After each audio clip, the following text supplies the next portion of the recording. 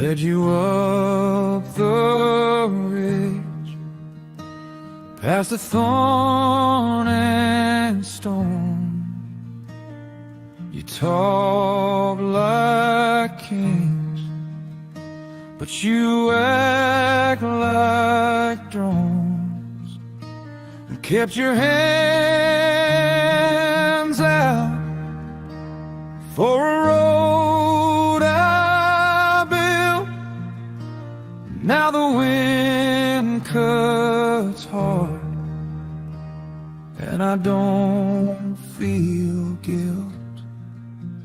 Let the sky turn mean, let the trail go thin, let your pride get lost in the cold you're in. I fucking hate you guys. I fucking hate you guys. Hope your kids don't cry. Hope your plans all die. I fucking hate you guys. I fucking hate you guys. May your lives fall flat. I hope you break your back. I hope your truck won't start in the mud and rain. Hope your phone goes dark and your party's lame. Hope you miss the mark on the only way home. Hope the night runs long and you sleep alone. Let the sky turn mean, let the trail go thin, let your pride get lost in the cold you're in. I fucking hate you guys. I fucking hate you guys. Hope your kids all cry. Hope your plans all die. I fucking hate you guys. I fucking hate you guys. May your lives fall flat. I hope you break your back. And I carried your weight through the dust and the hail. You called it a favor, I called it a jail. So keep on climbing with your mouth shut tight, 'cause I want you to feel what you made of my life. I fucking hate you guys. I fucking hate you guys. Hope your kids all cry. Hope your plans all die. I fucking hate you guys. I fucking hate you guys. May your lives fall flat. I hope you break your back.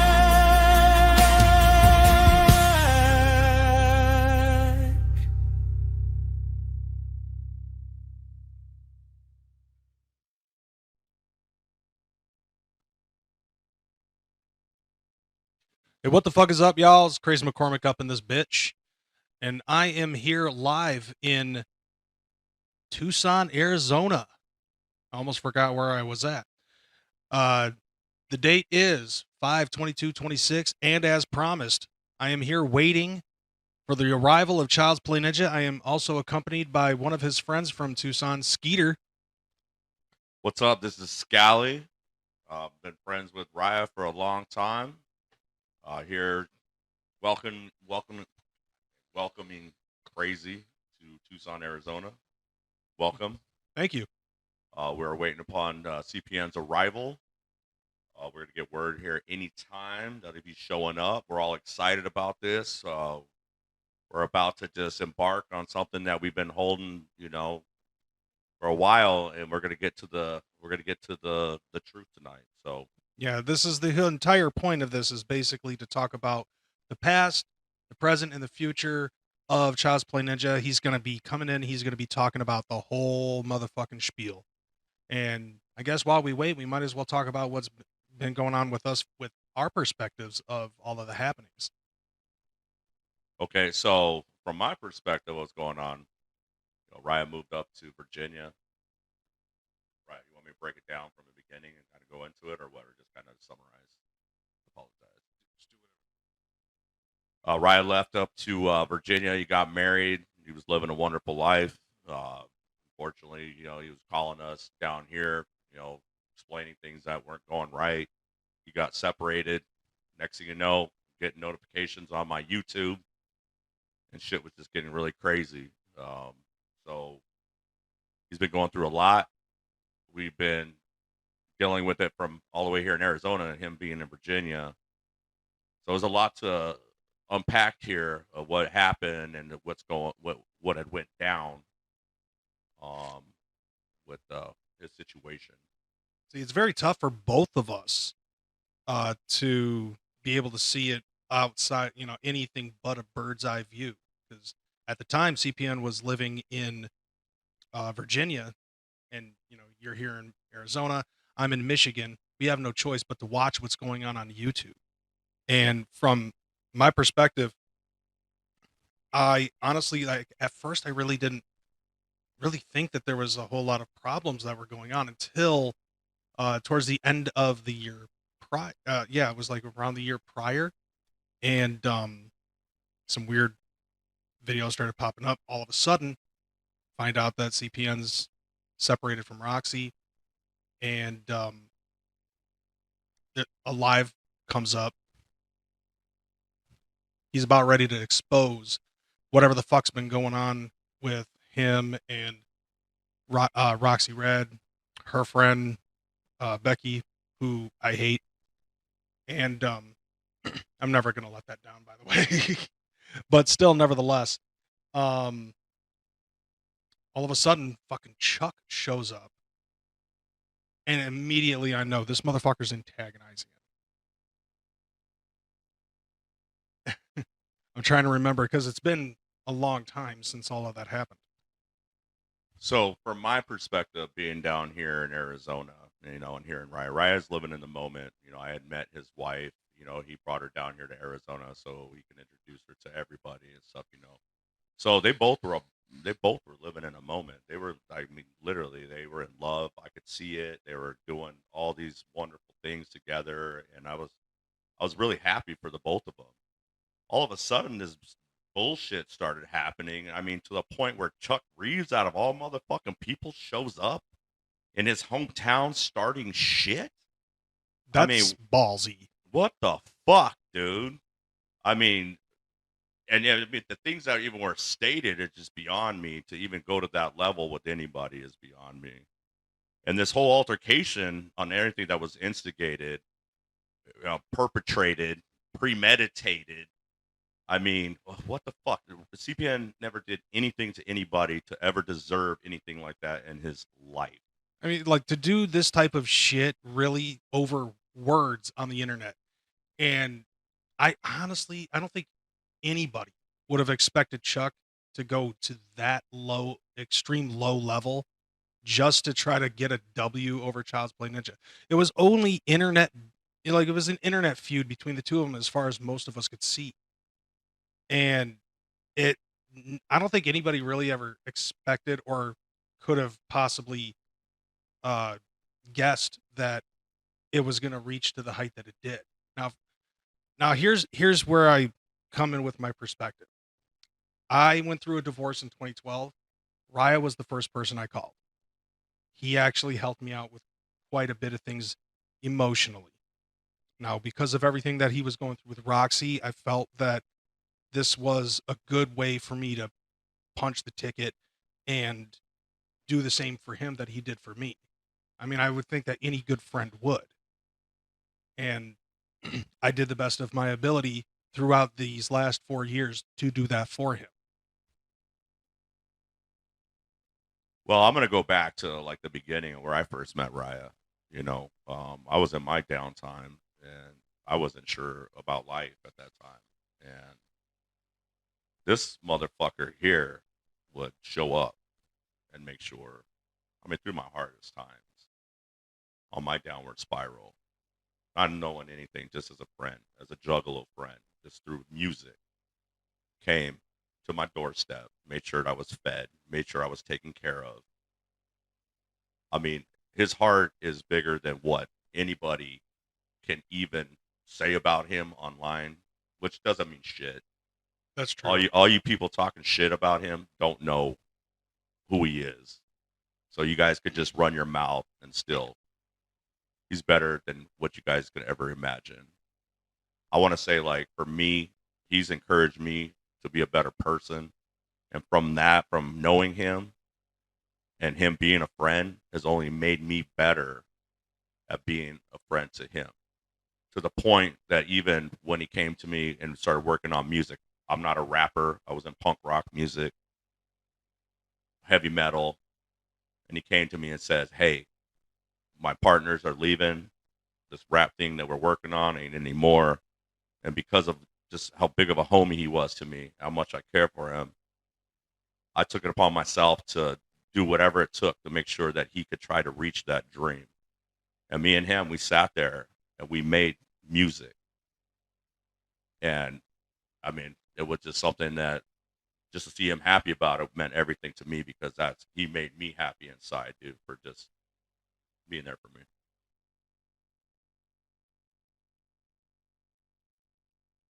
It looks like we're getting word now that CPN is actually arriving at this point. I just got the notification. Did you get the notification? I had just received the notification. CPN is arriving at the building, and he should be entering into the building here shortly. Hope you all ready for this.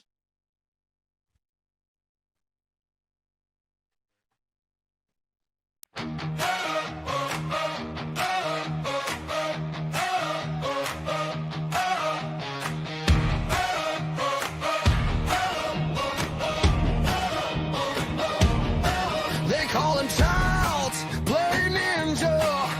Walks in with a steady stare. CPN in the doorway, hammer hanging by the chair. He reads the room in a heartbeat, calls out the smoke and lies. Every swing he drops is steel cut, every strike rings clean and wide. They try to bury that name.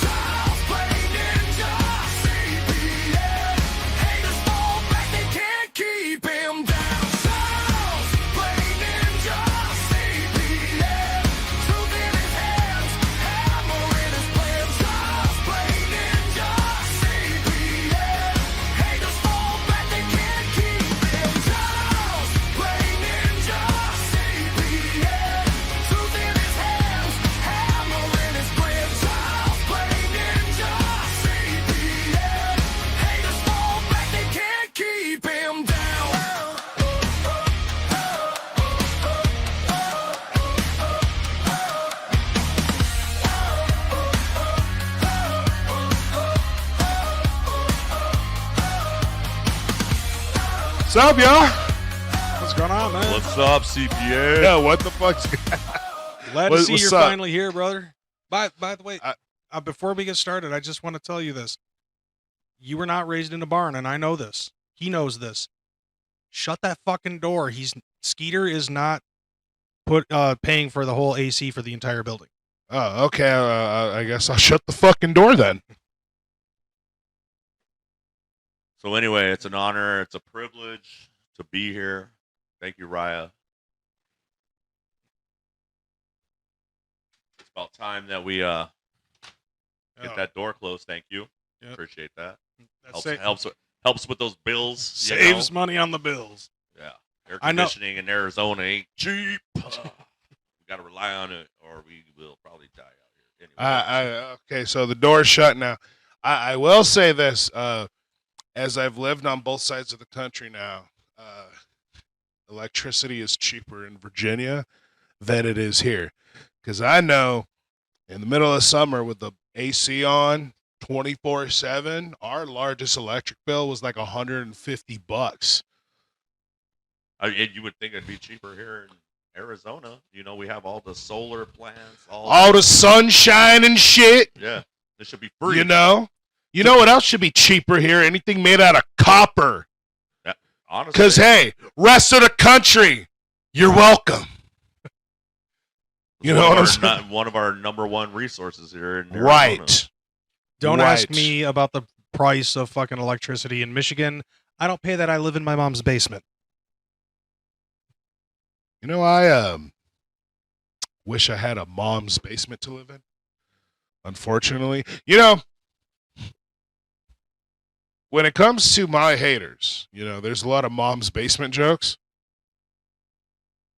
I only wish like half of what they've said about me is true. You know what I mean? You know how fresh I think it would be to have my mom's basement? If my mom had a basement, Well, my family's too poor to have a house with a fucking basement, bruh. Really? unfortunately, Raya, your mom left you a house. Unfortunately, she's passed and left you a badass house. So you can make a basement. You can make a damn. What do you call those with the freaking telescopes on the top of it? A damn planetarium. There you go. You can make a planetarium. A planetarium. Yeah. I like it. So, but and I do want to say this, that intro of me coming into the building. I love how this was shot. Like it was just one fucking me coming into the building. Like we didn't do multiple takes. And like I'm just seeing you guys for the first time. Right. Like we haven't been kicking it all weekend and shit. Yeah, Hey, right. what are you talking about? I've been sitting here all week for this. Just All waiting for you week. to come into Just the damn sitting there? building. Y'all just sat at this table all motherfucking week waiting for me and shit. Like a couple of- here, bro. Just sitting there like a couple of individuals in a situation or waiting for a situation to happen. I called Kreyz. I said, hey, why don't you come down to Arizona? There could be a chance that CPN could come down and sit with us at this table, maybe at this time. Yeah, that's possible. That's possible. We got to get used to switching these cameras on the let's see, camera 1, camera 2, camera 1, camera 2, camera 1, camera 3, bitch. Combo breaker. But anyway, so as far as the audience goes, the audience is out there. Hey, how you guys doing tonight? Actually, stop. Don't answer that question. I really don't give a fuck. Anyway, Some things never change. yeah, you're right. Some things don't change. Oh, by the way, I just want everyone to know something. After 4 years, still fuck Twisted, bitch. Fuck Twisted. I can't agree anymore, man. What they do is pretty damn scandalous, and them running their mouths too about shit they don't even know about. Damn, how dare they? I got something to say to Twisted. I used to love you, but love don't live here anymore, bitch. Ooh. It's been cold since CPN went away. Has it been cold? You know, I mean, it's more colder in Jay's shadow for them, I think. Yeah, it's probably cold inside of Jay's shadow. Which, you know, by the way, brings me to an interesting topic. Back before the Chuck shit happened, when you went to M&E. Who? You. No, the what shit? Before the dumb Chuck Reeves bullshit. Who's that? I'm just point. Good point. No, before all of that stuff. Oh, you're talking about that guy who pretends he's a fucking underground celebrity and really ain't shit? Yes. Okay, that guy. That one. So, when you went to Magic Ninja Entertainment, all that shit that fucking went down. All right. What came out of it on their end ends up being a fucking t-shirt. Oh, yeah. With that being said, Uh-huh. I would like to present to you that very t-shirt. Oh, shit, dude. Okay, let's see here. Oh, go ahead and unfold it. Uh-oh. Now, there it is. I will admit, it is a little worn. I have worn it a few times. I'll be damned. Fuck your phone. Fuck your shirt. Enjoy the $2.58 you got on my purchase on that, Dustin. That's awesome. But that's good. But I want to tell you something. I want to just get this out of the way now, okay? Because I know a lot of people have a lot of questions, and I know there was a lot of allegations made about me while I was in a cage and couldn't answer to said allegations. But I want to tell you, they fucked the case up badly, okay? People don't understand how bad those two fucktards fucked the case up. And they fucked the case up so bad that the prosecutor didn't even have enough evidence after everything that got, because a lot of shit got thrown out because of what they did. Okay? Because of all the shit they did after the fact, there was so much evidence that got thrown out. The prosecutor didn't even have enough evidence didn't even meet the standard of evidence after everything was thrown out to even suggest that I hit the motherfucker with a hammer. Now I'm here to tell y'all right now, I did. I did. But there wasn't enough evidence to suggest I did. And, but why is he saying he did now? Because they've taken my charge, they've deferred it all the way down to a misdemeanor, and next year I can have it sealed, and I was sentenced to 12 months of suspended time. On January 23rd of this year, I could no longer be charged with anything involving this case. That would be double jeopardy. Mm-hmm. Can I say something real quick? Yes, you can. I want to just say how sad it is for someone to roll up on somebody like that, say, hey, yo, I just fucked your wife, and expect like the best outcome out of the situation and stuff. But even the person, not even if it was even yourself, if it was anybody else inserted in that scenario, definitely a lot of shit could have went down, and it could have been worse. It's just like that dude should have just took the little ass beat and just been on his damn way, dude, from his mouth. I mean, who says that about someone's wife, bro? That's all I gotta say. Well, check this out, bro. I'm going to get into everything that happened in this case. Sorry, just a little heated. No, I got you. I got you. Yeah. But this is going to piss the cuckster off. This is going to piss Roxy off. Everybody who's down with me, Crazy McKormik, Scally, and everyone who's down with me, you're about to go, oh shit, because none of you know this. Now, as I said, I'm going to go through the case, but because they couldn't prove, they barely had any evidence left to even be able to remotely suggest they used the hammer on him. The hammer was in evidence, but it was also, labeled as this property was taken from my house. technically that's still my property, and it was no longer legally considered a weapon. I got that shit back, bitch! Welcome to the actual hammer, motherfucker! And we've been building some shit. Now, the beauty behind all of this, though, is that a lot of the stupid fucking haters that are out there think that, oh, if you expose any and all of this, that's going to be a violation of all of this, and that this even is alone, doing this podcast, is a violation of everything that you've got going on. Ooh, look at that shiny hammer. Is that a little bit of blood still on it? I actually have not washed it, so might could be. So actually, what's on this tip right here? That actually might be essence of the cuckster. Oh shit! Wash that shit. Hell no. Yeah, you need to freaking throw some antivirus on that shit, bro. You don't want that spreading in Arizona. Ladies and gentlemen, I present to you. Listen, you know how like in fantasy shit, there's the sword of unrequited truth, the staff of infinite wisdom, the boots of Voltorb, the boots of Voltorb. You know what I mean? Excalibur. Right. I present to you with the hammer of absolute clout.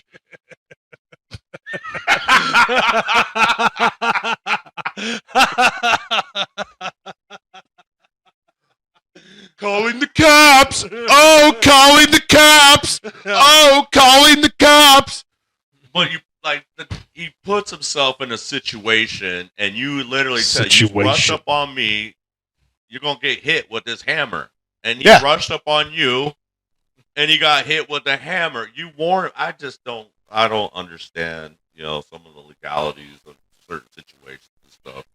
But you being all the way in fucking Virginia, not knowing the law, anything like that, I mean, I'm sorry you had to go through that, but seriously. It's funny. I was talking to one of the Cochise County sheriffs back in 2023, and I was telling him about my situation, and he goes, "They arrested you for that?" And I'm like, it's funny that a fucking cop is literally like, I can't believe you were arrested for that. But it's an Arizona cop. We have stand your ground laws. We have you roll like you. Custom. I heard that Custom fucking approached him on a panel one time and was like, "Try that shit in Tucson. You ain't getting no one arrested, bro." Oh, for real? Yeah, like yeah, you ain't doing that shit out here, bro. We do not fuck around with stupid shit like that. But he's not even from Virginia. Like, he's from where is he? And literally he went to Virginia, and then the state stood up for him. He literally went so far out of his way. Motherfucker's from Massachusetts. He's a fucking masshole. And he's not even from Massachusetts. He's from fucking Rhode Island. Oh, God. I don't know. I think that's even worse. Nevertheless, he exactly. Wait, ask that question again. Where's Rhode Island? Exactly. Oh, man. I'm not answering that like that. I got friends that live in Providence. I know it's a state. I know. It's a little state. But my point basically being that motherfucker drove all the way from New England to go to Virginia just to fuck with him. He's so desperate for an L that he has to travel a quarter of the way through the fucking country or a third of the way through the country just to fucking win something. How desperate do you have to be and pathetic do you have to be to do that? Well, also, too, like, it wasn't just him. It was also perpetrated by Roxxi, who also had apparently had him come up there and put this whole plan together. So it was a scam setup situation. It's a total setup situation. I mean, they what were they trying to get out of it? Friendship? A handshake? Like, yeah, Roxxi tried. Okay, so people don't know this, but the day after I was released from jail, I had a good over hour-long conversation with her on the phone. And yes, I recorded the whole thing, and we're gonna listen to a couple of those clips tonight. But she literally in that conversation, she tried to tell me that She didn't set me up because there was no way she could have realized how that whole situation was going to transpire. It's like, okay, wait, so you give this faggot my fucking address, you send him to my house and tell him to fucking say this, that, and the other. What the fuck did you think I was gonna do? Invite him in for tea and crumpets and shit? Well, that's what I was gonna say. That's the nicest thing to do, you know. But honestly, I mean, he was over at the house. It wasn't like he just showed up over there. And that wasn't the first day. She brought him to my house 2 days before that to vandalize my fucking van. And I had them on fucking camera doing it, dude. Like, dude, it was fucking bullshit. But anyway. Let's settle down. Anyway. Take a breather. But the aftermath. Okay, so we're going to go into the case real quick, right? This motherfucker, dude. So this is how the cops got involved. So Roxxi waited for him to get out of the hospital. Once he got back from the hospital, she then called the cops and tried to report me and try to have me arrested for playing the Violent J diss track that her and Blase Rose. Remember how that day I had released the Violent J diss track? You know, the song they said didn't exist that I was just making up. You know that song? Oh, yeah. Yeah, you know, the one people have now. Yeah. That doesn't exist, apparently. CPN's a liar. Now, nonetheless, so she tries to have me arrested for that, and the cops are like, that's not even a crime. Like, you would have to take care of that in civil court. He then pulls the cops aside, and this is what he tells the cops. He tells the cops that he went over to he just came back from the hospital, and that he went over to my house to try to talk to me because over the weekend I've been very violent and just erratic and all this towards her, that I had broken the house and attacked her, and that he was only there trying to protect her from me, which is all bullshit. And that when he went to the house and talked to me, that he came to the house and said, hey, I just want to talk to you, man. I don't want no problems, bro. Can we just... And that I chased him through the parking lot and he ran for his life and I beat him several times in the head with a fucking hammer, and that he had several cracks in his skull as a result of it. This was literally what he told the police. And I'm over here thinking to myself, wait a minute. Not only do you know that's not true, it's on video. There's two different camera angles showing. No, there isn't. There's just one. Oh, the two is the fight in the living room. We'll get to that later. Okay. I seen the one video. Okay. Yeah. But there's a video. Yes. He was the one who shot the fucking video and gave that video to the police. And then lied to the police. How are you going to shoot the evidence and then lie about what happened? How are you going to shoot the evidence, turn over that evidence, and then lie about what happened? Make it make sense, Chuck. Make it make sense, you fucking cuckster bitch. Like, dude. Oh god, yeah. My brain hurts. I can't even top what you said about that shit. Everything that you said. Anybody with a fucking inkling of common sense would understand that it makes no sense for you to shoot the fucking footage, then lie about the footage that you just fucking shot. Unless you have some sort of fucking DID problem or something like that. Well, check this out, bro. So I'm going to tell you about the case, right? So the case like fell on like, the case basically stood on 4 pillars, right? Mm-hmm. His injuries, his statement to the police, my live stream, and what I told the cops.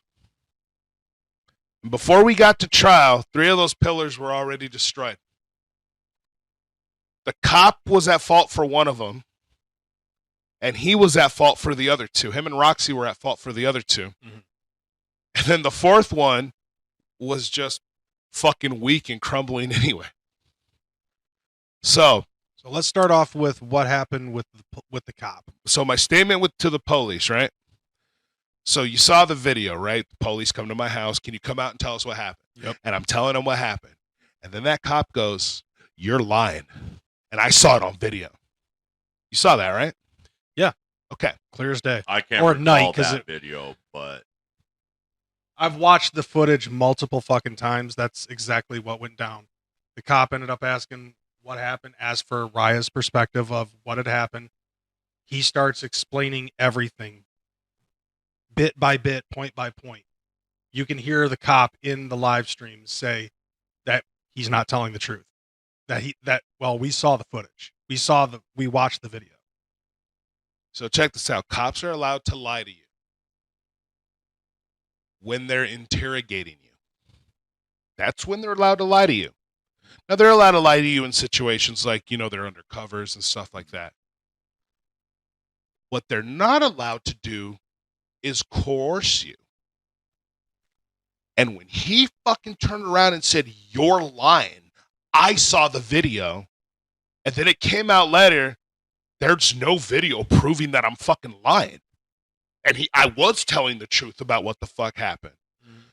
He got questioned, like by my attorney, because there was like things going on, right? And he was questioned, and it was like, "Why did you tell him he was lying and that you saw it on video?" And his statement was that he saw the video of my live stream talking shit, saying, "I smacked his ass with my fucking hammer, blah, blah, blah," right?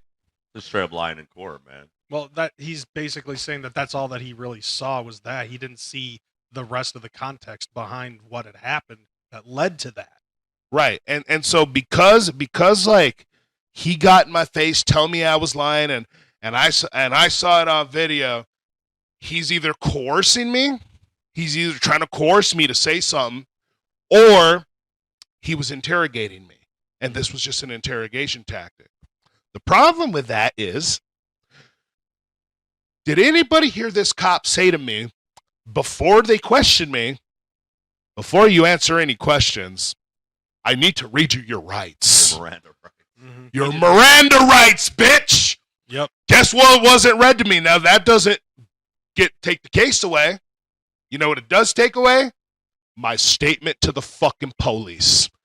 My statement to the police became inadmissible at fucking trial, bitch. That's what happened. Okay? Now, question: had he read you your Miranda rights and then asked you what had happened, would that have been admissible then? It would have been admissible then. And even with the "you're lying, I saw it on video," it would have been admissible then, yes. Okay, so he did everything ass backwards, and that fucked up that portion of the case. Yeah, pretty much. And a lot of people actually get off. A lot of people actually do get off of fucking shit because cops fucked that up.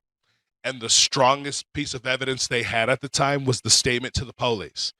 See, when you get charged with a crime, understand that you now get to play this game with the state where you prepare for trial. And part of that game is figuring out, hey, well, if I could take this away from them and this away from them, they have to present it this way at trial, and they can't say this at trial, and I get a better chance at winning, But you have to play the game. Oh God! And I'm a gamer. And motherfucker, What happened? I just lost the game. You son of a bitch. It's your fault. I just lost the game too. So did you? He doesn't know. Well, now he knows. We'll teach to him later. All right. But anyway.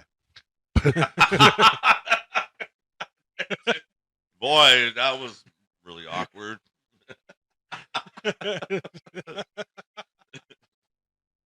Oh, that's fantastic. It looks like you and I are getting in on this, and I look at I look know at you Skeeter, and both, he's man, just you like, guys look what? You guys look at me together like that, and then I'm like, I don't know what to do. I'm trying to really dig deep into this one and try to pull something out. What the fuck are you talking about? You know what I'm saying? Like that's yeah. That's fucking great, bro. That's fucking great. So anyway, so that pillar gone. That pillar gone. Yeah. Okay. I just wanted to say, man, it's just fucked up.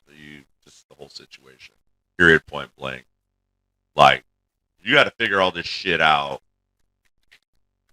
all by yourself. You're in jail.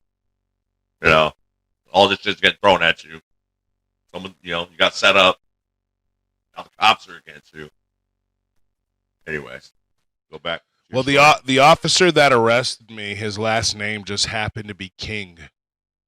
Ooh. And he was Canadian. Any relation? Brother. Yes. So he said there wasn't, because when I said, "Oh, your name's Officer King," no wonder you're taking her side. I told him that shit. Yeah. And he was like, but anyway, I can only imagine. Oh no, there's no way that I could get there. I could take her side, bud. This is all part of the law. You're under arrest, eh? Hey. You're lying, eh? You're lying, eh? You're lying, buddy. I'm not your buddy, guy. I forgot to read him his Miranda's. But Good But job anyway. there, Mountie King. Mountie King, fuck that bitch, dude. Fuck that dude, for real. But nonetheless, check this out. So then, okay, the next pillar, my live stream. So Oh shit! Here we go on this one, man. All right, let's dig into this one. you got to fix your camera. Yeah, I don't know what happened. The camera likes his T-shirt too much. Yeah, Yeah. it's that child's play. It's just drawn to the child's play, dude. Camera, my eyes are up here. That's right. I know. Yeah, that fucking camera's like looking down at your shirt, like my eyes are up here, camera. But yeah, bro. Let's get into Naughty Dig into cameras this. need love too. the next part of this setup. Okay, so my God, somebody told me once within this last 4 years, thank your lucky stars that the people who set you up are fucking retards. So you know how they broke into my house, took my computers, accessed my accounts? So my live stream was on my YouTube channel, right? Yep. They got into those accounts and stuff before the prosecutor was able to secure a copy of the live stream. YouTube has an edit button, right? So you can edit live streams. So, no, I said in the live stream, I didn't hit him with the hammer. I said I was just joking after. They must have edited it out. Why else would they have broken into my house and taken my computer? Why would the alleged victim, the one accusing me of the crime, and my wife, who's putting restraining orders on me and doing all this, why would they be so interested in that account? My live stream officially was tampered with, which made it officially inadmissible, bitch. Now you don't even have me admitting I did the shit. Oh. Another thing, man, just another fucked up piece of the story. I mean, really scandalous, trying to get into your damn, like, what, they're going to put a stop to all this? Like, they didn't expect, like, this was going to be a future outcome, that you couldn't put a camera in front of your face and a microphone in front of your mouth and be CPN again? Like come on, man. That's what they were hoping for. Luckily, though, they're retarded. Well, for CPN, this has been a big rebuild stage in his life, and it's only just been successful for him. And the hole that he's dug himself out of, I'm very proud of him. And, this is where we're at right now. So this is why we're going to set this stuff straight, man. Right. Thank you. Thank you. So, this is my favorite one. His injuries. Mm-hmm. His injuries became inadmissible also at trial. And the cuckster was the reason they became inadmissible. Oh my God! Really? How? Please explain. Tell me what happened. Can't wait. So you know how I made a really stupid decision while I was out on bond and went over to the apartment? Yep. Okay. Yeah. That dumb decision saved my ass, bro. So here's what happened. So obviously, you know how that whole situation went down. Yep. So I'm talking shit to Roxy in the fucking kitchen. She starts hitting me. Chuck comes running behind me, punches me. Me and him get into it, right? I had this nigga down, and I was, boom, just laying into his face and his fucking head, dude. Dude, had Roxy not, and then Roxy jumps in to stop me, and then he tries to choke me out. Yep. Now I know there's some haters out there. There's some people going, oh man, he choked you out. So, let me explain something to you. Choking somebody out. Look, I know most of you have never been in a fight in your life, so you don't understand this. Choking somebody out means that you cut off either their air or blood circulation to their body, and they lose consciousness. The loss of consciousness is literally required to qualify as choking somebody out. Now, the problem is my neck, you're not getting through that. You can't get through that unless you have actual muscles in your arms, which he does not. If you remember correctly at the very beginning of that video, when you went over to the house, he steps outside. You see his body type. He's got fucking stick-ass arms. It's a motherfucking Pillsbury Doughboy with a beard, bro. My 10-year-old has thicker arms than him. My nephew fucking puts a better fucking sleeper hold than that shit. I mean, if anything, this was that trope in wrestling where, you know, 1, 2. You know what I mean? Like, now, going back to the video, after Chuck lets you go, if what he was doing was working, you would not have immediately gotten up and Started talking shit. talking shit. Being CPN, talking shit. He was already talking shit when they were. I'm going to contribute that to Riot smoking cigarettes because he smoked cigarettes like it's going out of style and shit like that. And when I seen him over there huffing, I was like, damn it, dude, you need to quit those fucking cigarettes, dude. And you know what? You don't smoke anymore, man. I mean, I'm on the vape right now, but you know, look. But dude, you love to smoke. That was your thing, dude. You smoked. You were comfortable with It's it. in my symbol. Exactly. You know. Now you got to change that shit up, man. I know. No, changing the cigarette to a vape pod would look gay as shit. And it would Yeah. be confusing to the audience because he's got the middle finger, the vape hanging out of his mouth, and a hammer. And cigarette. Yeah, no. It's You're just, you know, with 26. We can do all that shit. with We're the- multitasking in this motherfucker. You know, we can do it I all, mean, dude. it's okay. It's 2026 after all. no, like this. Look, my vape identifies as a fucking cigarette, bro. Yes, I am smoking I'm smoking a Marlboro right now, bro. Yeah. Yeah. Marlboro 20. My vape identifies as a fucking Cuban cigar in this bitch, bro. And to say otherwise means you're a bigot. You're starting to sound like a certain green-haired YouTuber I've been hearing about. Oh, God. That fucking guy? We'll get into that later, I think. Yeah, we're definitely going to get into that shit later, but Well, I'm curious who this green hair guy is. let's just say his name doesn't suit his personality. All right, well, I'm excited about this, man. Yeah. Like, we're all learning something tonight. like We're all my learning. my name suits my personality. You know, I'm a huge Chucky fan.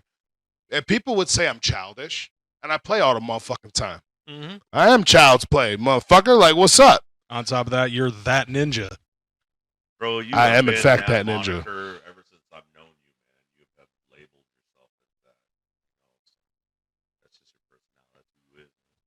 Yeah, I mean, way before I was CPN, I was always like some type of Chucky. I was, like Chucky's always been my shit, bro. Chucky's been my shit since I was a kid. Oh man, I just coughed. But anyway, so check this out. So during that altercation, there was the part where I had him down by his beard, and I'm punching the side of his head and face. I'm beating the fuck out this motherfucker, right? The cops come, they take me. The funny thing is, the cops that showed up were the same cops that arrested me, bro. No shit. Bro. Yeah. Yeah. So you already know you're like, yo, I'm fucked. And I was like, fuck it, I'm fucked, bro. Let's go. But anyway. So, the next day, this motherfucker goes to the magistrate and files assault and battery charges on me for the fight that was in the living room, which was the dumbest thing he could have done.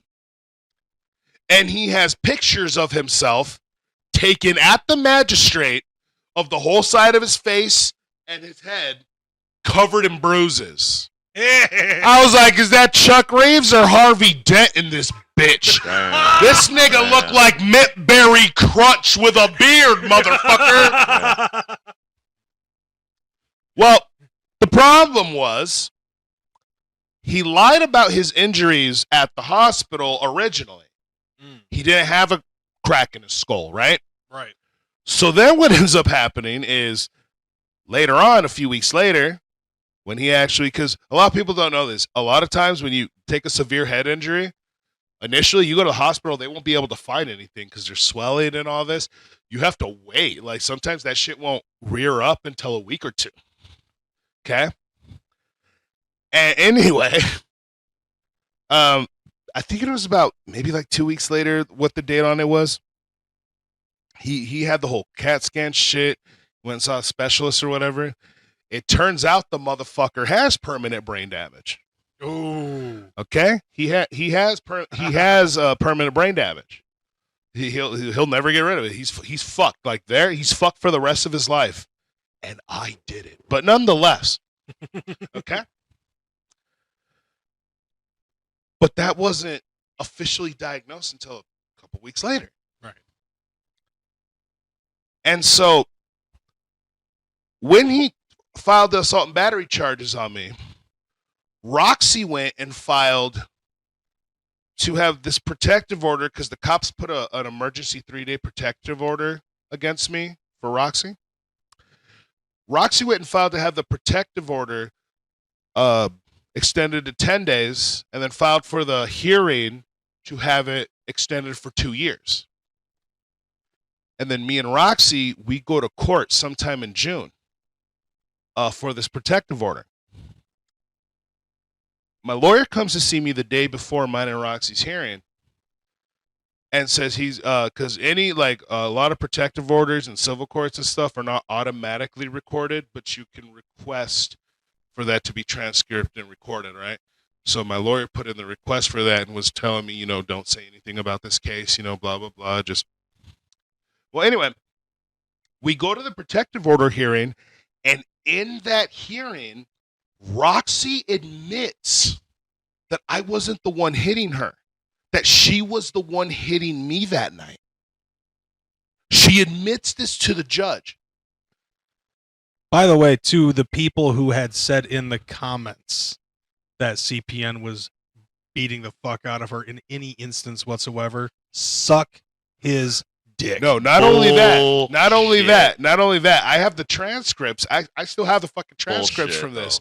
The judge asked her when Roxxi was like, I feel he's going to rape me and he's going to, the judge asked her, has he ever physically assaulted you? Roxxi said, no.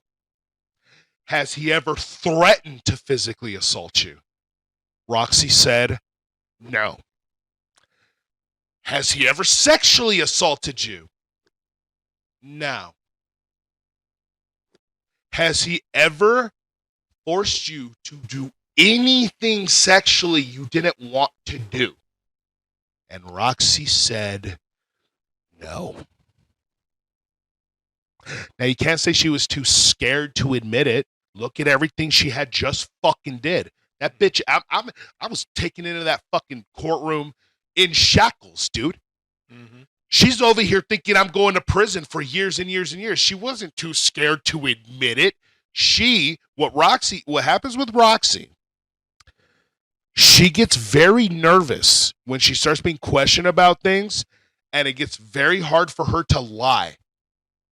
So she fucking clams up and shit. This is why she runs away from arguments. This is why she doesn't like people fucking challenging her. And this is why, if you're like the boyfriend or the husband or something, this is why she screams over and doesn't let you get a word in. Mm-hmm. That's her defense mechanism but in a courtroom, you can't do that.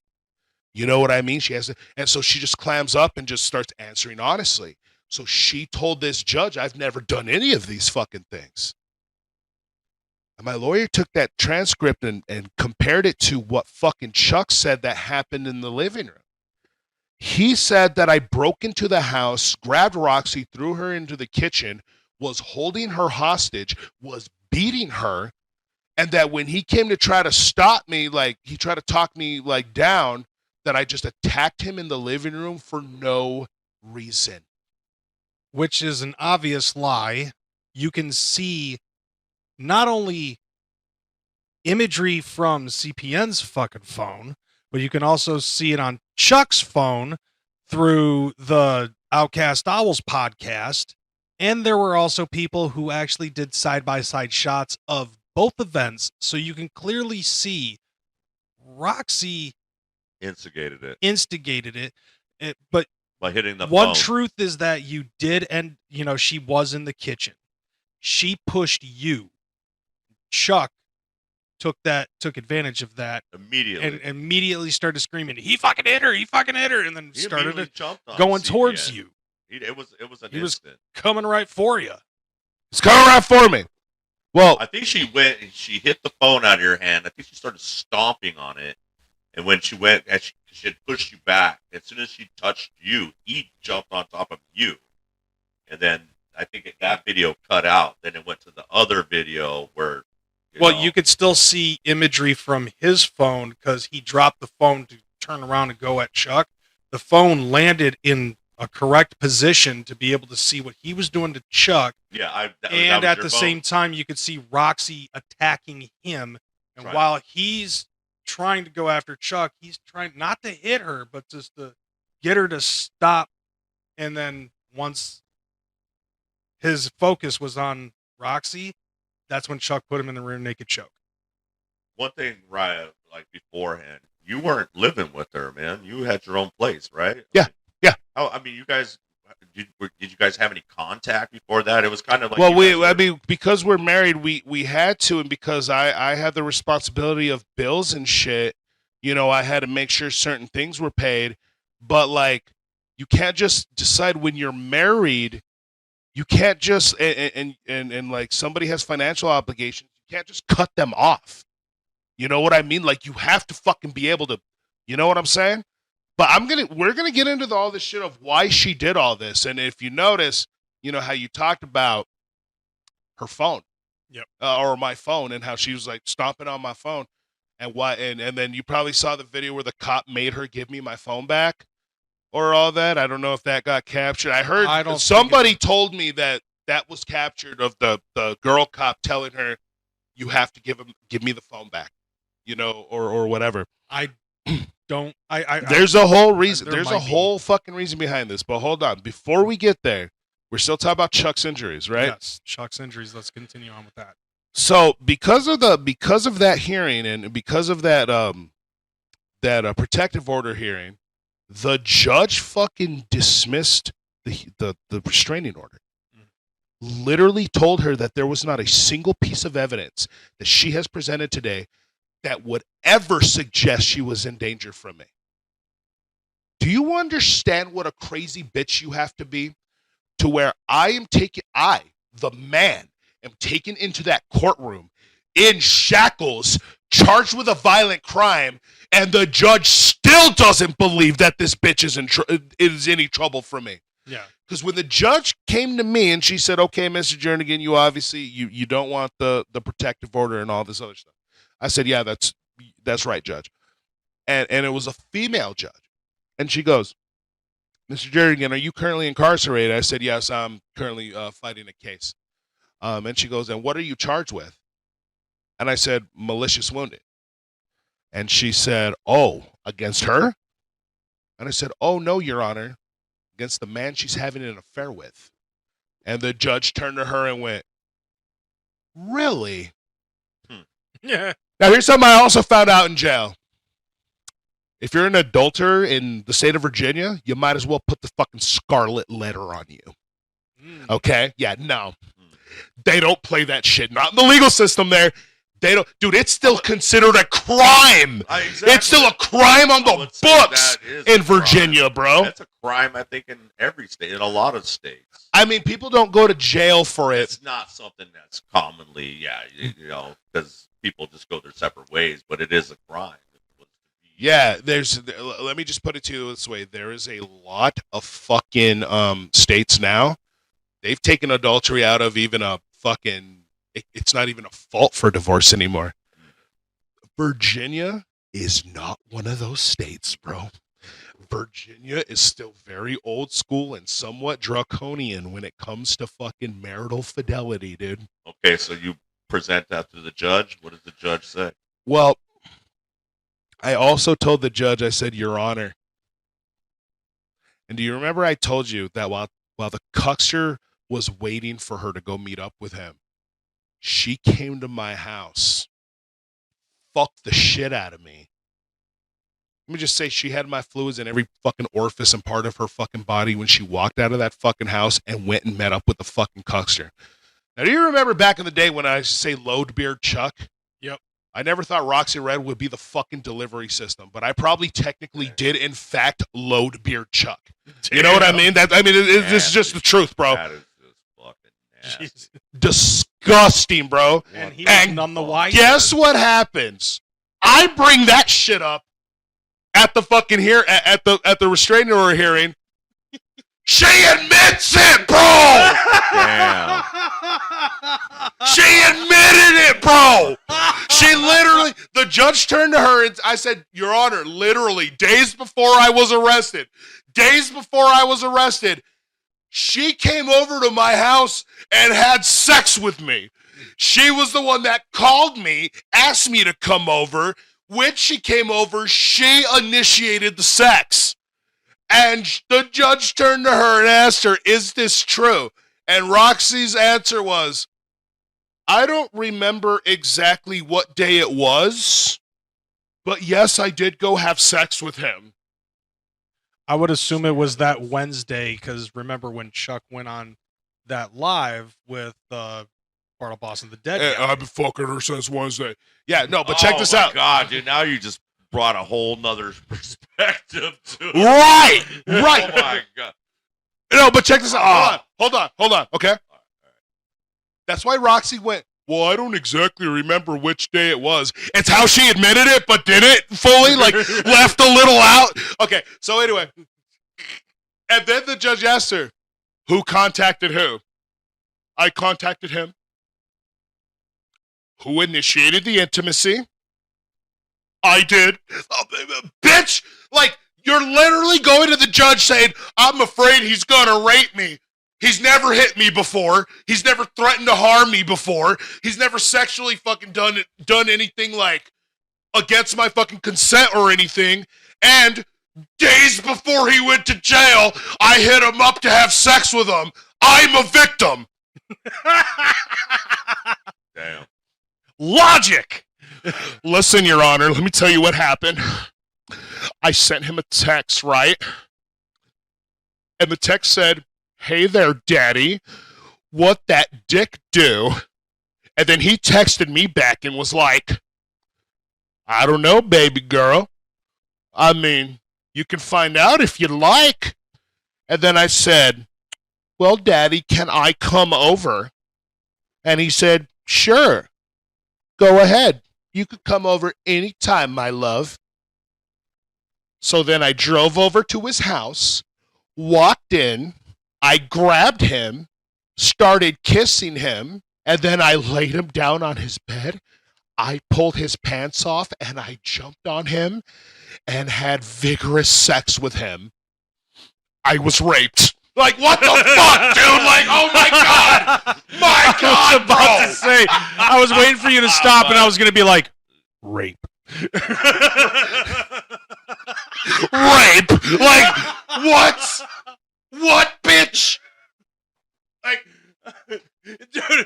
dude, his gasters are currently flabbered right now. Just Man. the look on his face. Dude, this is like, that's new to me, man. I didn't even know that, and that just adds more. Just remember what I told you. Dude. I said there's a lot of stuff I want to talk about that I'm going to spare you from until we get here. Well, that's because I want to see your genuine reaction. Yeah. Like, bro, like, this honestly is like shit that I would expect, story-wise and everything. You know what I'm saying? Coming from him. So I mean, you're in court though, and you got to at camera. least feel a little bit good, you know, that type of truth is coming out, because you're really at the mercy of, you know, the judge, you know, the court, the system, and to hear that, I mean, it had to be a little bit reassuring for you, right? Abso-fucking-lutely, dude. Abso-fucking-lutely. And okay, so check this out. My lawyer gets the transcript of that and goes to the prosecutor and says her statements about what happened that night do not match the statements that are in this report for this assault and battery case.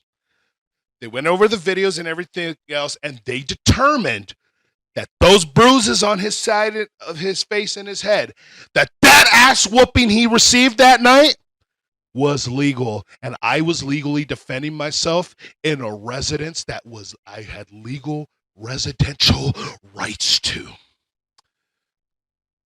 Now check this out. The cuckster allegedly gets hit in the head by a hammer right here, right? Then over here, a couple weeks later, he's found with actual permanent fucking, like, it's like nerve damage and some other shit, like permanent brain damage. Mm-hmm. And right here in the middle, he gets into a fist fight with me that was determined legal, but he took a bunch of blunt force trauma to his head and face on the exact same side where he was allegedly hit with the hammer, right?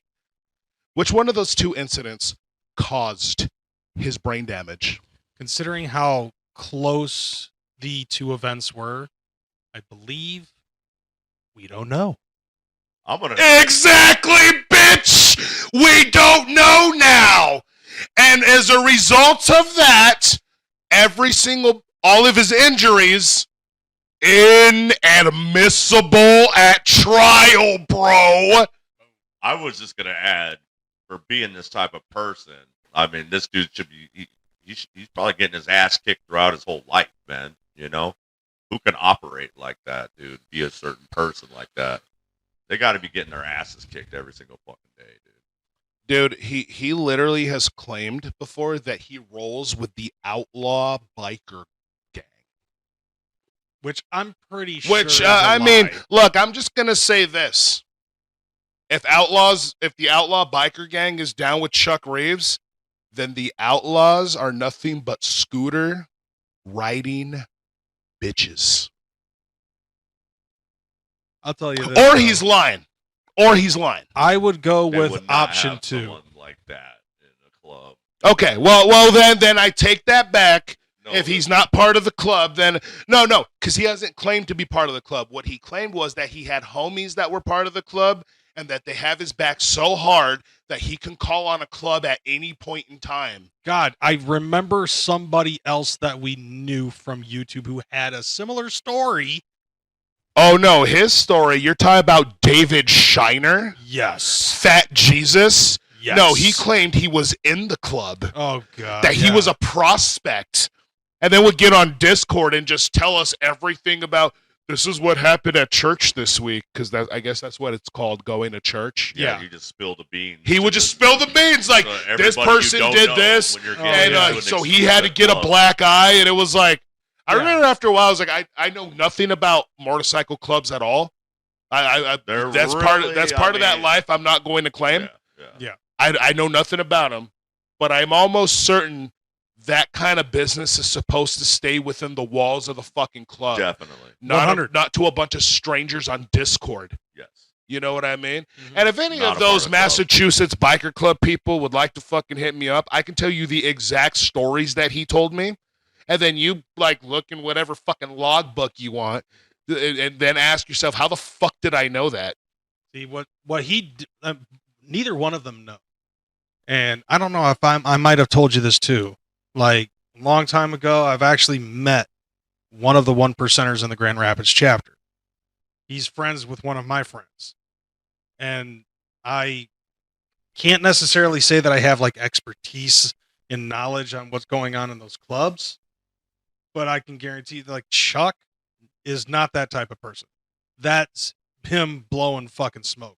David, same shit. Him fucking trying to talk these stories and shit is just him trying to fucking sound cool.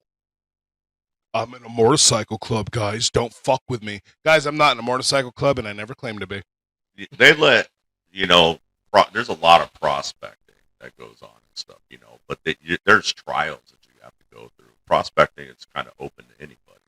So it's not like you're even a part of anything. They're going to, like, in an official club, especially motorcycle club, it's pretty tight-knit, and they have levels of, how you get up to the top. And prospecting, that's just the beginning. And you have to go through the motions, too. Basically, what it is, if anything, they're glorified hang-arounds. That's all they were. And like the bitch boys. That's why I used to say everybody in the group, the Bender boys, are just fucking hang-arounds to the Juggernaut. And Chuck, if he's trying to fucking claim anything involving outlaws, same fucking boat. Right.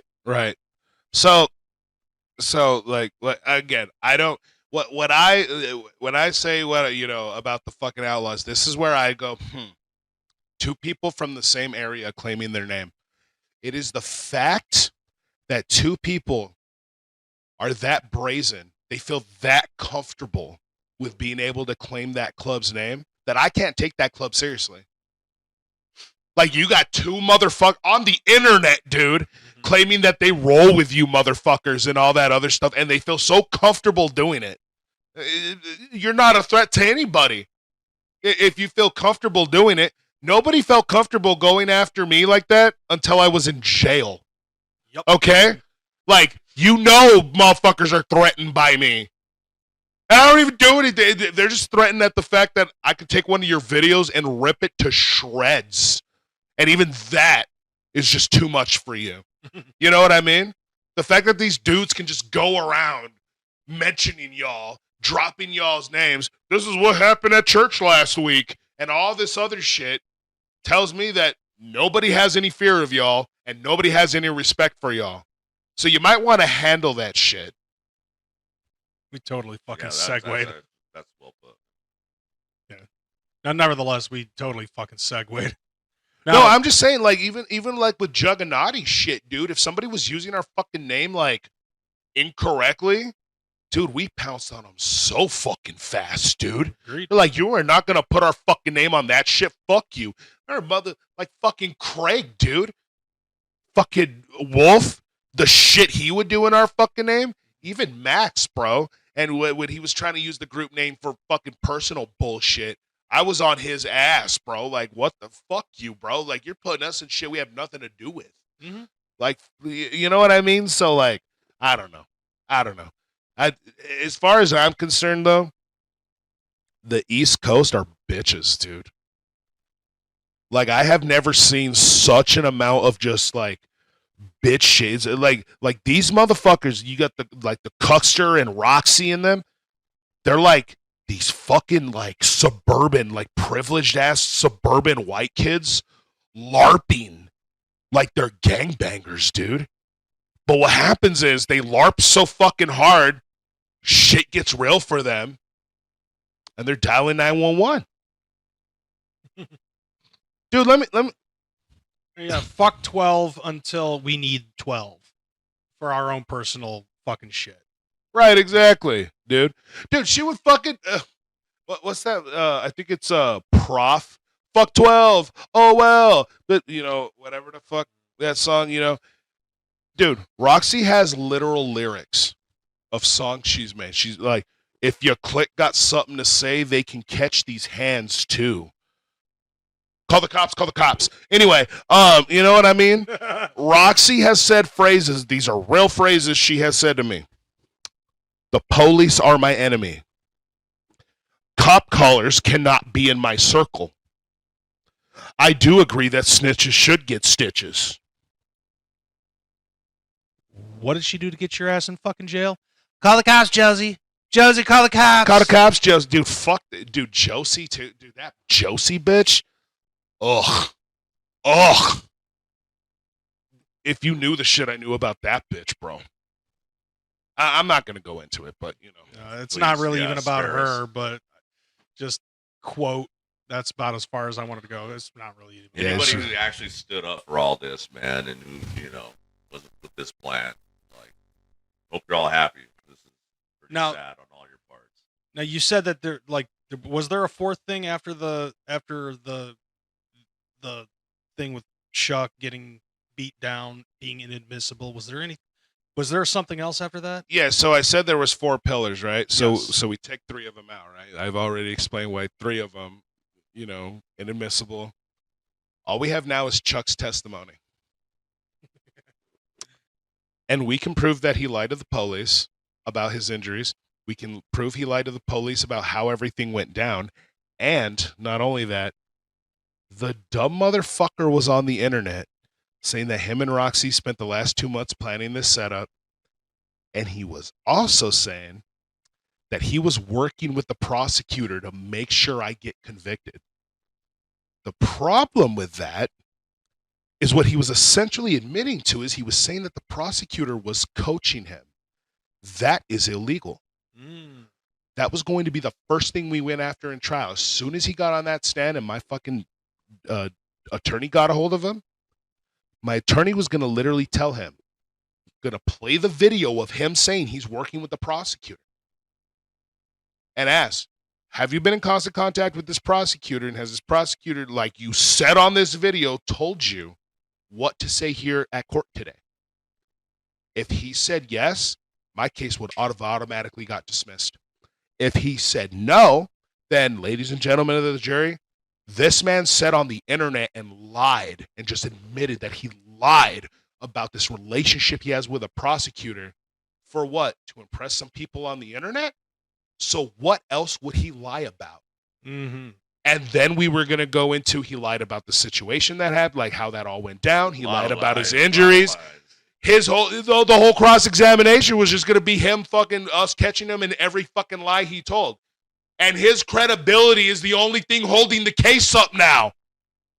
And he fucking wasn't it? I think it was Outcast Owls he jumped on and fucking like was talking that shit. And basically it's just like all of this is just for what? Just for fucking clout tokens. With Literally. those guys. Literally fucking clout tokens. Well, you got your little minute of fame on it, right? And we're here now, and things are different. Yeah, I mean, you're absolutely fucking right, bro. You're absolutely fucking right on that, dude. Like, so basically, what ends up happening is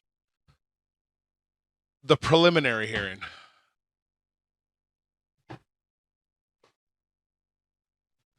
The preliminary hearing was the funniest shit in the fucking world, bro.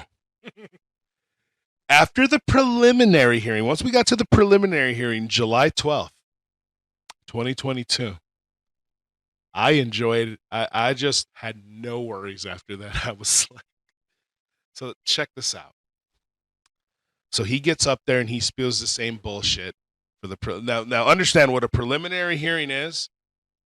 All All a preliminary hearing is it's in general district court, which only really handles like traffic cases. Like traffic court is kind of an offshoot of general district, and it handles misdemeanors.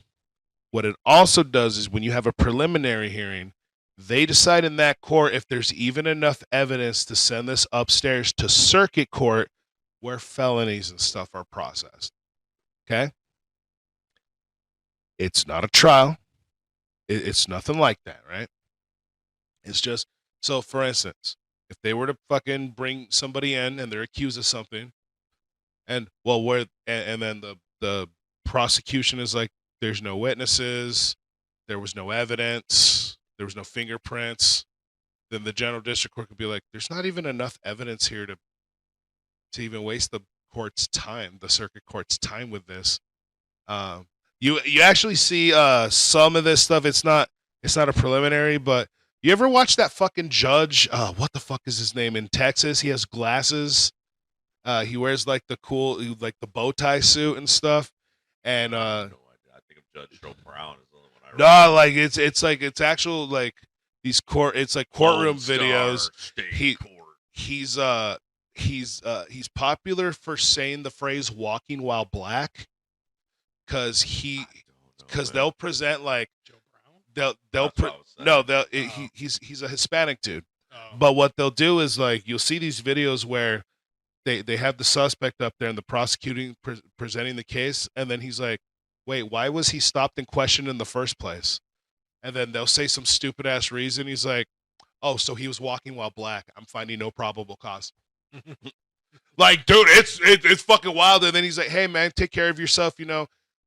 Just understand people are out to get you. Don't give them a reason to. I fucking love watching this dude's videos, but nonetheless, so it's kind of like that. Is there even probable cause to move forward? Is there enough evidence to move forward and put this up to circuit court and all that? That's all a preliminary hearing is. And who's involved? Just you? So I don't even say anything. The defense doesn't even present much of a case. All they do is ask questions. You don't present counter evidence, right? So he gets up there and he tells a story, and it was that same bullshit ass story. Like, and I just walked over there, man, and I parked, and I honked my horn. The reason I did that is because I was afraid to go to his door because he's been being violent all week. He was a danger to himself and others, and this, that, and the other. And then he just came out with this hammer, and he was wielding it, and then he started. Then I tried to get away, and he chased me through the parking lot, and I was like, no. No.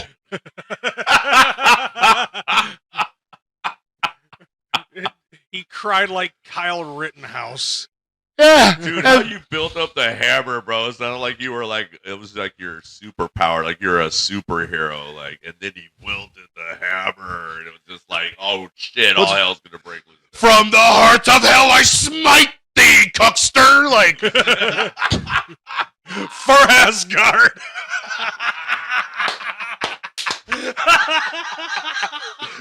Right on.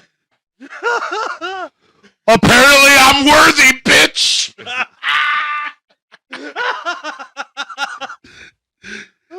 Okay, so anyway.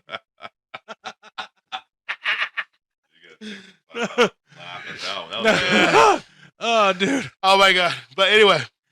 And I gotta tell you, everything I went through was worth it for this one scene at the preliminary hearing. No, hold on.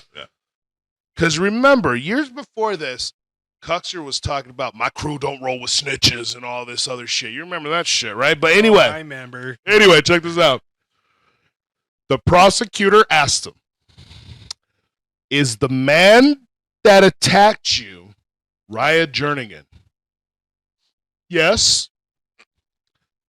Is that man in this room today? Yes, he is. Could you point to him? And as soon as I was like, he's going to do it. He's right over there. I was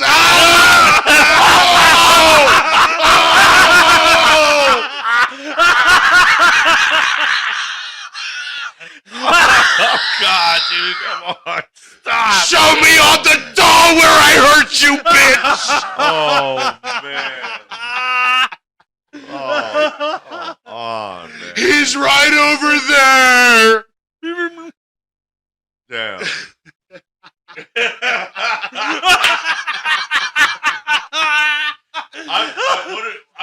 What was your face? You're like, oh shit, Dude, I'm in cuffs. I'm like cuffed behind it. I'm just sitting there like.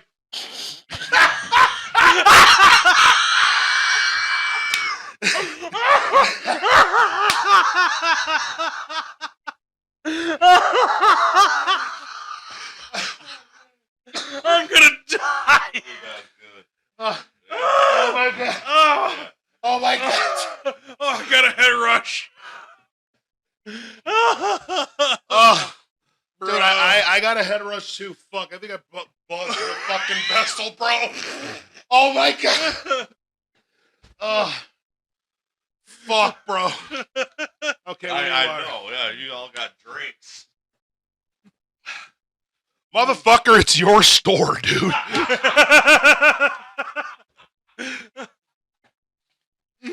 Is the man that didn't have a drink in this room? Yes, he is. He's right over there.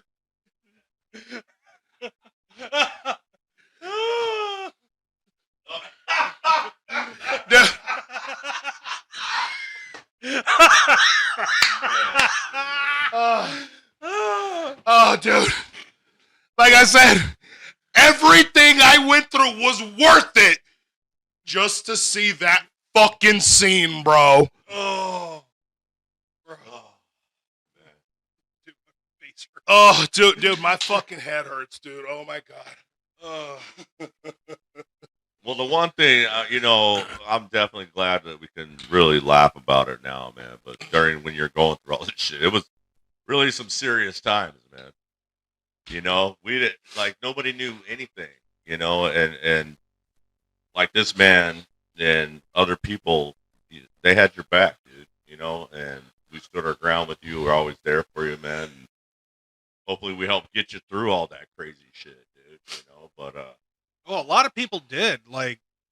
Word got out. People were able to find out, how we were able to contact him while he was in Henrico County.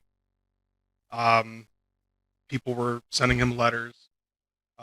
During that time while he was in jail, like myself, Snaps, our friend Scully, we got together. We decided we were going to make shirts and try to sell stuff so that way we could put money on his books. We also gave out information to figure out how to get him, put money on his books, get him honey buns, whatever the fuck, Yeah, I was tired of having to suck dick for honey buns, so thank you very much.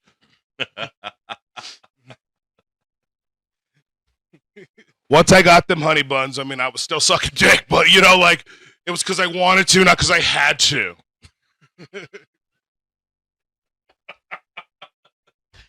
they say jail changes a man. Is the man that sucked your dick in this cell? He's right over there. Damn. What?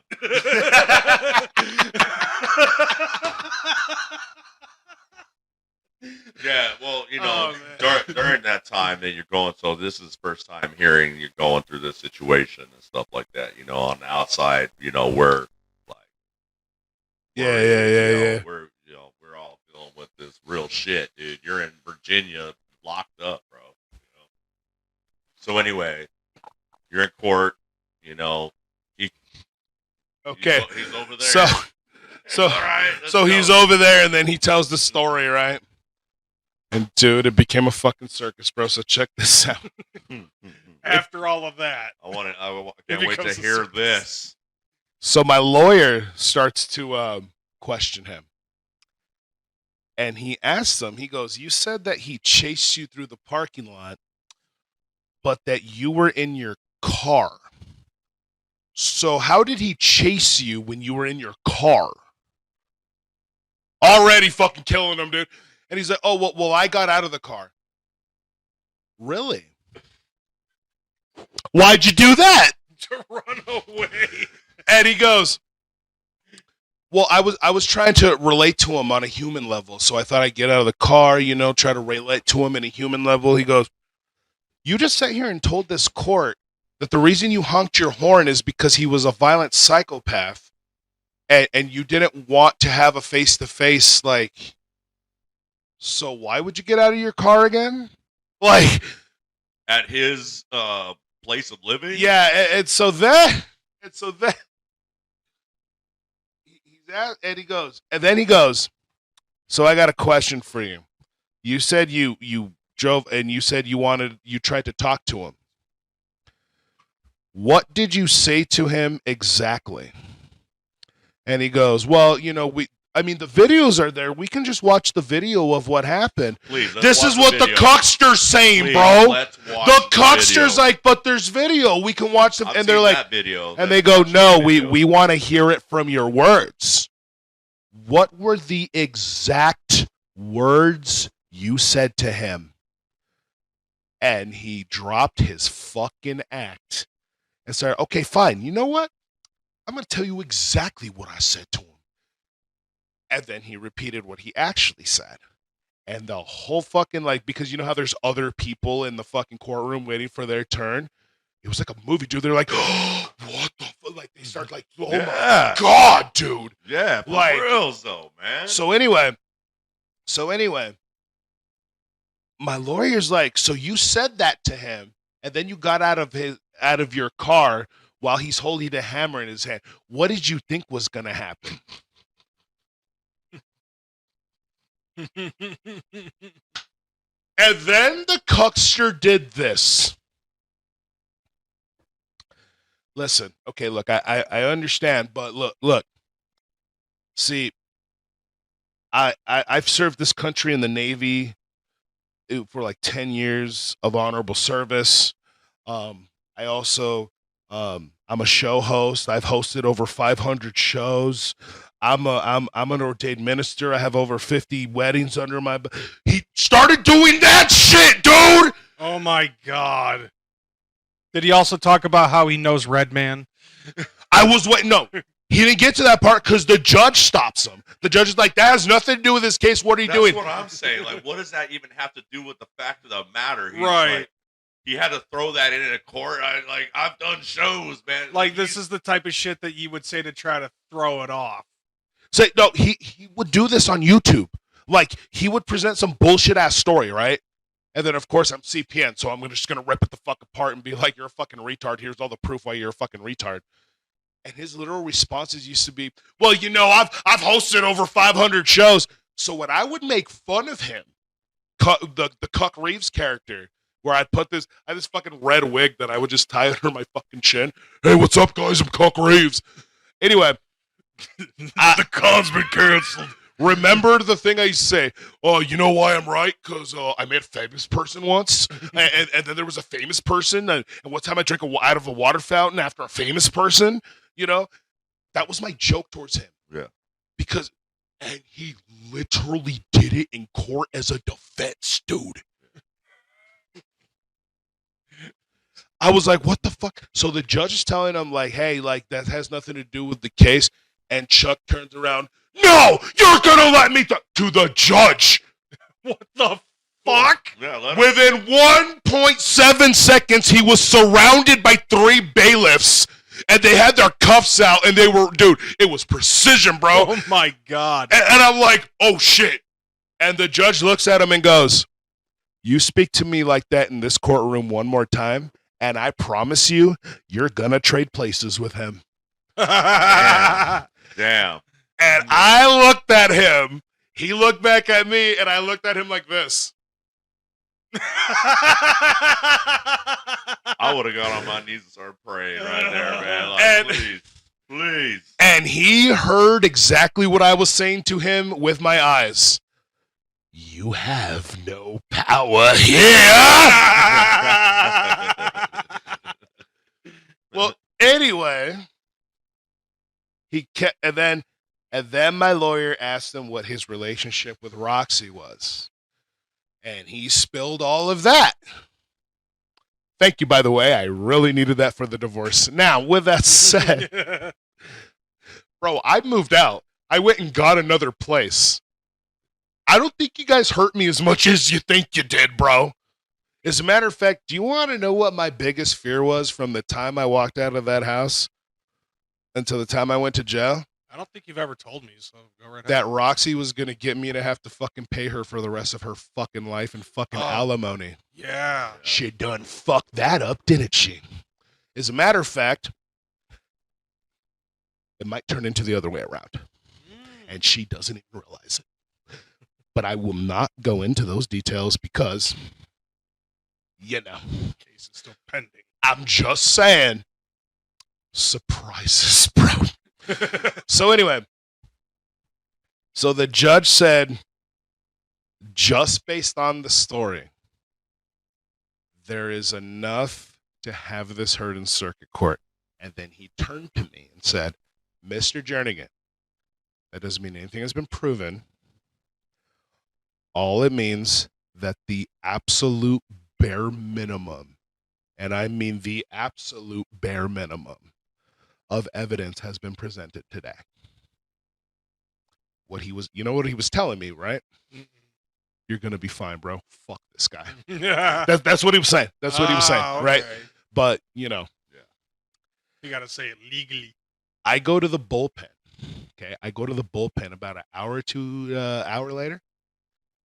My lawyer comes to see me, and I get pulled into one of those little conference rooms. Okay, they're probably gonna look at cutting you a deal, and I told him I'm not gonna take one. And he goes, well, look, but when he said that, I was like, they definitely don't want to go to trial. I know now they don't want to go to trial. You know. So what nobody knows is also, so after that preliminary hearing, because my assault and battery charge was dismissed, I had 3 charges on me because I also had not keeping the peace while out on bond. And that was for the bullshit in the living room that I didn't keep the peace.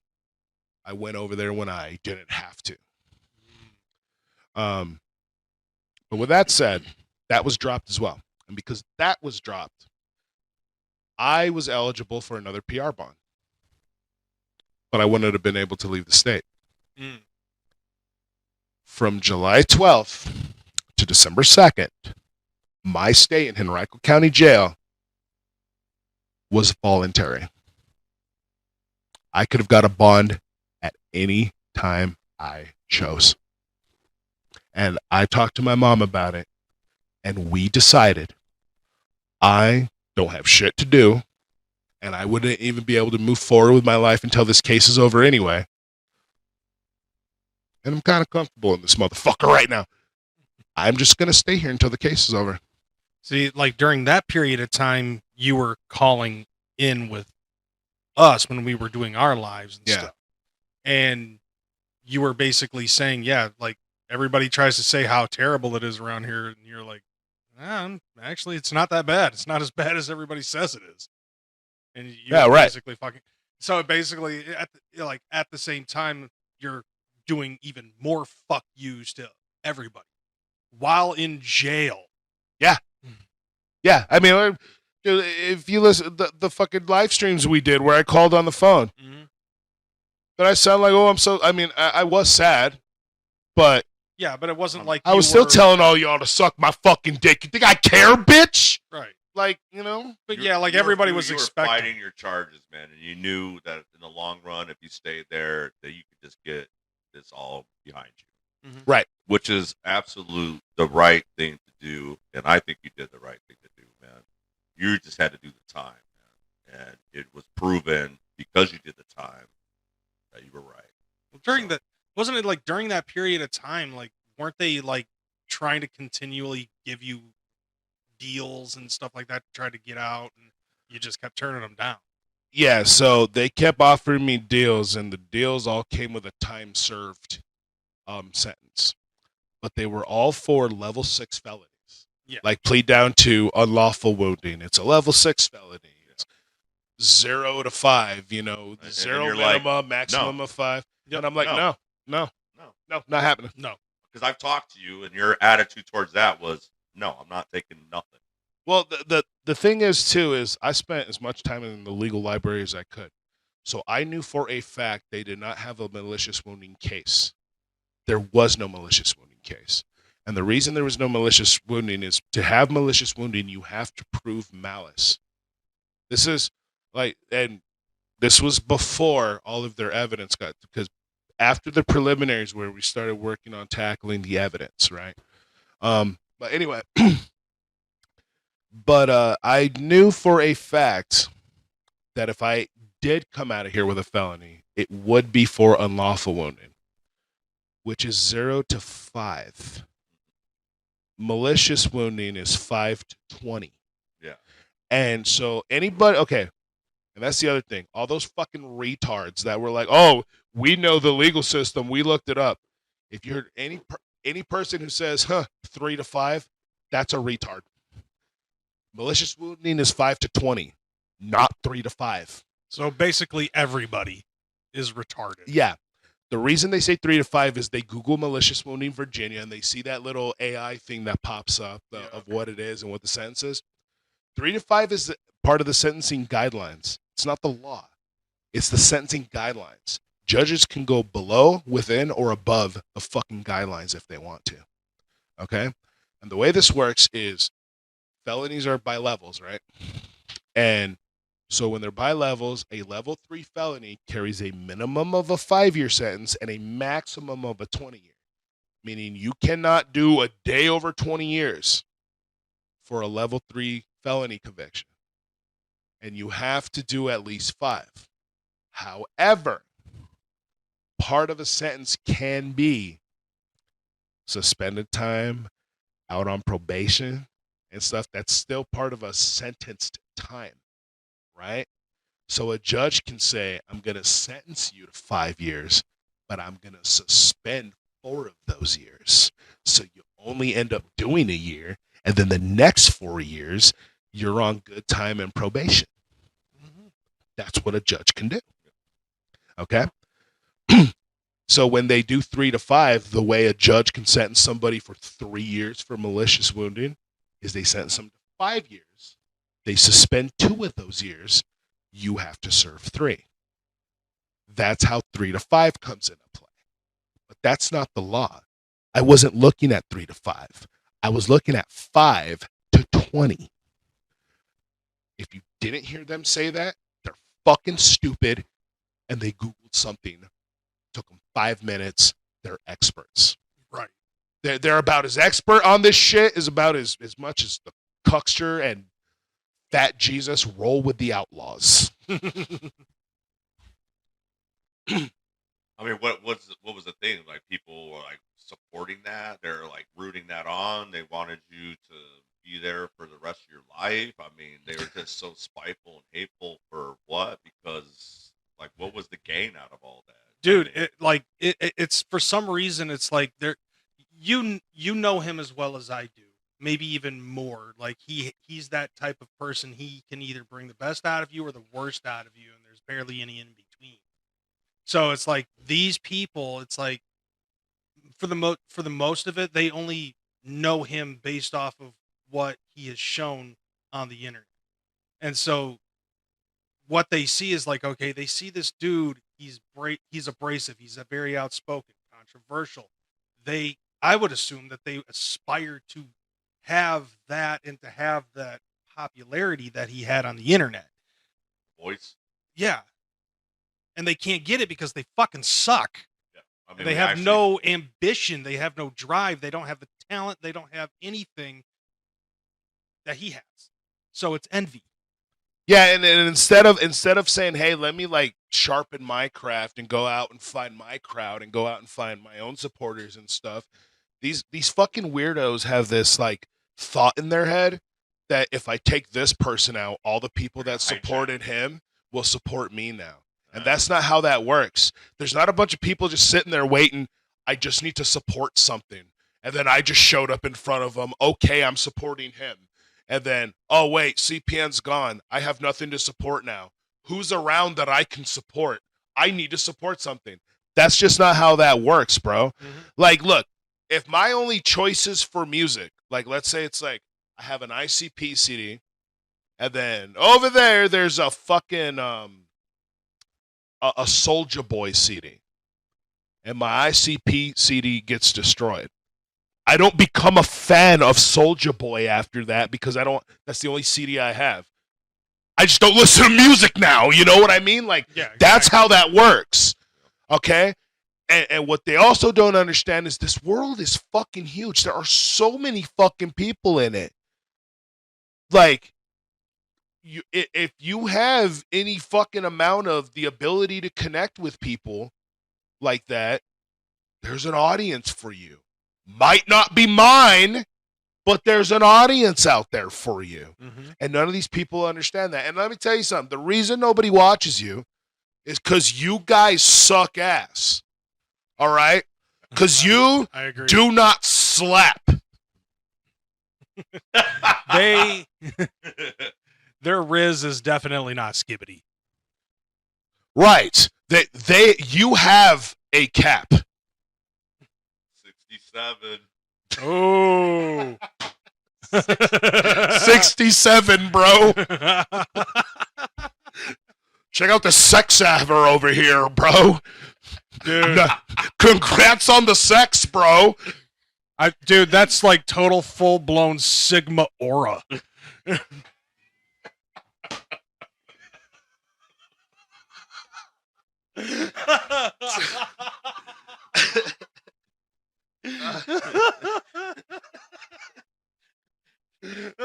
I can already hear the hate all over that one. Rizzle Dizzle or some such shit. Rizzle Dizzle. Bro, who was that fucking liberal politician bitch? It was like the Rizzler. Oh, What? God. What the fuck was that about, dude? Yeah, dude, like one of them, like they did some fucking like ads on like TikTok and shit where she was calling herself the Rizzler. I'm looking Because that up. there is a Rizzler. No, there's a Riddler. No, the Riz. He's that little kid. What's his name? One that does the. Oh, the Isn't it Rizzler? mewing or whatever the fuck. I have no idea. Because yeah, he does. He has this like he's the wrestling dude. He's like some little short, little fat dude. Oh my God! It's not her. It's Rosa DeLauro. Okay, yeah, from Connecticut. Yeah, right. Oh, okay, yeah. That crypt keeper, Bro. Yeah, it was the old bitch. I remember that. Yeah, with the purple hair. So she was doing like ads. I think it was last year or like something where she was like the Rizzler. She called herself the ranking Rizzler on appropriations. I think. Yeah. That's exactly what it says here. I don't know which one is more what the fuck, that or that Super Smash Brothers shit they fucking did. Remember that God, shit? that was more cringe than what we just fucking did. What we did was purposely cringe, bro. I know. Like these motherfuckers were literally trying to relate to the youth and shit. Like they thought was gaseous, or was gas or the gas or whatever the fuck. Dude, that was so the propane, bro. Like, you know. it has the drip. Drip's an older word, though. Yeah, drip came after swag, and now it's something else. Yeah. I think. You know, like I'm gonna have to go home, talk to the kids, get some new references. We'll talk about it. Find out what it is first, then talk to the kids about it. You're right. If you can make your kid's face turn red, you've succeeded. Did I tell you about my medical issues? So actually, oh shit, I can't believe I didn't tell you about this. A couple months ago, I was actually diagnosed with a severe case of faucet failure. I had too much drip, nigga. What? Oh! I was like really into it. I thought you were gonna drop some shit, bro, and I was really getting ready for Oh man, yeah. that drip, bro. No, so there's this rapper, Ski Mask the Slump God, and he has a fucking song called Faucet Failure. Okay. And in the middle of the music video, there's this little skit like, this man has faucet failure. What's that mean, doctor? Man, my boy got too much drip. It's really funny, bro. Oh, you had the camera on me the whole time. Oh, that's fine. That's Yeah. fine. And I don't fucking care, bro. Right. Can you hear me? As long as you can hear me, that's it. Okay, motherfucker Verizon. Can you hear me now? Good. Can you hear me now? Good. Can you hear me now? Good. Can you hear me now? Fuck. Anyway. So anyway. So I sat in jail until December 2nd. I didn't even know I was being released. I get up, breakfast is served, and all I hear is Jernigan, B&B. Now B&B means bed and body. That means clear out your shit. You're leaving. What the fuck? So I grab all my shit, right? I get the fucking court. They take me to the courthouse. I'm in the bullpen. My lawyer's in there. He says, "You're being released today." What? After consideration, the prosecution is, the Commonwealth is reconsidering your charges based on more evidence, based on the way he acted at the preliminary. They're going to reconsider your charges. However, this is what they're going to do. Your charges will go into pending for a year. You have to come back here December 6, 2023. Now they have agreed that they'll do one of two things. They'll either drop it down to a misdemeanor, or it's going to get dismissed. But you have to keep your nose clean. You have to agree to these terms. And the terms were no contact with the victim. Easy. No use of social media. Easy. And no contact. No hostile contact with my wife. Not so easy. And no contact with the juggalos. I broke that rule. But anyway, so before you jump ahead, is like, what caused them to add that stipulation? I will tell you here in a second, but can we have a piss break? Because I'm starting to get jittery. I gotta pee. Same here. I actually got to take a Okay, piss. we gotta piss. Piss. All right, piss break. Let's I don't know. I'm just gonna sit here and Do stare we at do my some, camera. do we do some hold music for them or something? Maybe add like a thing on there, so dun dun dun. Dude! some Muzak or something. All right. Hold up, guys. We'll be right back.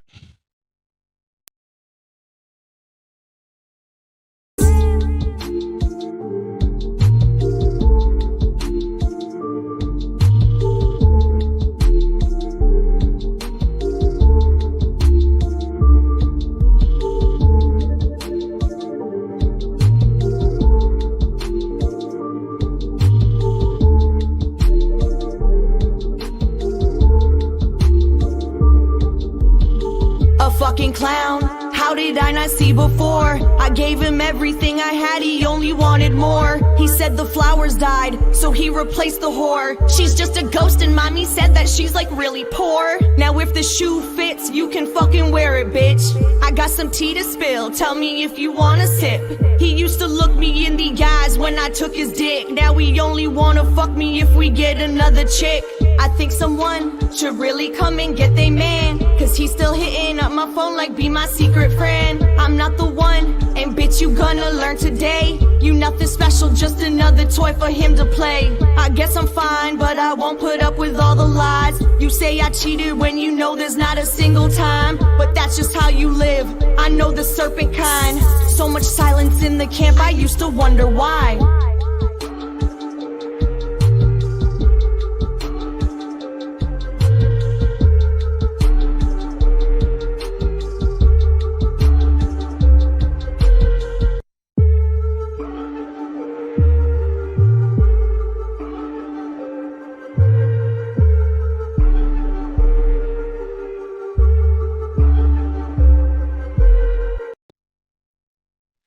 And we're back, and we just got finished taking a piss.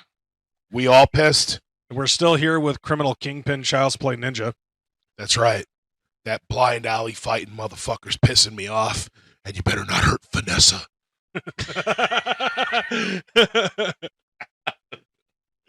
So, like, picking up where we left off, you were talking about how you had been sentenced 6 months, and then went through the list of the stipulation situation. Yeah, so the stipulation situation, so I get out of there, right? I walk out of there. Well, so there's Henrico has 2 jails, right? There's Henrico West and Henrico East. And the Henrico West jail is the one connected to the courthouse and all that, and it's in Henrico County. But there's another jail that it's called Henrico East, even though it jails 3 counties. People who get arrested in New Kent or Goochland automatically go to the East location. And then overflow from West goes to the East location as well. Mm-hmm. So I was over at East for most of my stay. East, that facility used to be a woman's prison. And then they, switched over to some other facility, and the New Kent County bought that facility for jailing, for it to be a county jail. But it's still laid out like a prison, which is actually better than a county jail. Being in county jail is like literally, like, that's gutter ass shit.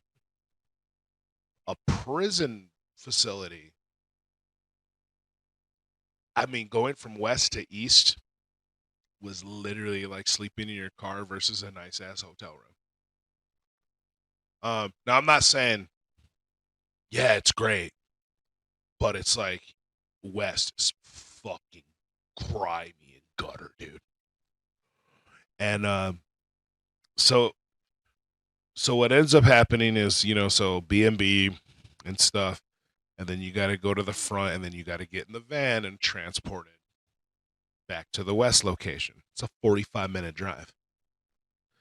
And then you sit in the bullpen and tell, okay, but you get released from West, right? So I get released, but they fuck up. They have my personal property there, my wallet, my phone. Fuck your phone. Yeah, right. They gave me, dude, they put my pack of cigarettes in my personal property. They're supposed to throw them away. And when I opened the fucking zip thing, I looked in there. Oh shit, my pack of cigarettes is in there. There was 19 cigarettes in it. I only smoked 1. So I was like, dope, I haven't had a cigarette in 6.5 months. So, and my lighter was in there too. And I was like, this is awesome. So the fucking dude at the counter hands me the thing, goes, make sure all your stuff is in there. And then he turns his head. I pulled that pack out and fucking, oh yeah, everything's in here, yeah. But they forgot my clothes at East, and I couldn't get them till Monday. Oh my God. No shoes. Oh my God. Winter in Virginia. I walked out of that bitch in no shoes. Had socks on, but no shoes. They wouldn't let me keep I had a torn ass fucking long john shirt, and they let me keep the pants because they can't set me out there in my underwear. So I walked out in jail pants, no shoes, and a torn ass fucking long john that was thin as fuck. Yeah. And I was so happy to fucking walk around that bitch, bro. I don't even fucking care. I don't even fucking care, dude. And so I make my way over to Chase Bank because I had did the math in my head of everything that comes out of my bank account automatically. And in my head, I was like, okay, I was like keeping track of it, of how much money I had in there, how much money was going to be deposited in there before like I stopped getting checks in, and then how much was going to be taken out each month and how much I should have. I was supposed to have just over $2,000 still in that account after 6.5 months. So I walk over to the bank just to see my account and maybe I'll withdraw a couple $100. I tap my card. My debit card is deactivated. So I go in, I tell the lady, I say, hey, I am very sorry to present myself to you like this, but I've just went through kind of a situation, and I just got released from jail. You know, As you can tell, I'm kind of in a situation right now. An individual situation. I didn't escape jail. Sorry. Right. They let me have these pants. Yeah. They didn't want to release me in my underwear. Now it's hitting me. Oh my god. God dang. I need another one of these. Okay. So she was nicest lady, bro. And she takes me into one of the offices. And I sit down and I tell her, hey, I've had an account with Chase for years and years and years. And I did the math and all this. You know, I went over the whole thing with her. And she goes, well, let me go ahead and look into your account for you. And I have my debit card and I have my driver's license and everything. So she was able to confirm my identity.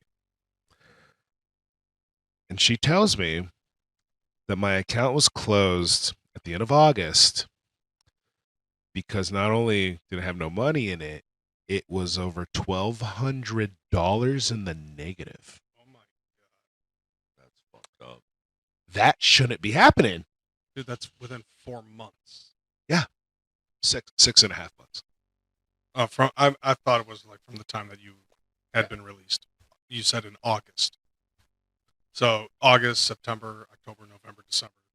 4. No, I went to jail in May.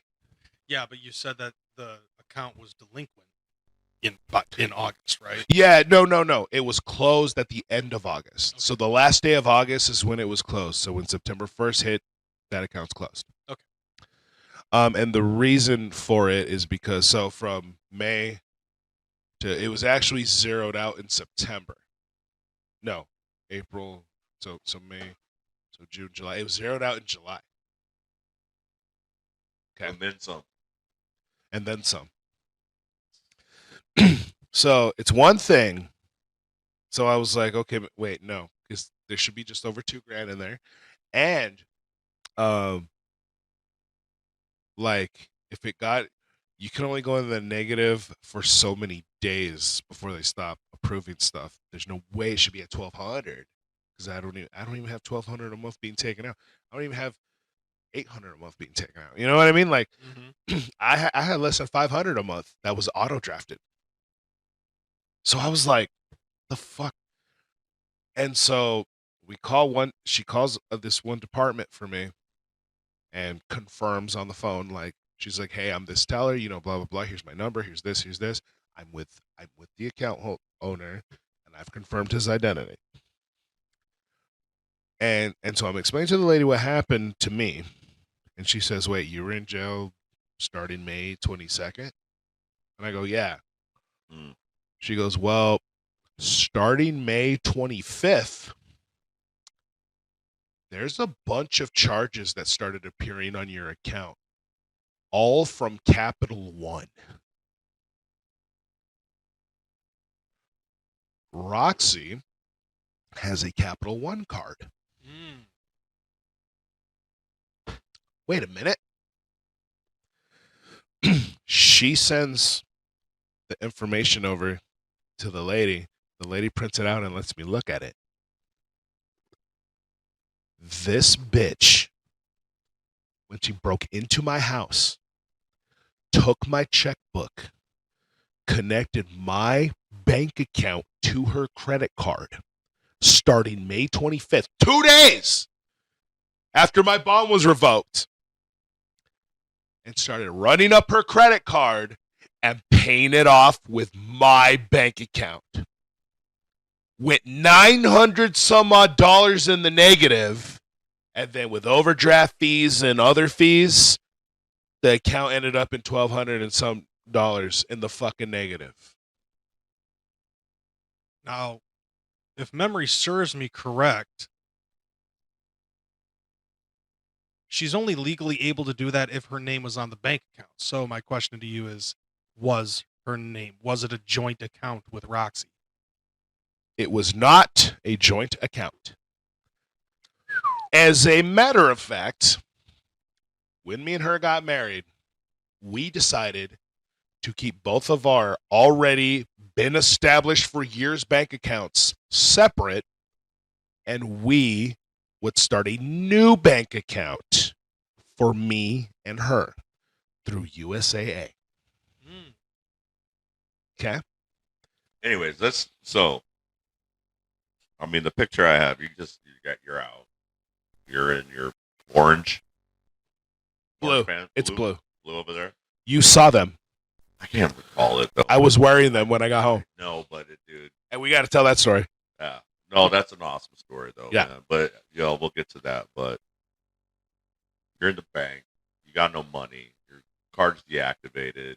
Now you're finding out all this other crazy ass shit. I mean, dude, how you feeling at this time, dude? I'm feeling pissed off because I'm fucking hungry.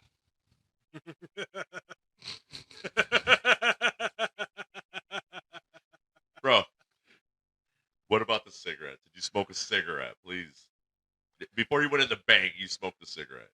I haven't had a cigarette in 6.5 months, and I had a pack of stale-ass cigarettes. So not only do I get the hit of, fuck, you haven't smoked a cigarette in 6.5 months, they're stale. And they were delicious.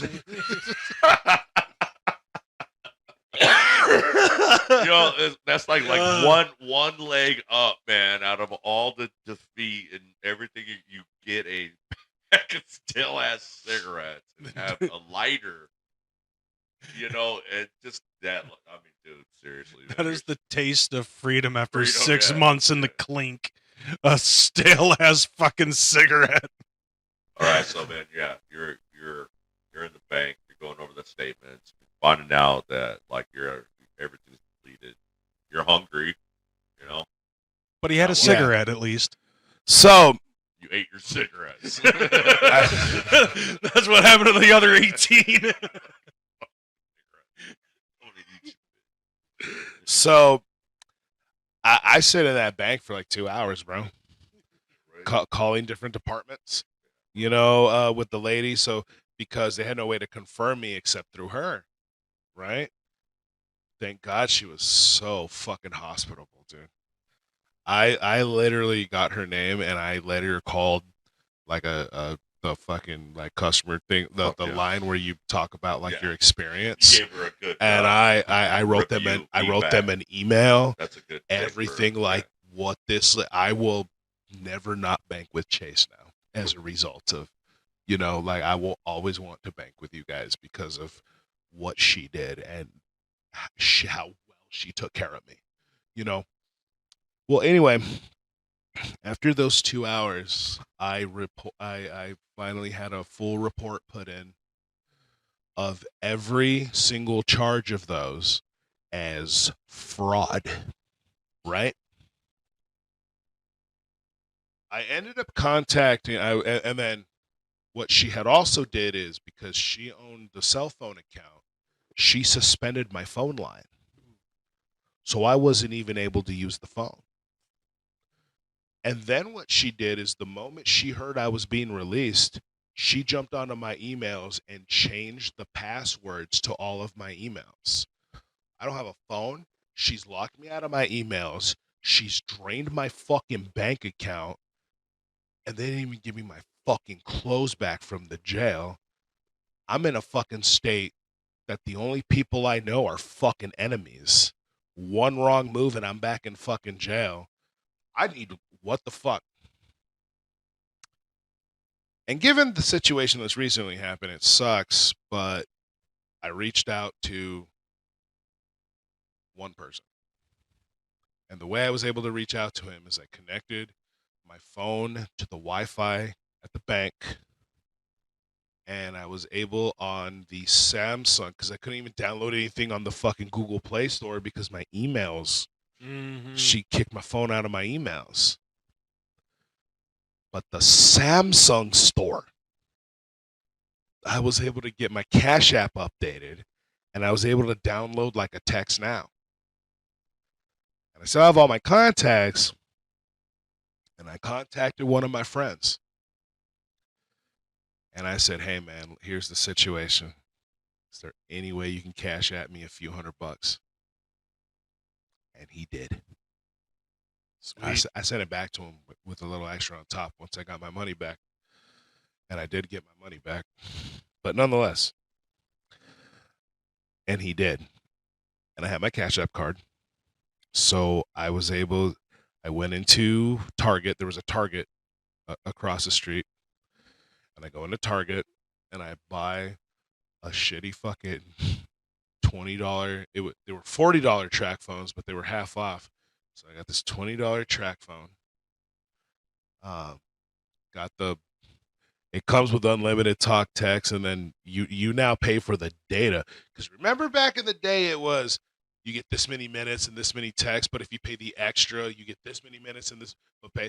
So now everything's unlimited talk, text. You just pay for the data. Yep. You know what I mean? Everything's about paying for that damn data. So anyway, I don't need data. I have 5 gigs of data. I don't give a fuck about data, right? And as soon as I get that, I call Crazy McKormik. Yo, you're fucking out. But I gotta tell you what my favorite reaction was. I said, Crazy, I need Snaps' number. He gives me Snaps' number. And I call Snaps. Snaps answers, hello? What's up, Snaps? And she fucking squeak screamed, bro. You're out. Yes. I was like, yeah, baby. Let's do this. You know what I mean? I walked in, and then next to that Target is like a Big Lots or something. It's one of those. I forget which store it was. But one of those type. And was it a Ross? Maybe it was a Ross. And I go in there and I find the clearance rack. I found this really weird pair of shoes, but they were like on clearance for like $10. And I had that plastic bag with all my paperwork in it. There's this little backpack, little red backpack, clearance for $5, and a shirt. And I bought them bitches. I probably maybe spent less than $30 to buy them with it because they were all on clearance. I went outside. I put them motherfucking shoes on, dude. I put that shirt on, and I stuffed all my paperwork in that tiny little backpack. And I was like, let's fucking go now. You know what I mean? Yeah. Oh, yeah. And I walked over to the McDonald's that was in that shopping center. Shit. And it was that scene from Harold and Kumar Go to White Castle, bro. Yeah. I had 3 value meals plus some other shit on my fucking table, bro. Just gorging. That like shit, a fucking pit bull. that shit you see in movies where they're like, I'm gonna go get the one thing every man misses when he gets out the pen, and then he's eating a burger or pizza. Yeah, everyone's thinking, oh, he's gonna go get pussy. No, it's burger. That's fucking real. Yeah. Fuck bitches, bro. Give me a cheeseburger, dog. Like, Oh, man. you know Fuck what I'm bitches. saying? Like, Fuck That bitches, joke get is- burger. fuck so bad. bitches, get burgers, dude. Disregard After- females, acquire I think at cuisine. your point, you're like traumatized, by the pussy. You're like, yeah, burger, please. Yeah. Right. Yeah, I'm craving some burgers. It's not like you want to go jump in from one problem to the next, dude. Right. Right. Especially in Virginia. Bro, given Yeah. given his situation, fucking I could understand, because like going after a burger instead of going after pussy's what got him in there in the first place. Yes, exactly, man. Yeah, I didn't get arrested for assaulting no burgers.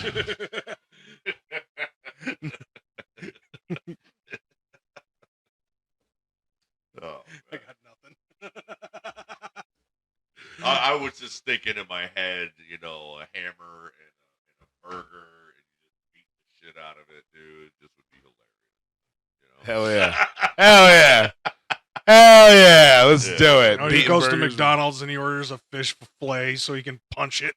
That's disgusting. I fucking hate fish, dude. Dude, hate, I do hate too. I hate feel seafood you. in general. I think you have like a gimmick. No, and he you gimmick just with wanted to the- do it with just the to hammer, take bro, out the you fish know, you smell. can- Just fuck You you. can start with the burger. It could go up to other things. I you're know, just right? Like, you know what, yo? What are we hammering this? What are we hammering this week, boys?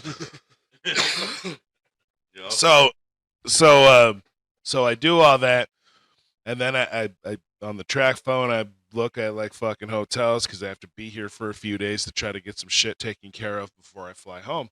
And so I find like this deal for like 3 nights at this fucking hotel for less than $100, but it was a shitty ass fucking hotel. But nonetheless, so I go stay in this hotel. And dude, that first night trying to sleep on a regular bed was wild, bro. Like, dude.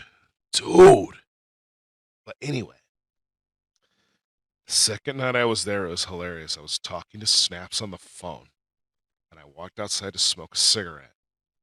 This kid comes up. So some dude walks up to me. Hey, man, can I borrow your lighter? And I turn around. Yeah, I got you. As soon as I turn around, he looks at me. That fucking RJ. I was like, what up, fool? Is this fool I was locked up with, dog, that I was kicking it with, played spades and shit? And he got released like a month and a half ago. And he just at the same hotel fucking doing some shit, bro. I was like, shit, what up, fool? You know what I mean? So that was fun, you know, that was kind of, you know, whatever. But so I'm in this hotel. Now, check this out. The day after I was released, I get on the phone with Roxxi. That was a very interesting conversation. And it was funny because she already knew, like, I can't have hostile contact with her, right? So the way she spoke to, like she has some fucking authority because I can't fucking clap back at her. I can now, bitch. What you gonna do? Anyway. you're worth it. But check this out, bro. I get off the phone with her. About 2 hours go by. I'm chilling. My phone rings. It's her again. And I don't answer. And then I text her and I say, hey, did you mean to call me? And she goes, yeah, I did. And then she calls me back. And this bitch is in a car. Like, you know how you can hear the sound when someone's in a car? Mm-hmm. And she's like, hey, what hotel are you staying at? I could come through, you know, like maybe we can. I was like, stop the fuck right there. No, you cannot. You are not coming. You are not coming anywhere near me. You know what I mean? And she was like, oh, I'm surprised to hear you say that because surprise, whatever. No, I'm not telling you where I'm at. I don't want to see you. Don't come around me. You know what I mean? There is no logical reason me and you ever need to be around each other. As a matter of fact, the only time me and you will ever be in the same room as each other is if it's a courtroom surrounded by cops, cameras, and judges. Well said. Mm-hmm. No. And she was like, oh, well, I just wanted to come by. It wasn't like I was offering you anything anyway, and blah, blah, blah. And just this bullshit. I said, let me tell you something. I don't want to be around you. You're useless to me. And quite frankly, I am absolutely disgusted by you. And she said, oh, yeah, well, I found disgusting things on your computer. No, And I she said, didn't. no, you didn't. She said, yeah, I did. No, you didn't. No. What? What did you find? I don't want to get into this. Bye. And she hangs up. Typical liberal bullshit. Typical liberal bullshit. Now, let me tell you something, if I may segue into this. So, Let me go turn this. Yeah. sure. So, yeah, allow me to segue into this. And, dude, while you were in jail, you know, you talked about the fact that they broke in, right? Right. So, they stole your computer. Right. She stole your checkbook, you know, all this other stuff. They even stole fucking Coonski, but you know, I think I'm more sad about that than you are. The Wait, whoa, hold on. oh, This is news. you They stole Coonski. yep. They stole a Coonski. Okay. All right. You have not seen a single Coonski. You've seen 2 Coonskis. I bought 5 puppets. Okay. Oh. 3 of them are still. I still have 3 of them. Wait a minute. The only thing that makes Coonski is the hat, Okay. which I can have knitted. You know what I mean? But I mean, they look like Well, okay. the So depths- like the depths of Obvious- levels the here, depths of bullshit, right? Yeah. And posted The posted all the unmitigated lovely gall that they pictures would of even it. Did they- kidnap I'm gonna love Hey, presenting that at was the it- divorce. was it the cuckster and Coonski sitting in a chair, he's pointing at Dude, he Yeah, was like things were discussed. He was like holding Coonski and doing all this, and I was like, Cuckster, I would not touch Coonski if I were you. If you knew what me and Roxy have done with that goddamn fucking puppet. Really? I'm just saying we're freaks, bro. I don't want to Anyway, know, but are You don't. Oh, You well, don't want to know. Just Hey. understand. Coonski went to Virginia with me, and he raided fucking trash cans, bro. That's all I'm saying. Now, aside from Well, we know from what you've said, he's into that. He is. honesty shit. if Yeah. I may be honest with you, though, I didn't even know that was a puppet. I really thought that was an anthropomorphic raccoon. That's right. Now, anyways, yeah. So when they stole your computer, they stole your checkbook. Within hours, I'm getting phone calls from Chuck. The only thing that they had on you was your search history before you went over to their house. And Chuck, possibly fueled on pills, I'm about 99% sure that he was at the time, is calling my phone number. And I know it's Chuck because I remember 4 years prior to all of this stuff happening, Chuck bragging about having the coolest phone number ever. Yeah, I'll still never forget that level of cringe, bro. Literally, on one of his things, I guarantee you my phone number's cooler than CPN's. I mean, don't get me wrong, like having 4 zeros at the end of your phone number, Really? Yeah. pretty cool, but Oh it's my not God. necessarily. I'm going to quote myself when I said this to Conservative Juggalo podcast. It's not a flex. Right. No, It's cool, but it's Hey, yo, not what's up, fucking girl? the coolest thing ever. Here's the last 4 digits of my phone number. I so want to do you now. Like, what the fuck, dude? I Like, don't know what he was expecting out of that, but never. I mean, look, no, dude, it's Chuck. hold on. calling me. Do you understand the level of desperation you have to you're comparing phone numbers, dude? Like, what the fuck?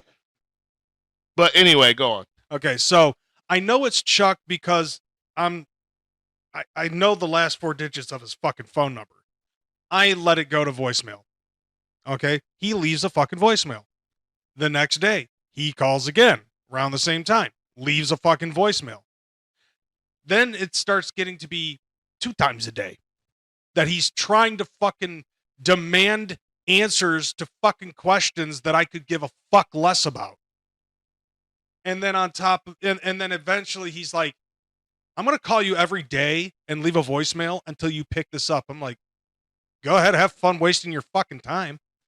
He calls again, like in the morning. He's like, Kevin, it's time for your daily reminder that we have fucking questions. At one point in time, he called me just to fucking leave a voicemail of him taking a piss. I, by the way, Chuck, have all of those fucking voicemails still.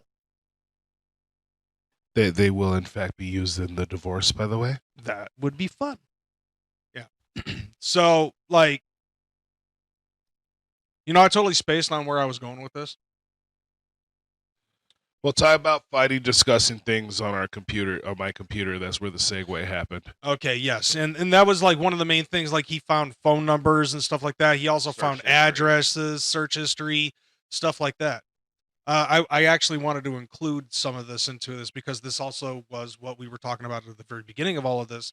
This is my perspective.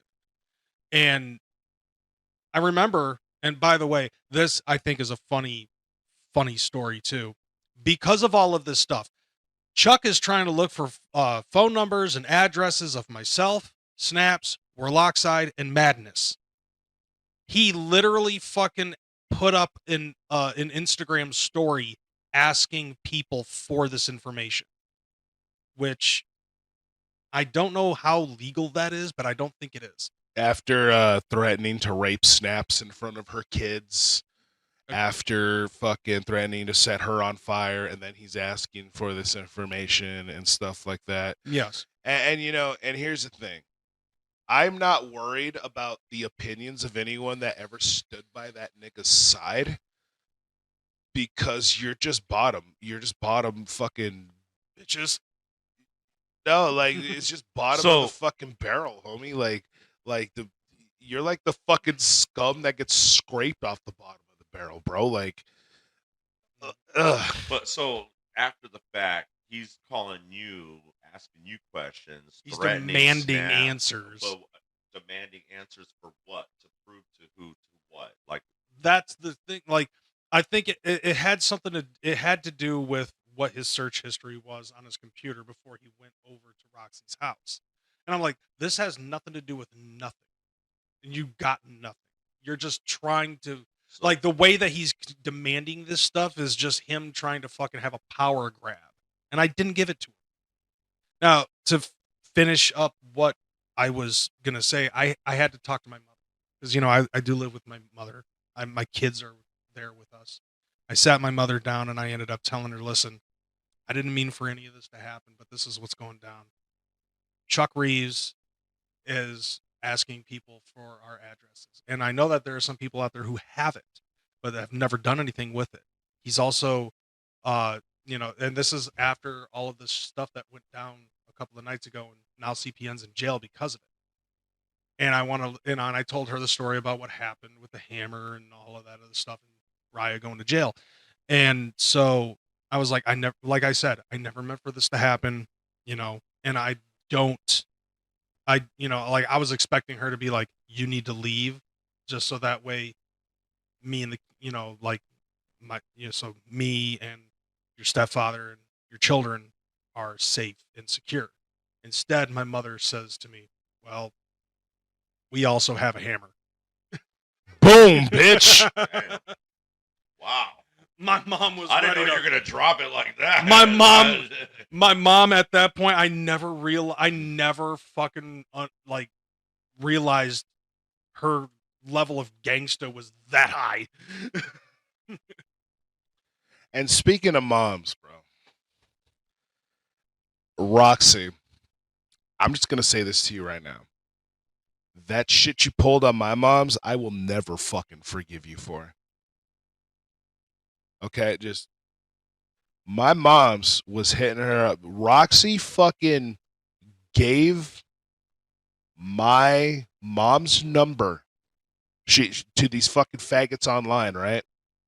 My cousin's number, your number, Snaps' number, and had them pretend to be y'all at the jail to get their numbers blocked so I can't call them. Yep. The problem was my mom was in the hospital at the time. She had open heart surgery, quadruple fucking bypass.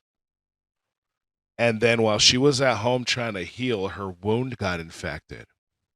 So she was actually being wheeled in to the emergency room for surgery when I was arrested originally.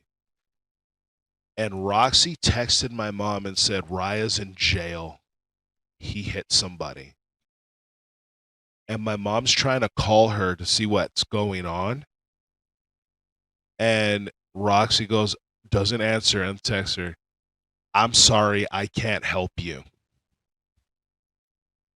Fucking heartless piece of shit. While my mother was in the hospital, I was calling her every morning and every evening. And she told me my mother was on different types of medicine. Because while she was healing from when they fucking, with the infection, she caught COVID. She was on a respirator for a little bit. We thought we were going to lose her there. And she came through, but the medicine she was on made her kind of delirious.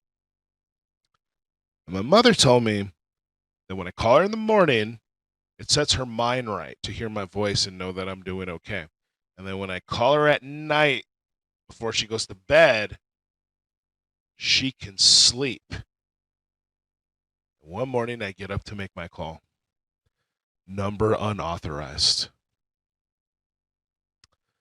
My mother had an absolute panic attack, like a fucking mental breakdown in the fucking hospital while she's on this medicine.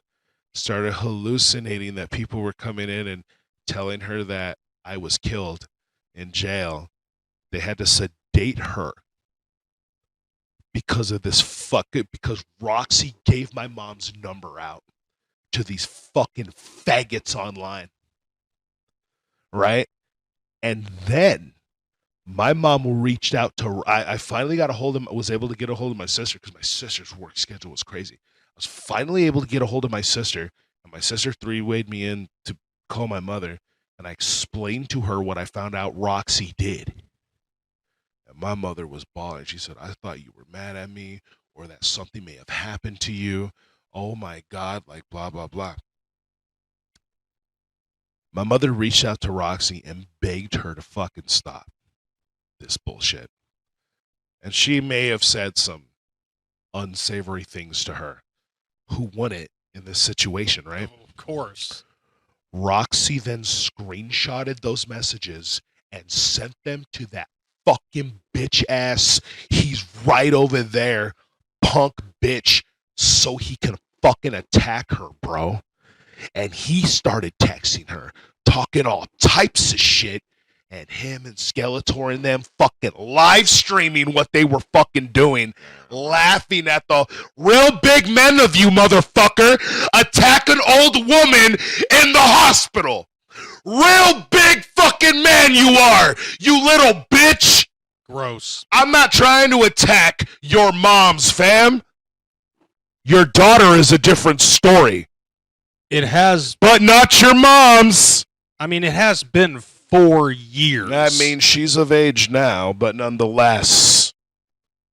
Oh, and by the way, I just want to say something to the people that are mad at me for saying what I said to the Cuckster about the Cuckster's daughter. I said it, bitch. I don't feel bad about it. And as a matter of fact, this is what I love about that. There is now a video on the internet that he can never get around of a grown man walking up to him and telling him they're going to do things to his daughter, and him just sitting on the couch squirming like a little bitch. I can only imagine the level of shame his daughter will end up feeling at some point. Like, God, my dad is that much of a punk bitch? Holy shit. Dude, imagine waking up and being like, my dad is Chuck Reeves, dude. Dude, I don't want to. I want to sleep later tonight. Imagine being a chick, right? And you have this boyfriend, and your boyfriend's a fucking asshole. And you're like, I'm going to tell my dad on you. The fuck is your dad going to do, bitch? I already saw what a little bitch your dad is. I saw a grown-ass man tell him he was going to do all types of shit to you, and your dad did nothing. I don't care who stays mad at me.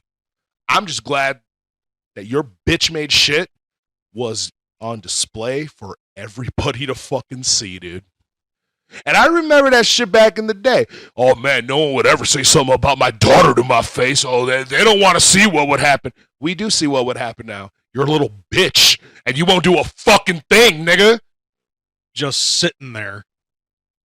Man, guys, you see what he said about my daughter, man? Hey, I want to say something. I mean, from personally knowing you, hearing this for the first time on these statements of what he said, I know your mom personally, and I love your mother. She's a wonderful woman, and she's done. Okay, you're going a little overboard on the wonderful woman thing, but still. I mean, you guys have your differences, yeah. You know, I mean, that's putting it lightly. CPN, you know, you've always been who you are and stuff. When it comes to your mom, you know, you got it's how you talk with people and stuff like that, dude. You know, but you know, she's been there to always dig you out of holes, and she's a wonderful woman. So God rest her soul. Honestly, on that note, I just want to say. I got Yeah, thank you. And we my mother passed back in June of last year.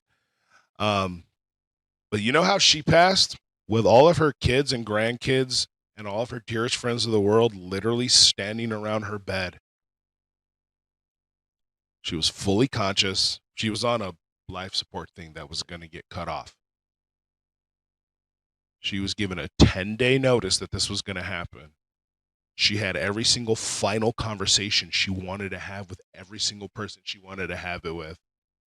Literally laid in her bed and told us goodbye. And then she was sedated, and her support systems were slowly turned off.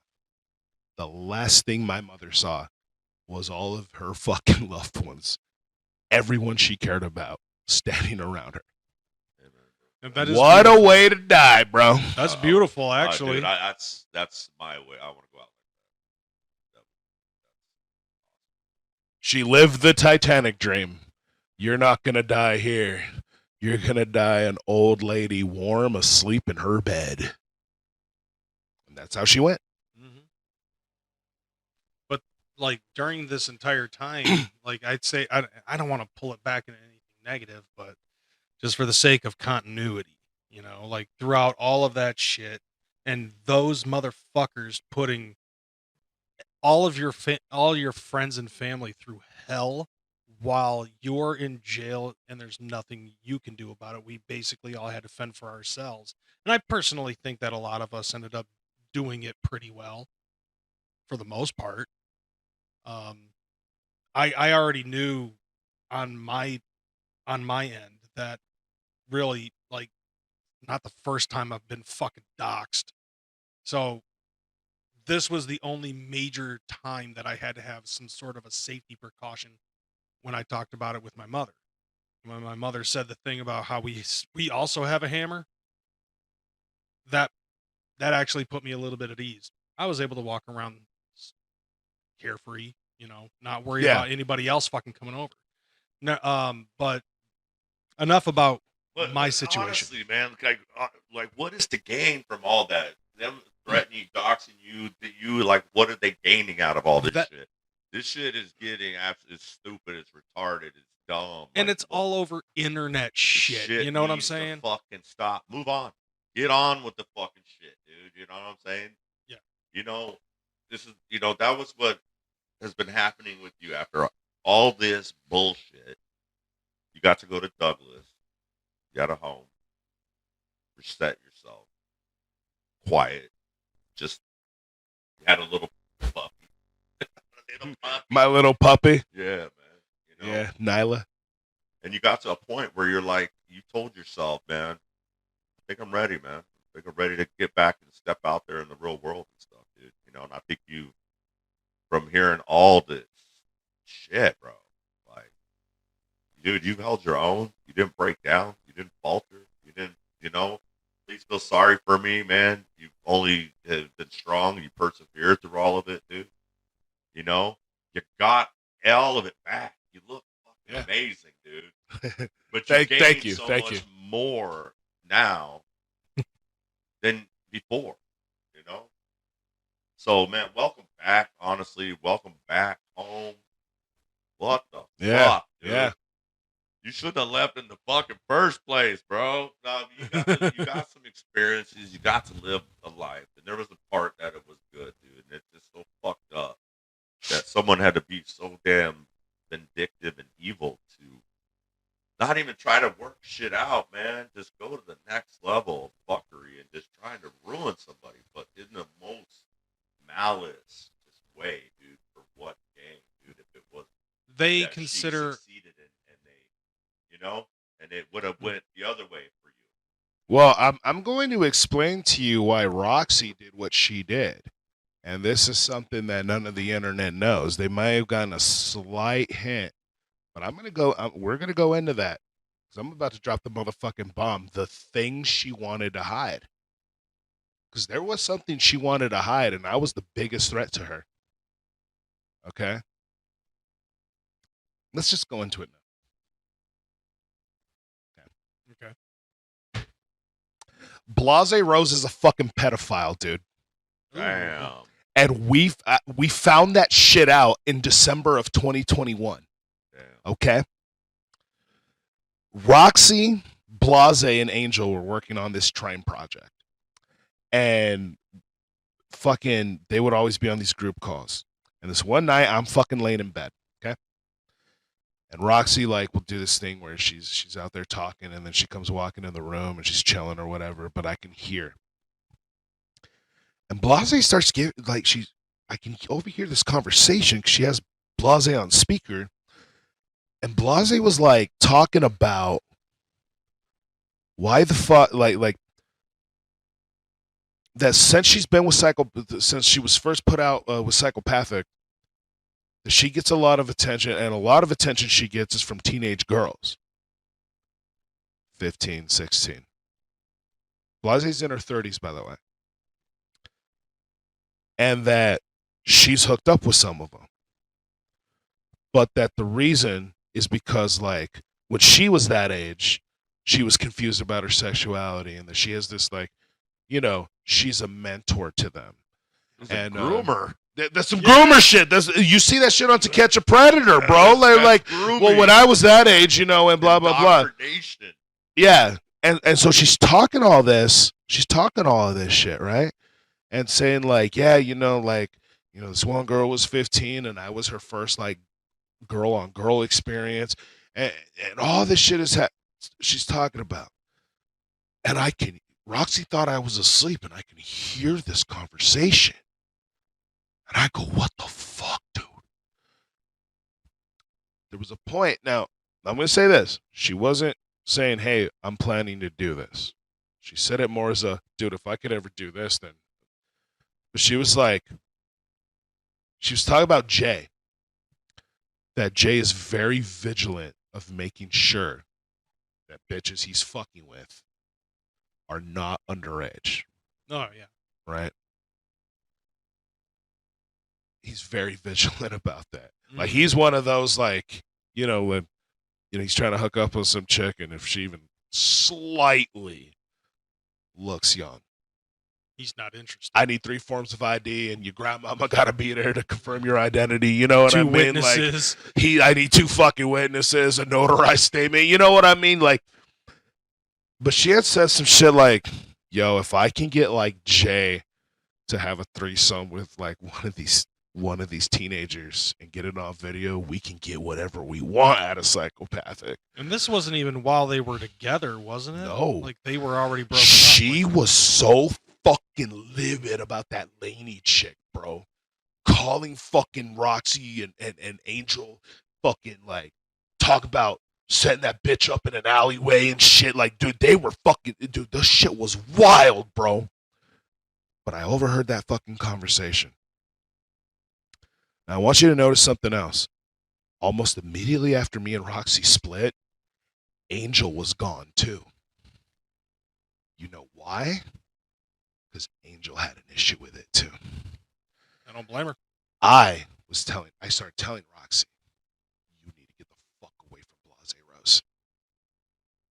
Why else do you think Roxxi made a beeline for my computer and for my accounts? What would be the logic there? Why? What was she fucking trying to hide?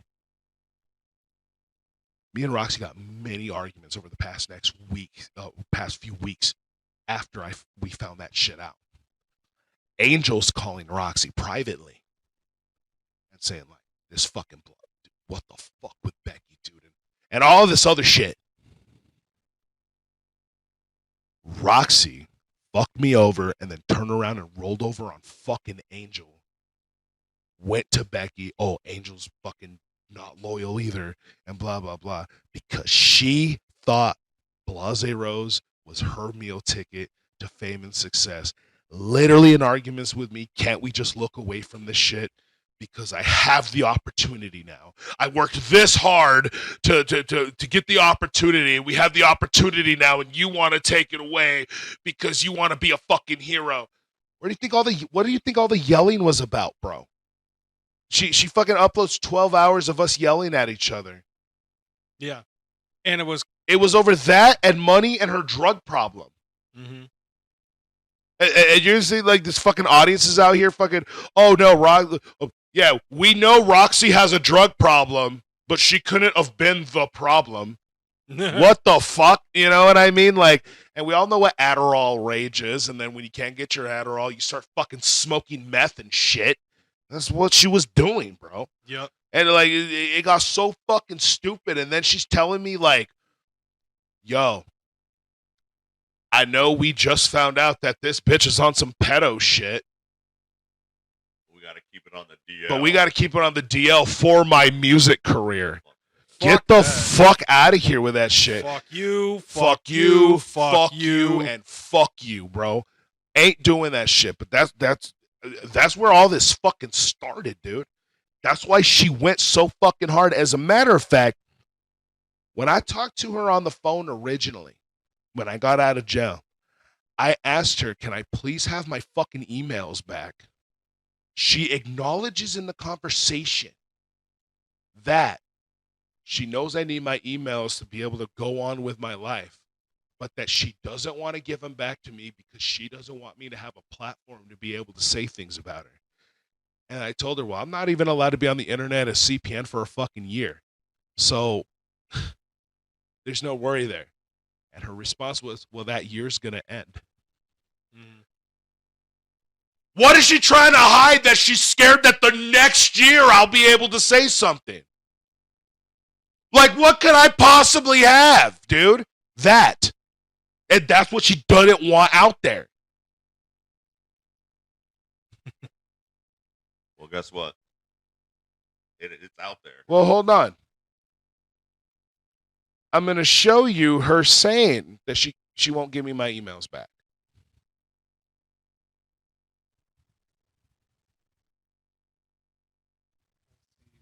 I can pretty much keep them. So,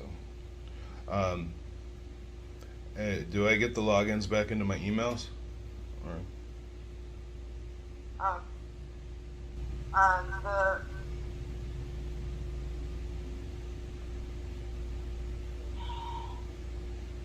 It's so hard. To give you back the means to attack him. I'm not allowed to be CPN for like a year or so. I'm sorry, hold on. I turned the volume down by mistake. Say it again. I'm not allowed to be CPN for like a year, so.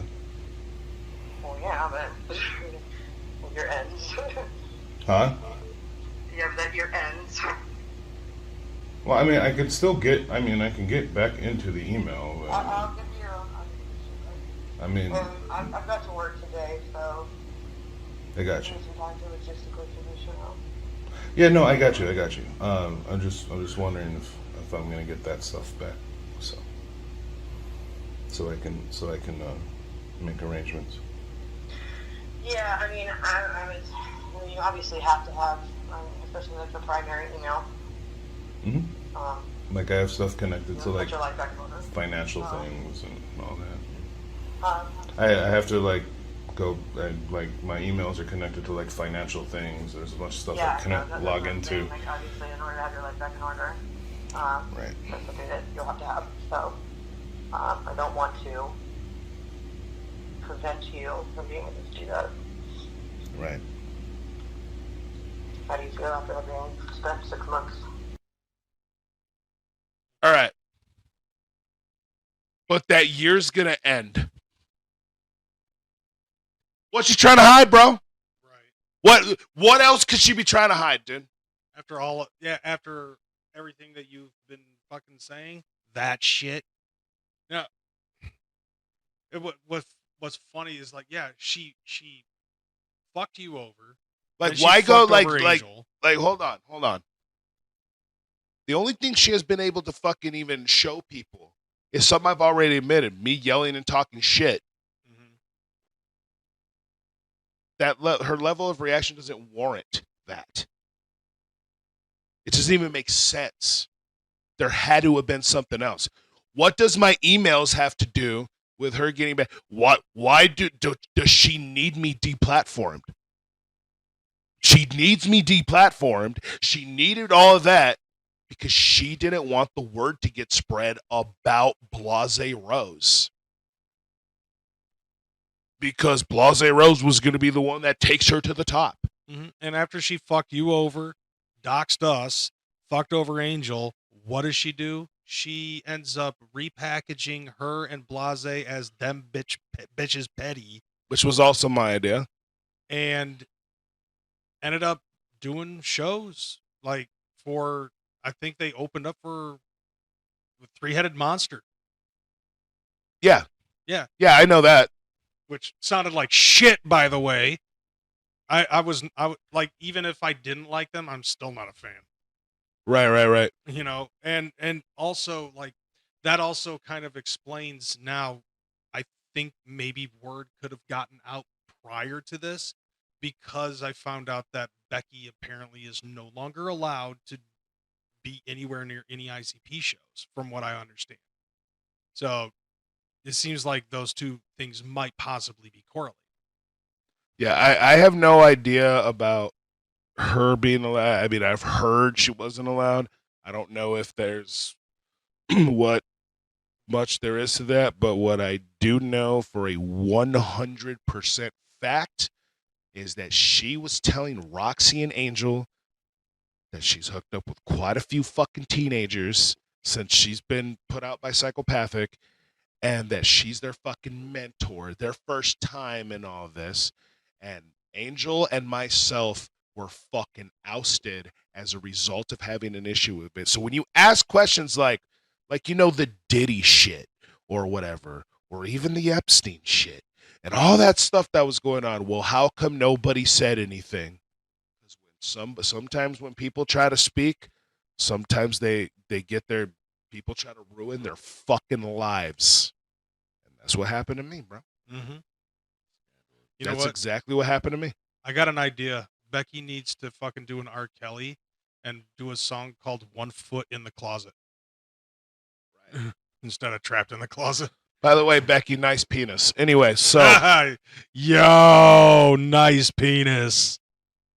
Dude, there's another fucking female artist that's been around the scene for a long time. Let's talk about Rozakel. No. Okay, not Rozakel. So anyway, so yeah, you know, Rozakel, he's just sitting there. What the fuck are you talking about? Yeah. It's another one of those. I have an ongoing joke on my platform. Whenever I see news about Rozakel, I'll save the photo of whatever the fuck it is that she's doing, and then I'll be like, so Rozakel, never mind, and then just move on to the next thing and never fucking speak of it again.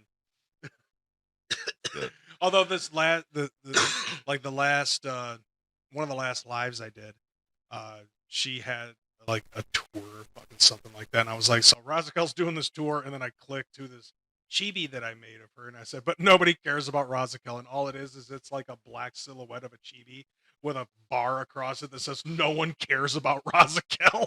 Nice. So anyway, I mean, yeah, fuck Rozakel. I mean, that's where that shit went down.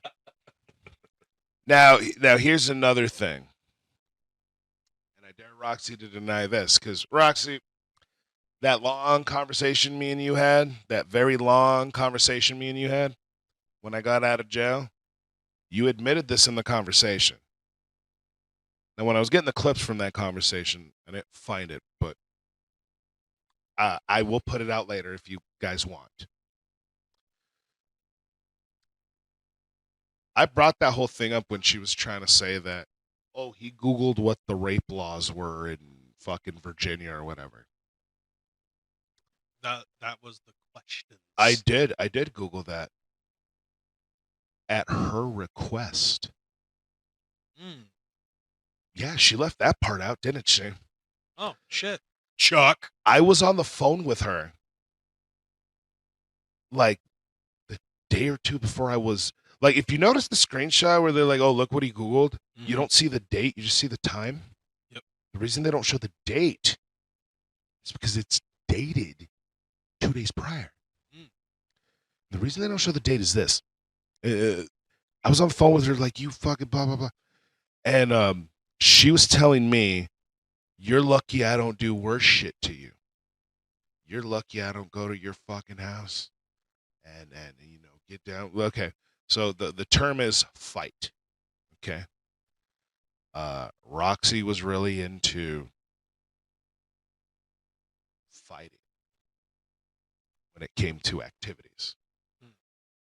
And there was a signal to fight, right? She would grab my hand and go, no, sir.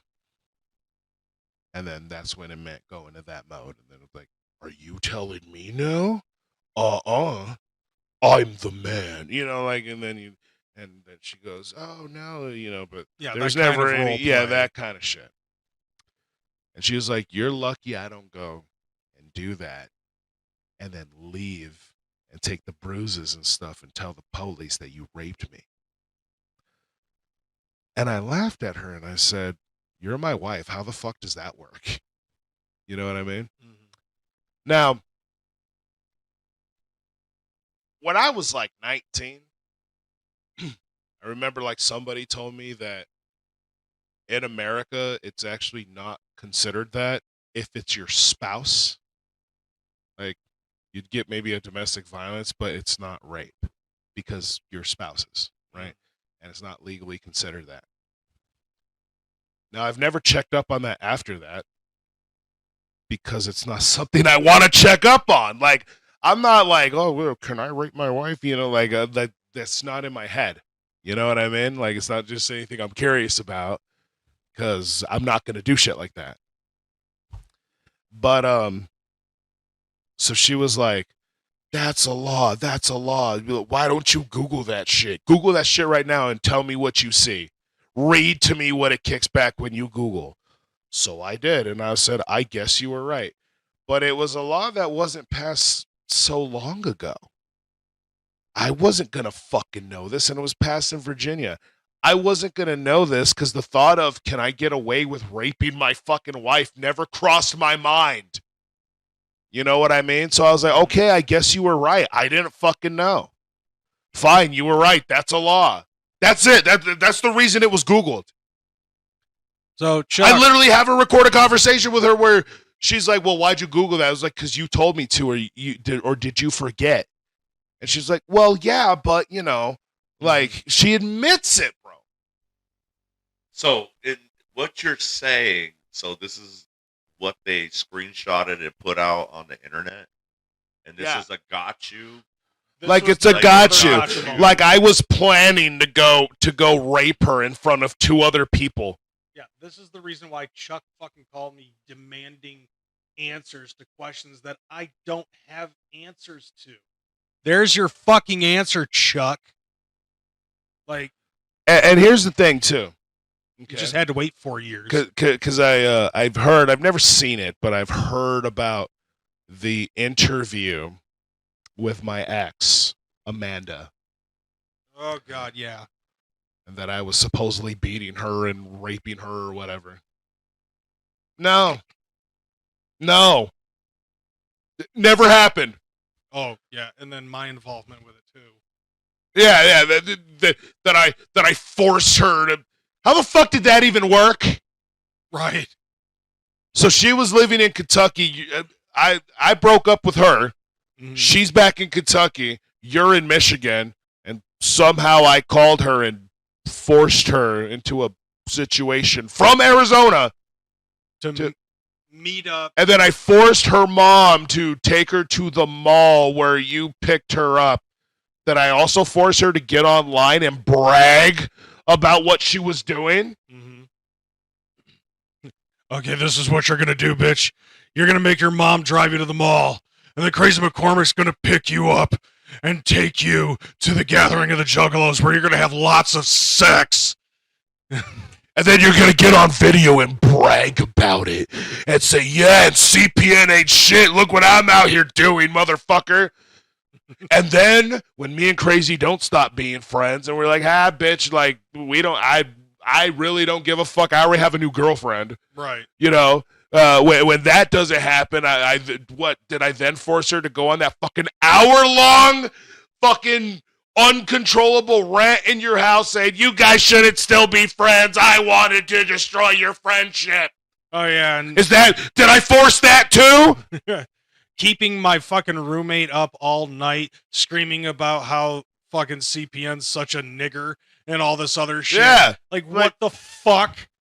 Did I force you to get on the phone and call me a dirty fucking Mexican? Like at some given point in time, bro, you got to remember, I decided I was sick of her shit, and I'm like, I need to get her the fuck out of my house. You warned me of that shit, and I was like, dude, you were fucking right. This bitch is fucking crazy. I got to get her the fuck out of my house. And I did. Now here's the thing. Did we trick her? Yeah, probably. But not in the way. It was like, Kreyz hits me up and he goes, dude, your fucking ex is trying to get at me, bro. And I tell Kreyz, okay, go fuck her then. Yeah, I was going through... And Kreyz's going through a divorce at the time. So I'm like, go fuck her then. I don't want that bitch. And I said, as a matter of fact, Kreyz, if you want a sure way in there, make her believe she's getting me back. Make her believe she's getting me back. That way, like, you know what I mean? Because she's fucking stupid. Like, in that thing, like, yeah, she was led to believe that if she does this, it's going to hurt me deeply, and me and Kreyz are going to stop being friends. So in that way, Kreyz, maybe we did trick her, because we made her believe she was going to be able to have some power and hurt somebody by doing this, and then at the end, we were like, aha, bitch, we don't, like, you're a dumbass. I mean, in a twisted sense of that, I've only got one thing to say. We're not sorry that we tricked you. We don't care what happens now. You know what I mean? By the way, hey, humble among us, you know what's better than a moral code? Fucking research. You know what I'm saying? Like, maybe you should have researched that shit before you were talking shit about Kreyz. Maybe you should have researched that shit. Look, I don't care if you don't fucking like me or not. I really don't give a shit. I really do not give a flying fuck. But to fucking go around saying people have history, documented history, do your fucking research on the shit. And as a matter of fact, I know a few people fucking told me that when she was doing this fucking interview, saying all this bullshit, that there were people in the chat room being like, nah, that's bullshit.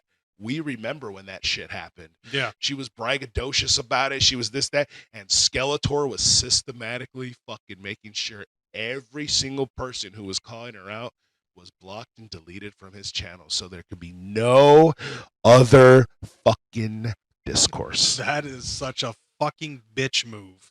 Such a bitch move, bro. Yeah, listen, like that defeats his narrative if people are able to prove him right. It's like, dude, motherfucker, we've been around for a very, very long time. You know what I'm saying? Fucking people know us from back in 2009, 2006 for him, 2012 when bitch fucking got my original account deleted because I exposed her for the racist that she is. Yeah, because you posted her fucking hour-long rant where she was like, you dirty Mexican and you fucking N-word, you know, all of that, dude. Yeah.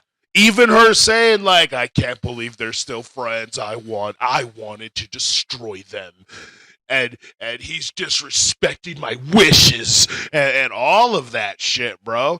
And from that point on, dude, I was getting fucking DMs after those videos came out where it was like, dude, if you did beat her ass, I wouldn't even blame you. Like, it wasn't even like that, dude. I was so sick of her. Dude, I didn't care who. Dude, I had no feelings for her. Dude, she was such a fuck. Oh my God, bro, I was so glad to be rid of that bitch. Do whatever you want with whoever you fucking want. It means nothing to me, bro. Mm-hmm. And then within a week, I had another hot-ass girlfriend. Like, you know what I mean? Like, and even after I was, even after she was squelched out of my fucking life, I'm like, I didn't think about her all that much for very long, for too long. And then after that, I just stopped. Didn't mean much to me after that. Like after about maybe, I don't know, I'm giving myself the benefit of the doubt, a month. And then after that, I was like, whatever. I got Right. more important things to fucking worry about than some crazy racist fucking country bumpkin that's gonna try to talk shit about me on the internet. Bitch, you've seen my fucking videos. You know how I can fucking just tear people apart. And that's exactly what I did. And you did literally nothing to me by causing my channel to get terminated. Yeah, you're still around, you're still doing all the shit, and then on top, look, let me just put it to you this way: any story you've ever heard about a woman, me beating a woman, it's bullshit. I've never beat a woman in my fucking life. But dude, women. I have beat women a never felony lie. in Virginia, though. Bro. Actually, you got to remember though, women can't lie. That is true. Women cannot fucking lie at all. It's literally impossible. As a matter of fact, maybe Humble had a point. Women can. The phone's ringing. Yeah, this is the new Welcome Back CPN hotline. Yeah, so let's go ahead and answer that. Okay. Hello there. You are with the CPN Welcome Back hotline. Who am I talking to?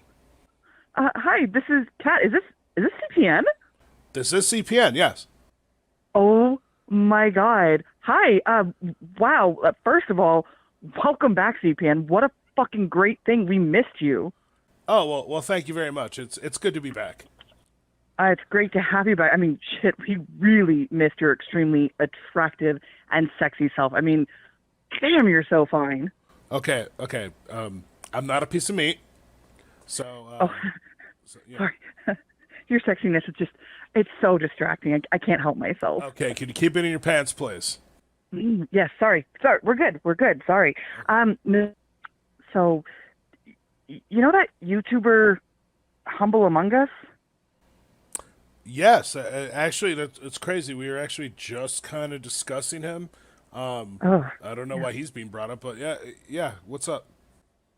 Oh, I'm sorry. He raped me. Yeah. Wait, what? Yeah, he raped me, and it was weird because I was talking to him at a party, and he pulled me into a private room, and he decided to rape me, and he kept calling me a fascist. Wait, hold on. Mm-hmm. You're saying the YouTuber Humble Among Us raped you at a party and called you a fascist? Constantly, yeah.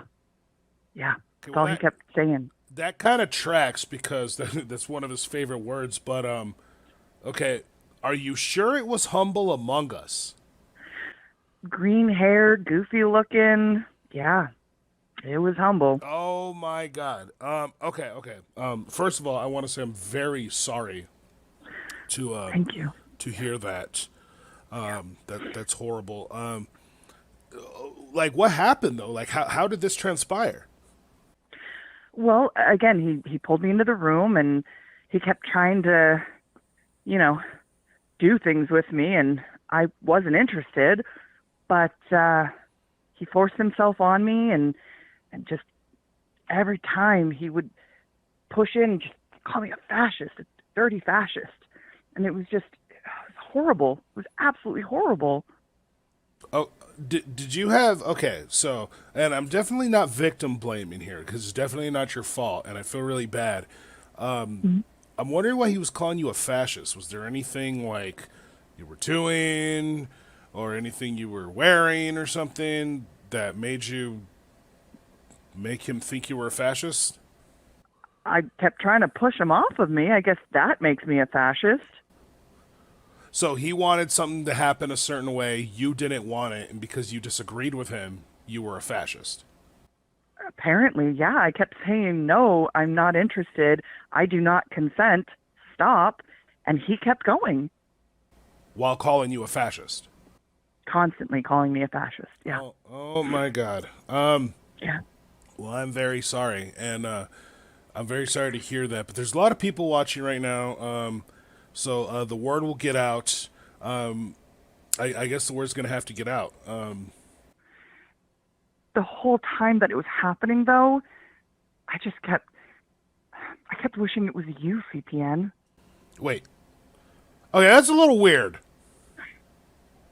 I mean, you're just so sexy, and I couldn't help myself. God damn it. It's another piece. I'm not a piece of meat. Is there anything I can personally do for you to, like, you know, like, I don't know, maybe make... we can't undo it, right? But is there anything I can do to maybe soothe your pain for a short while?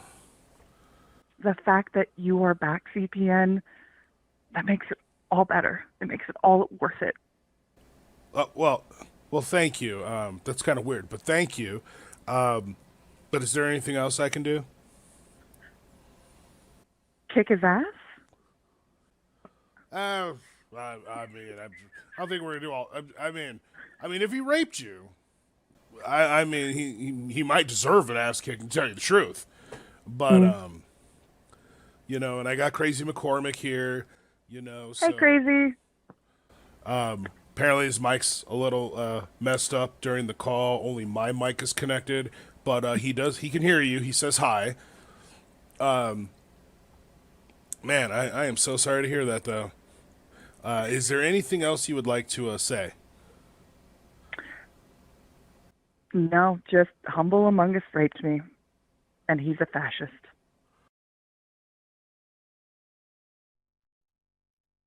Bro, Damn. What the fuck was that, dude? Oh my god! I'm like, what the fuck? You know, shit. This is dropping some shit tonight. No, we're not saying this, okay? Yeah. They're saying that. Yeah, we're not saying this. Like, this is not our words, but apparently some woman. I don't want to believe her, bro. Like, but wait, women can't lie though. Women don't lie. They don't lie, especially not about stuff like that. No, of course not. I mean, and on the internet, that never happens. No, everything on the internet is true. And everything a woman says is true. So therefore, this woman did not lie. This is fucking weird, bro. This is documented. Documented history of Humble Among Us, dude. Wow. Fucking crazy. I thought I knew this dude. Like, dude, we gave him interviews at the gathering. Dude. And we didn't know this. But like I said, you know, we're not saying this. Okay? Like, this is coming from an alleged caller. But women can't lie. So therefore, it is documented history of Humble Among. Absolutely. Shit. I hope we don't hear more stories like that. Anyway, I mean, I'm open ears, you know. I've heard it all, I believe, tonight. I mean, I'm just saying, you know. But speaking of Humble Among, yeah, like, I told him, like, he started going after, you know, like, his side of the, you know, like, it doesn't really have anything to do with Chuck or Roxxi or anything like that, but it does have to do with me.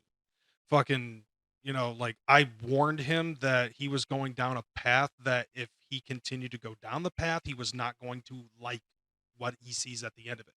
The reason why I told him that is because I've seen the same shit that he's doing right now with what the Bender boys do and shit. And I was like trying to give him a pre-warning.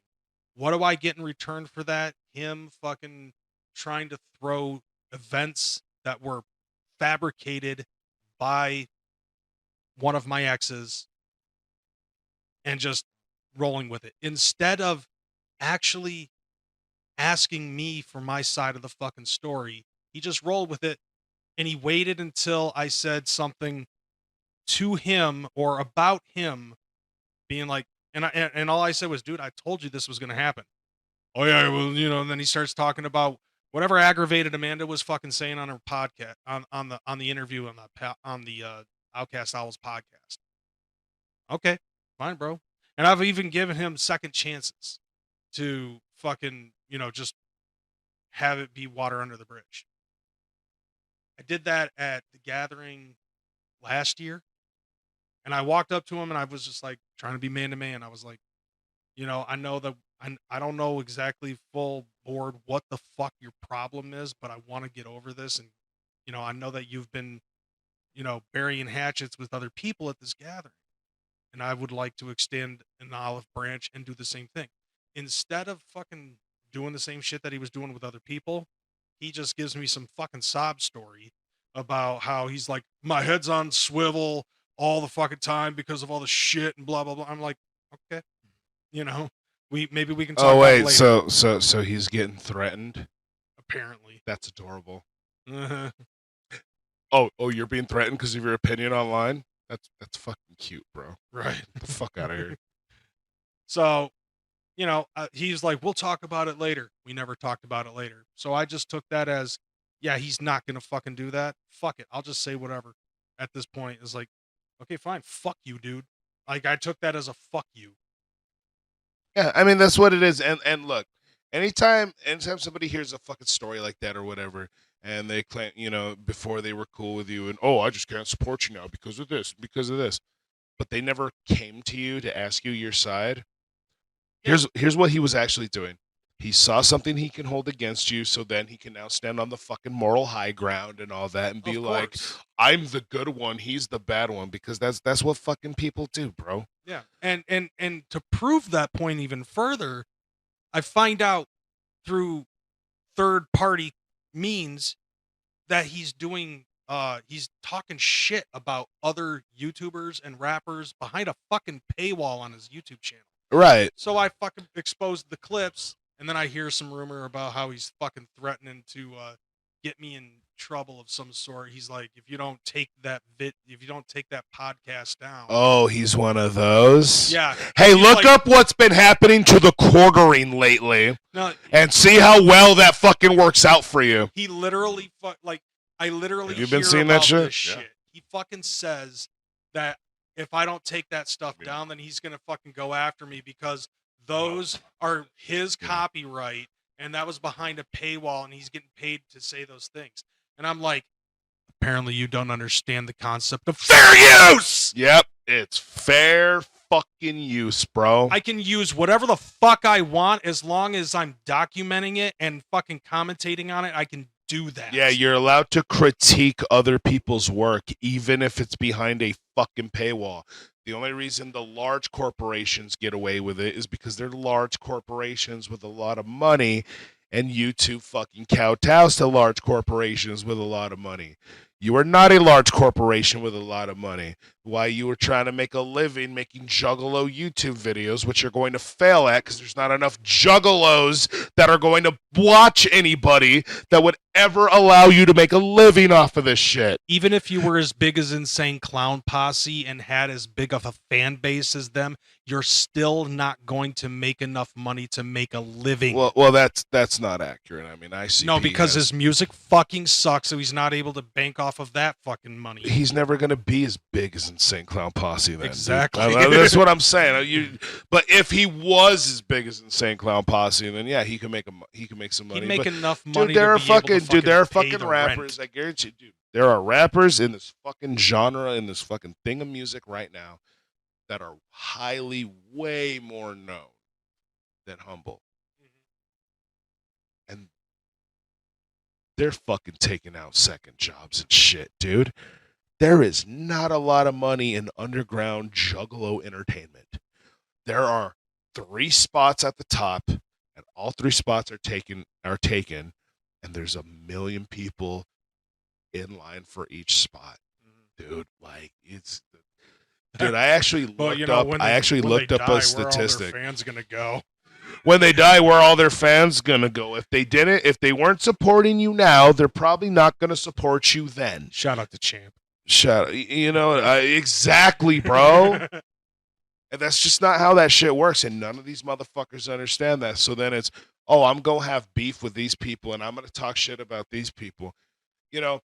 Like, did you tell me he was talking shit about like these? Who was it for like a Chinese joke? Oh, Cartoon Bondurant. Okay, yeah, I don't know who that is. Yeah, he's a rapper from Battle Creek, Michigan. Okay.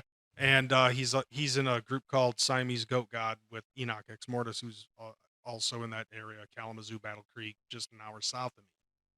So apparently he ended up having some fucking video on TikTok where he was like doing like a joke about using the Chinese accent, and he was trying to fucking call Cartoon Bondurant racist because of it. It's like, oh, miso sali. That's actually funny, motherfucker. Yeah, and Asian people don't care. Most Asian people don't care. Dude, I have this friend, you, Skeeter, you obviously know who she is. A Korean chick. dude, all we do is I do Asian jokes to her. She does black jokes to me. Yeah, I'll be like, hey, yo, I'm gonna go get in a fight. Can you let me a poison dart out of your hair? You know what I mean? And she's like, aren't you gonna use that gat? What makes you think I have a gat? 'Cause you're black. Well, shit, you know. But I will say this when it comes to racist jokes, you know, because I've obviously engaged in a lot of that type of language and that kind of humor. You? Calling people some words. Did you know about this? I've heard. I'm new to this. Yeah. Like, I have like, dude, enlighten me. I need to know things. You know, there's a certain C word I like to use. I called somebody a house thing, you know, before, you know, and all this. And after, you know, these, you know, my time in jail, these 4 years that I've been away from the scene, you know, and I've had a lot of, you know, that I spent a good year in kind of solitude just out on the land, you know, just by myself, you know, and, you know, you've seen the land out there, and, you know, Kreyz, you can definitely confirm that I own land. It is quite a bit of it. Piece of plot of land. With houses on them. But anyway. And history, actually. Houses and history. Yeah, you're right. And but anyway, you know, did a lot of time to think and stuff. And to tell you the truth, the world has changed. Social discourse has changed. Social acceptance of certain things has changed. When we were growing up, you know, that kind of humor, that kind of language and stuff, that was a lot more successful, acceptable. As a matter of fact, it was celebrated. True. And for whatever reason, that has turned, right? And, you know, when it comes to that type of humor with me and stuff, I mean, it's possible that the words that I've said and the things that I've said may have, in fact, actually caused some pain in some people, like some emotional pain and stuff like that, and some anger and stuff like that. So who knows? Like, maybe going forward, like, it's like, should I engage in that kind of joke, in that kind of humor? Maybe. And I don't know about going. Hold on, my phone's ringing. Yo. Hey, what's up, Jeannie? Yeah, I'm kind of in the middle of an interview right now. Wait, what? So they both made their way. Okay. So, wait. All of them? So you're telling me that they're all. Oh, okay. I'll take a Coke then. All right, bye. Anyway. Oh shit. Well, would you look at that? I took a Coke then. You got a Coke? Yeah. Hell yeah, dude. Let's talk about something else. Now, with that said.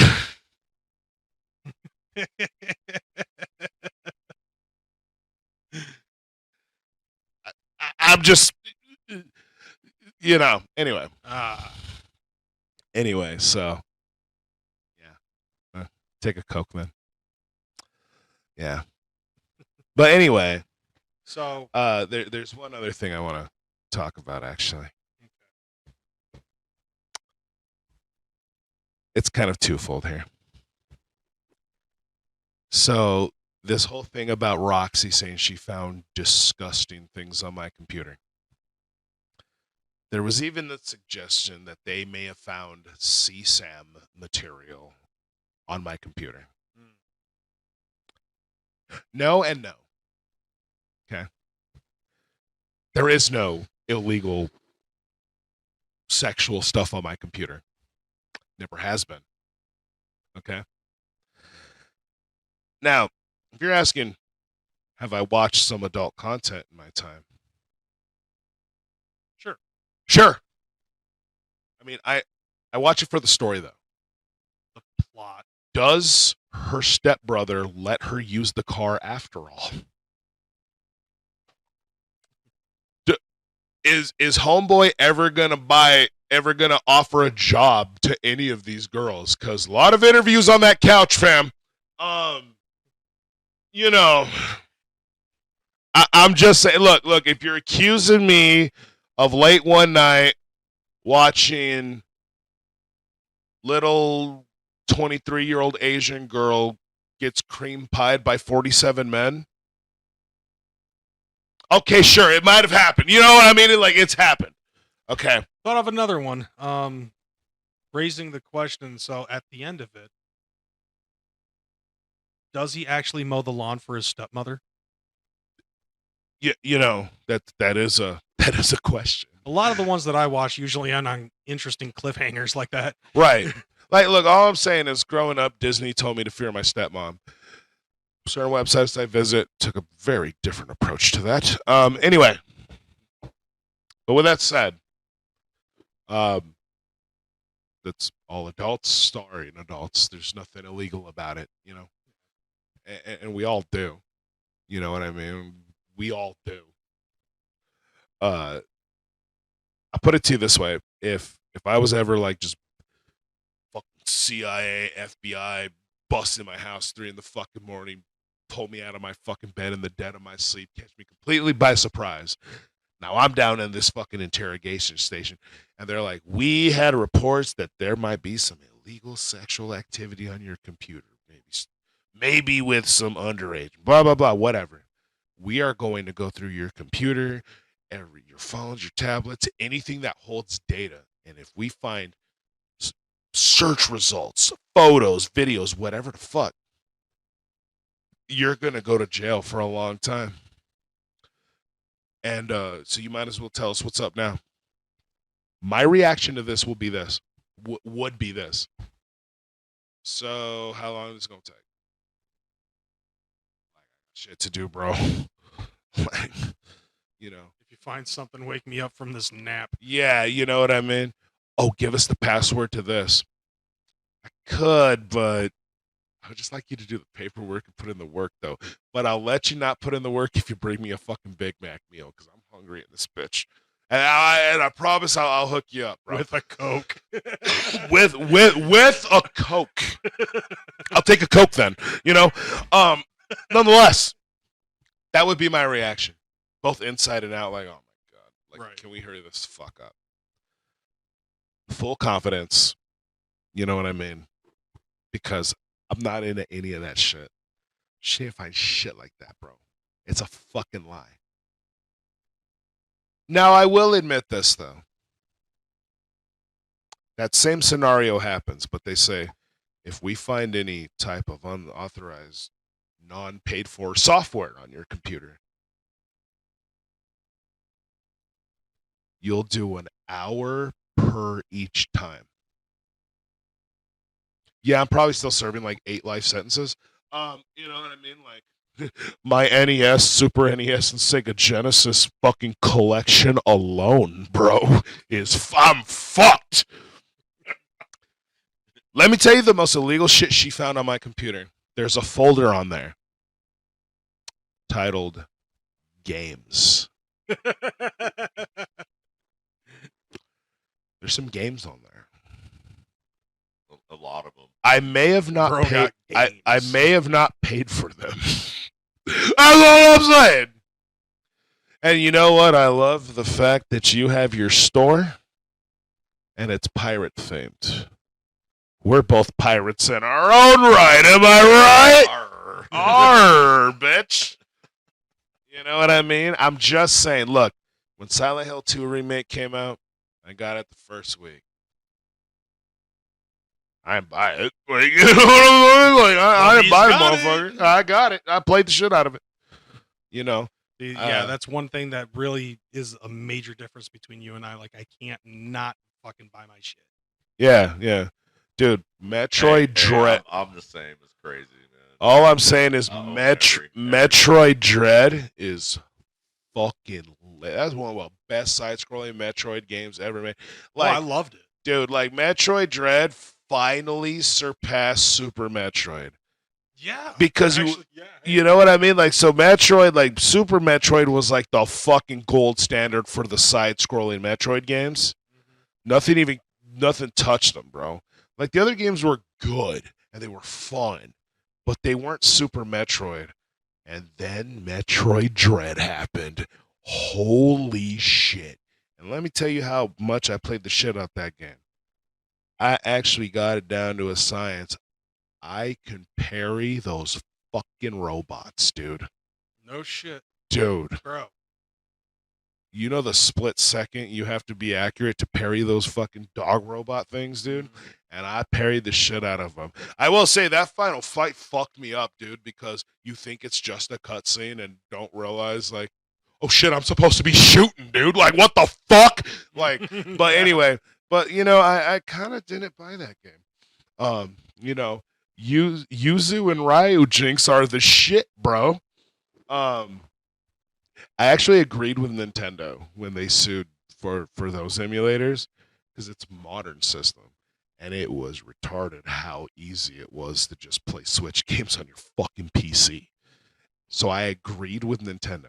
I don't agree with the shut down these NES and Super NES and Nintendo 64 emulators. It's like, bitch, you're not pushing this technology anymore. Right. That shit's I want to be able to play this shit and remember what it was like when I was fucking 11. You know what I mean? Selling it over and over. Yeah, but they're not off doing it fast enough. It's like, bro, do you know the reason why I emulated Nintendo 64? For one fucking game, dude, that I never got to fucking finish. Donkey Kong 64. Yeah. I never got to finish it. Finally did, thanks to Project 64. You know what I mean? That's the most illegal shit on my computer. Mhm. All right, if you're looking to fuck me up with, oh, you guys, there's illegal shit on this computer. It's all gaming shit. What actually happened with Roxxi and the Cuckster, we have his computer. We're going to start finding some shit. It was they literally had a real life version of that fucking scene in the movie Knocked Up where she thinks Paul Rudd's cheating on her and she goes to bust him. And when they go bust in the house, what's he doing? He's playing fantasy fucking baseball with a bunch of his homies and shit. That's what he's been sneaking off and doing. Right. What's he doing on his computer? Pirating video games, bitch.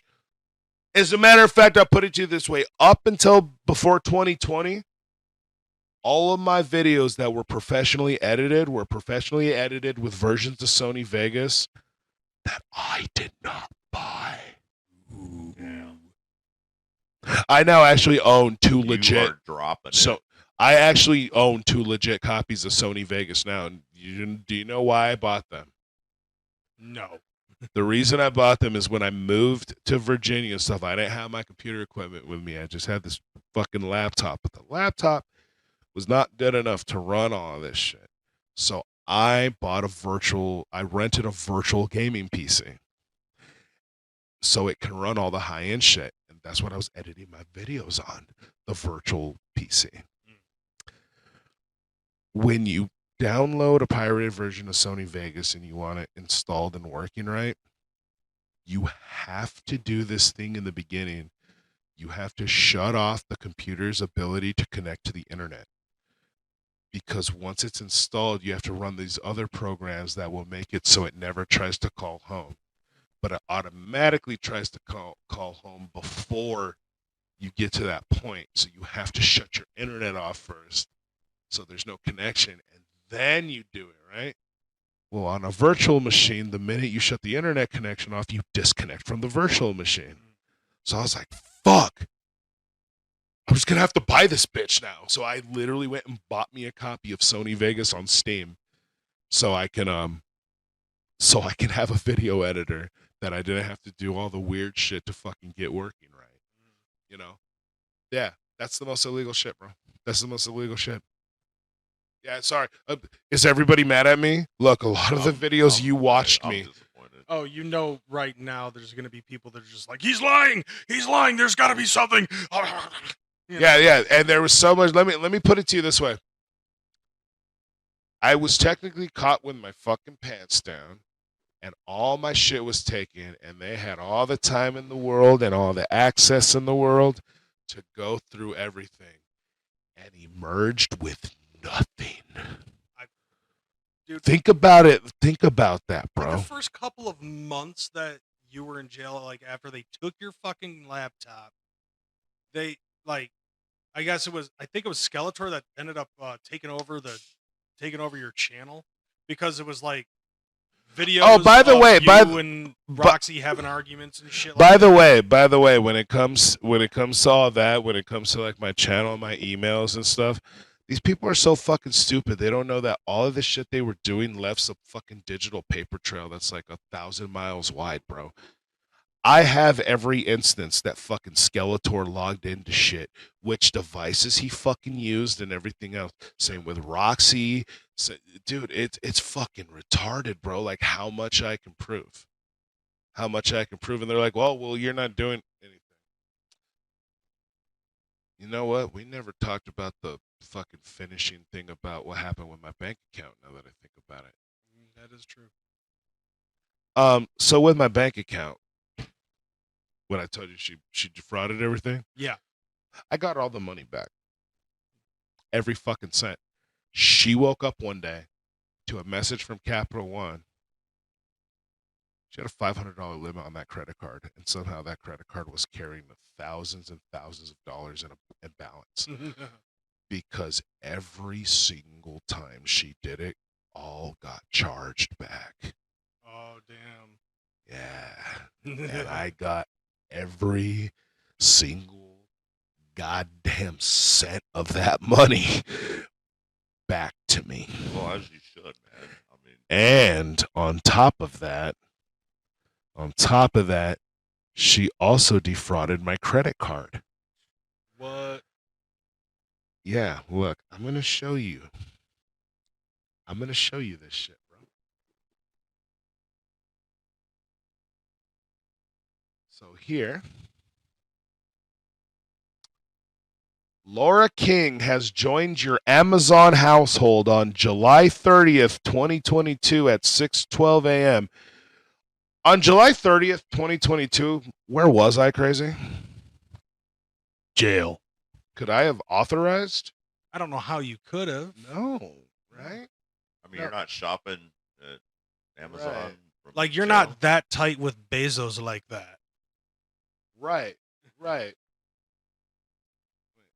this the one I'm looking? Oh, like Amazon household card copy notification.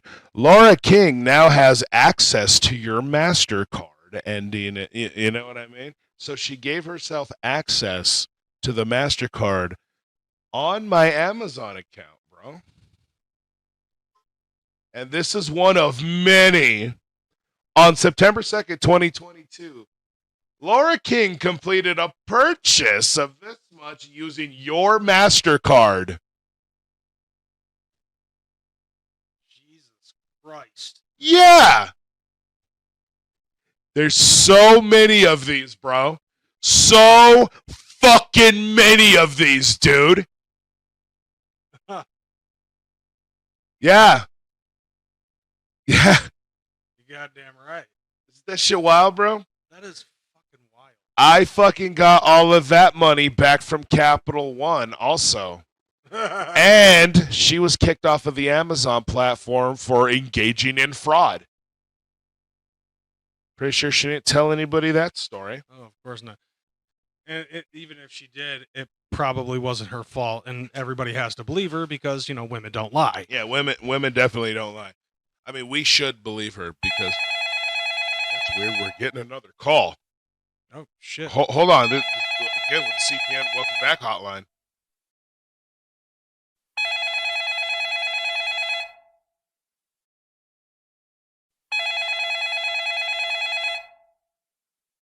Yes, hello there. You're on with the Welcome Back CPN hotline. Who am I talking to right now? Hello? Is this Child's Play Ninja?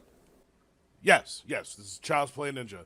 Oh my God, CPN, I gotta tell you something. I am so glad I was able to get a hold of you. I've been calling this motherfucker all night, and I couldn't get in. You know, there's so many people calling.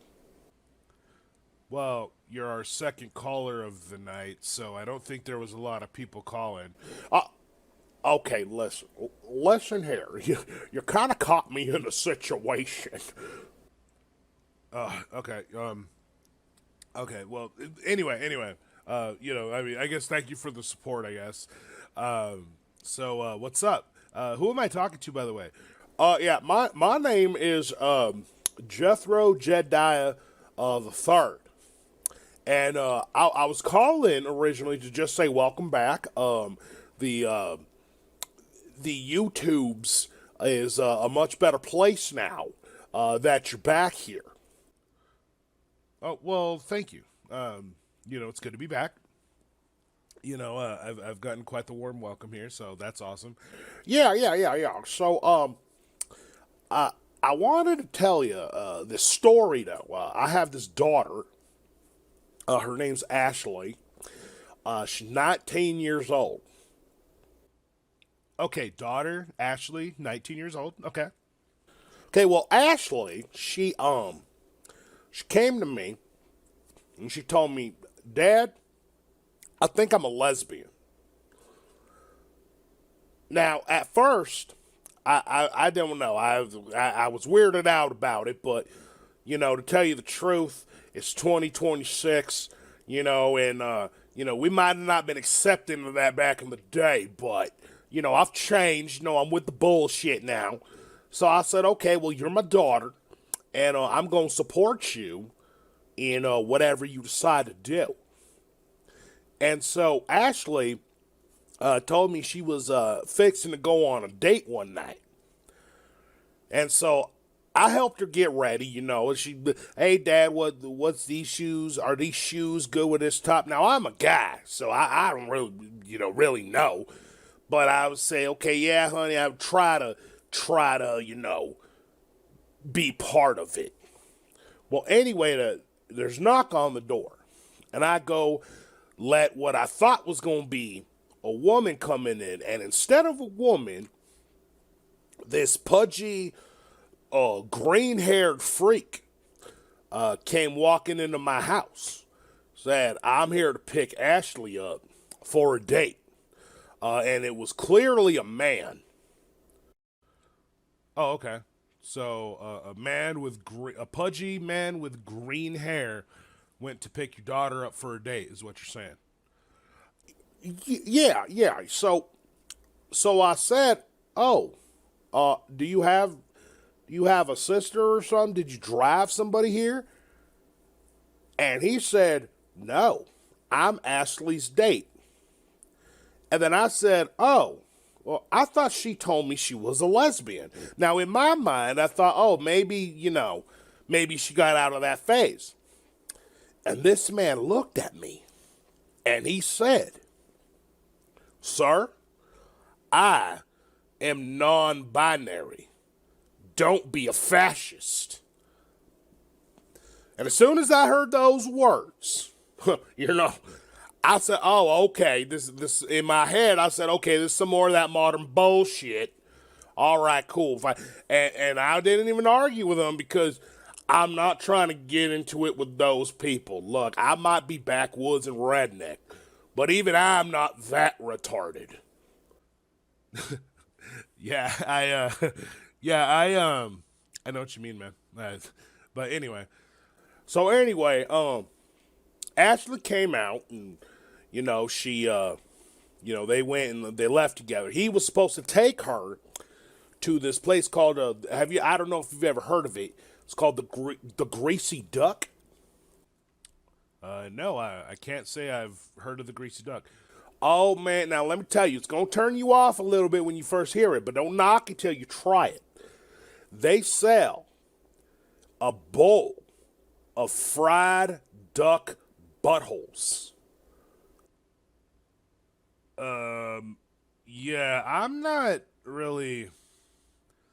That's not something I think I'd be into. Oh, no, you don't understand, CPN. You don't understand. Fried duck buttholes is a delicacy out here. Okay, I think I'll take your word for it. Yeah, well, anyway. I said, you kids have fun. And I sat in my chair, watch my football game, drinking my Budweiser. And then all of a sudden, about 2 hours later, Ashley came home. And she was disheveled and she was crying. And I said, baby, what's wrong? And it turned out, she told me that this non-binary green-haired freak raped her in his truck. Wait. hold on. You're telling me a non-binary, green-haired, pudgy dude picked your daughter up, took her out somewhere, and raped her in his truck? Yeah, that's what happened. That's what happened. And I was very mad. I was very upset. You know, I wanted to go grab my shotgun and find this motherfucker. You know what I mean? And now I know somebody might say I was only upset because my football team lost. But you got to understand, I'm a Raiders fan. We're used to losing. So that don't even upset me no more.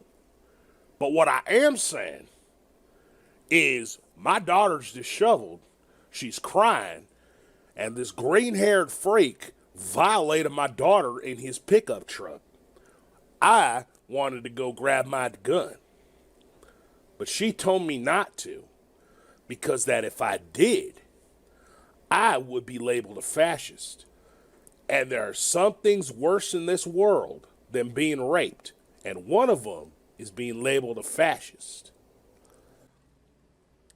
I mean, I don't know if that tracks that way, but I mean, I guess each their own, bro. Like, at that point, I wouldn't care. Well, let me tell you something, CPN. Let me tell you something. One day, I got on the internet, and I seen this motherfucker. This is the motherfucker that came to my house. I seen him on the YouTubes. Oh, okay.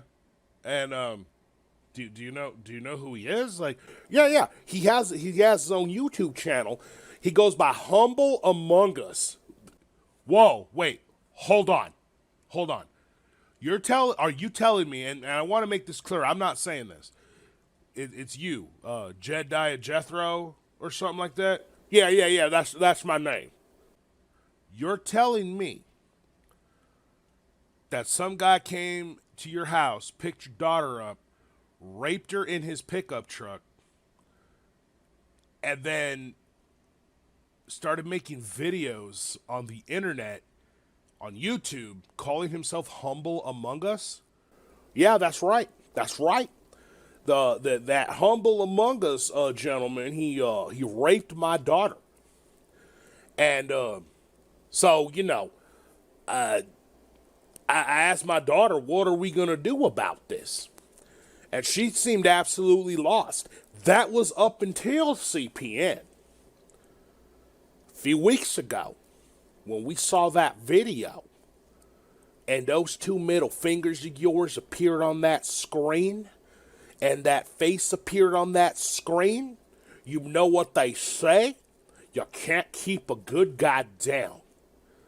And it's your return that has given my daughter Ashley hope. Okay, I don't know how I'm giving anybody hope. I'm just, gonna... You don't understand, CPN. These weirdo rapist freaks have been running rampant since you haven't been around to put them in check. And on top of that, let's just be honest. You're such a sexual dynamo that anything that happens to a woman is automatically gone from her consciousness when they gaze upon you. Okay. I don't know if I'm comfortable with that, sir. Like, I feel like I'm being treated like a piece of meat. So can we just, not go? No, I got to tell you, CPN, look, let me tell you something.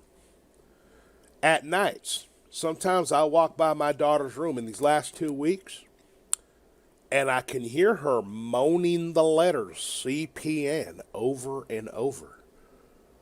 Now, I know she's probably doing one thing when she's moaning them words. So I make sure never to walk in the door when she's moaning CPN. Okay, Jethro. Jethro, Jediah, whatever your name is. I'm getting pretty uncomfortable. No, CPN, let me tell you something. You think you're uncomfortable? How uncomfortable do you think my daughter was when she was being raped by that green-haired freak Humble Among Us? And you know what else she told me? She told me the whole time he was doing it, He was calling her a fascist. Imagine being labeled a fascist while you're being raped. Okay, yeah, that might be horrible, yes. I mean, I would think the rape in itself would be horrible. Guess the fascism is a sprinkle on top. Well, CPN, let me tell you something. She told me that while this was happening, the only thing she could think of was she wished it was you in that truck. Because the sex would have been wilder, but it would have definitely been consensual. You know what I'm saying? Okay, look, are you trying to pit me out to your daughter, bro? Like, what the hell's going on? No, listen, CPN. I wish you would come pay us a visit and have sex with my daughter. You'd probably fuck that darkness right the fuck up out of here. Okay, look. Thank you for the story, but I think we're going to cut this. I'm very sorry for what happened to your daughter. If I can do anything, I guess my presence here is making things happen. So that's cool and all. But I'm very sorry for what happened to your daughter. But you have yourself a great night, and we'll see if we can get to the bottom of this. All right. Well, thank you much, CPN. But listen, Humble Among Us raped my 19-year-old daughter in his pickup truck. And guess what? He called her a fascist. And that's all I wanted to say. You have yourself a good night, sir. Thank you. Have a good night. Oh my God, another one? That was insane. What, dude? What do you think? Dude, how are you gonna laugh at a time like this? How do you think this is so funny, How could you, bro? You sick piece of shit! How could you possibly laugh at a time like this, dude? I can't believe, dude. This isn't. Why are you smiling, Crazy? I'm trying. This isn't funny at all. I can't help it when I see somebody else laugh. I'm laughing because shocked. they're laughing. Yeah, it's a laughter of shock, dude. Okay, that's the second time. This is the second time Humble Among Us has been accused of assaulting a woman, bro. And we have to believe her. We have. Well, women can't lie. Exactly. And on top of that, it being on the internet, it has to be true. If it's on the internet, it's 100% true, bro. Yeah. Women cannot lie, especially about stuff like that, on the internet. Yeah. Now, keeping in mind, we're not saying this. We're not saying this. We're not saying this. It's these women who we can't figure out why they would lie that are calling in and telling us these horrible stories about Humble Among Us. I mean, dude. I knew it was bad, but I didn't think it was this bad. Right. This is insane, dude. I'm floored. I'm fucking mesmerized. I know. You're in so much shock that you couldn't help but fucking use laughter as a defense mechanism. Yeah, that's what it was. It was a defense mechanism because you were so shocked, and he's still shocked. Look at him. Right. Damn, look at you. You're laughing, too. I can't fucking help it. You guys are horrible people. That's not the first time I've heard you say that to me. You know what? 67, bro. Oh, God. There is no Riz in your jibbities. I wish I could have wrote some of this down, as far as the slang. Let me tell you something. The way you laugh... Grip. The way your guys are laughing is mid and does not slap. There's so many, dude. You know what? You're a skibbity rizzle. Did you call me a skibbity rizzle? I totally called you a skibbity rizzle. Well, you know what? You're trying to say that my gas doesn't slap like that? Yeah, well, I have no cap. I'm low key no cap. All facts, no printer. Fuck you. Dude. Oh, shit. Is that a real fucking phrase, dude? Yes. All facts, no Actually, printer. I like that one. That's pretty No, I'm not going to. I actually, old, that one's a little fucking more intelligent, dude. Like, all facts, no printer. I fuck with that, actually, dude. Like, some of this, like, kayfabe aside, some of this lingo I actually do fuck with. But, like, Sigma and shit like that. Dude, that Sigma shit is so fucking weird, like, bro. no, dude, you're skipping a few of the fucking Greek letters. You're you're supposed to be alpha or beta or whatever. And they used to talk shit about us when we would fucking sag our pants, and these motherfuckers are I'd get shit for saying dude all the time, man. Man, you Yeah. say dude all the time. Dude. Dude, or bro, and then now everybody's bruh. dude, It's fuck, a different way of saying bro, but now it's like, dude, my daughter acceptable. fucking, like, it literally went from dad, like, with my daughter, it literally, throughout the last 18 years of life, it went from dad to daddy to dad to bruh. Bro. I can relate. Oh, My man. kids call me skeet. Skeet. Skeet. Yeah. Dude, I don't even your get that. your daughter has a word she likes a lot. Tough. Is that what she said? Like, she's like, oh, that's tough. That's. I like, all right. Hell yeah. Tough. Man, that's tough. Tough, man. That's right. I'm gonna have to pick some of these words up, man. Note to So again, back to what I was saying. Yeah, she didn't find shit.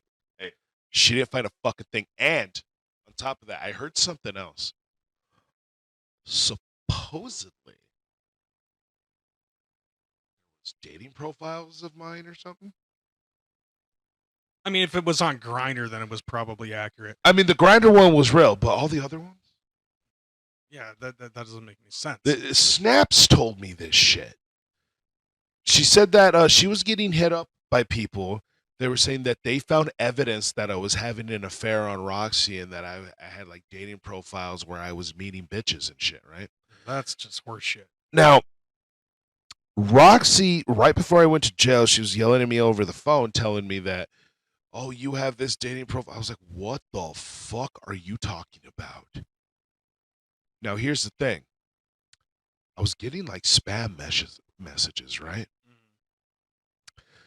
And these spam, like it was like spam, like, you know, the whole fucking like, oh, hot singles in your area. Yeah. You got a message from this website from fucking Sexy Raspberry 47. You know, just weird shit like that, right? That one might have actually caught my attention. Everybody knows I have an affinity for raspberries. Well, I mean, there it is. Right? Yeah. Oh yeah, fucking apples and peaches 92. Really, apples and peaches, huh? I mean, I know it's not real and it's a bot or a fucking some dude in India, but still, you know. It's the Nigerian. So I on a news. So I didn't really pay much attention to him. Like, I remember going and clicking through and going, "This is retarded, spam, whatever." Yeah. Right? And then she's calling me out on this. I thought it was possible that maybe she saw that was coming in and flipped out until I found out. And by the way, props to Scully, because that motherfucker did some shit, right? It turns out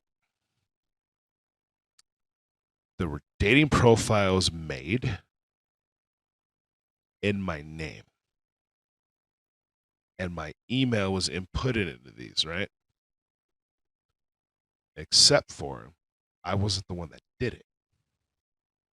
She did. Let me And guess, pretended- while you were in jail. No. Oh. Remember I told you she was coming over to my house, fucking me and shit? Yep. Hold on.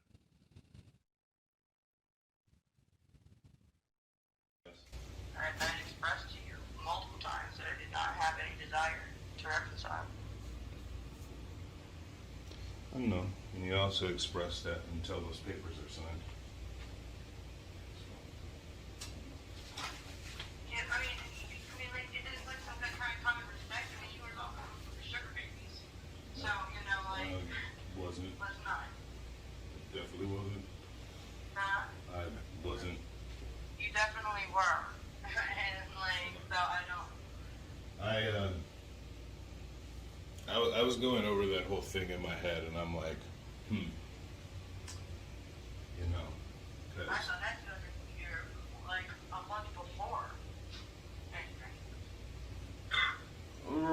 But I remember you told me you had friends that hacked my Google, and I went, no.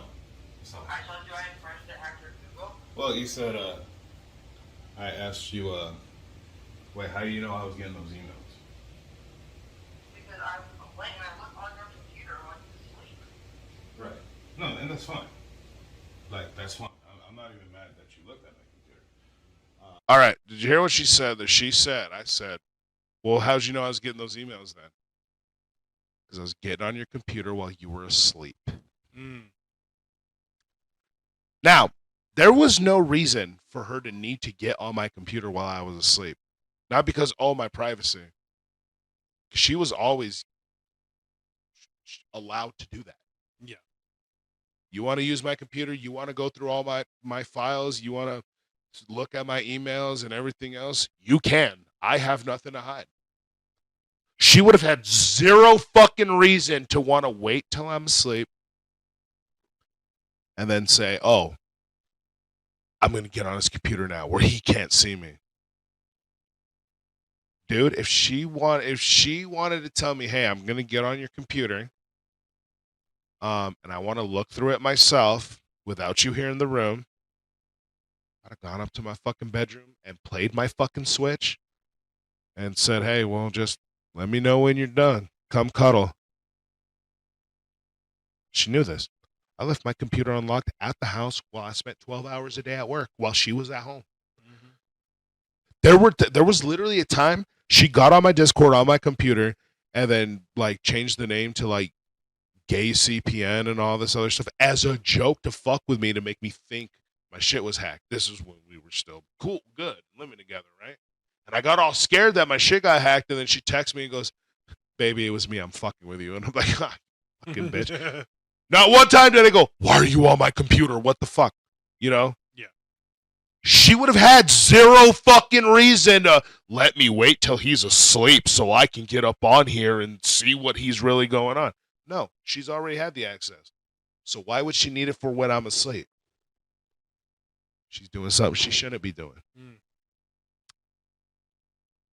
Now, at first, I wouldn't have any proof of this, right? And like I said, Scully's the shit. And I also want to give props out to someone else. Someone else who helped us get a bunch of fucking information. Because these faggots trusted somebody who was double agenting for us. Thank you, Cherry. Oh. Wow. I had sent Roxy screenshots of her conversations with Cherry and said, these are conversations between you and Cherry. And your replies are on this side, and Cherry's replies are on this side, meaning the screenshot was taken from Cherry's inbox. How do you think I fucking got those? And Roxy came back with, well, I asked her. She told me her account was hacked. Yeah, her account wasn't hacked. That's not how that works. But then she goes, but what I really think happened is that she shared those screenshots with somebody who then shared them with you. And you want to know something? She was right. Crazy. Should I call the person that she shared screenshots with? Sure. Okay, hold on. Let's call that person right fucking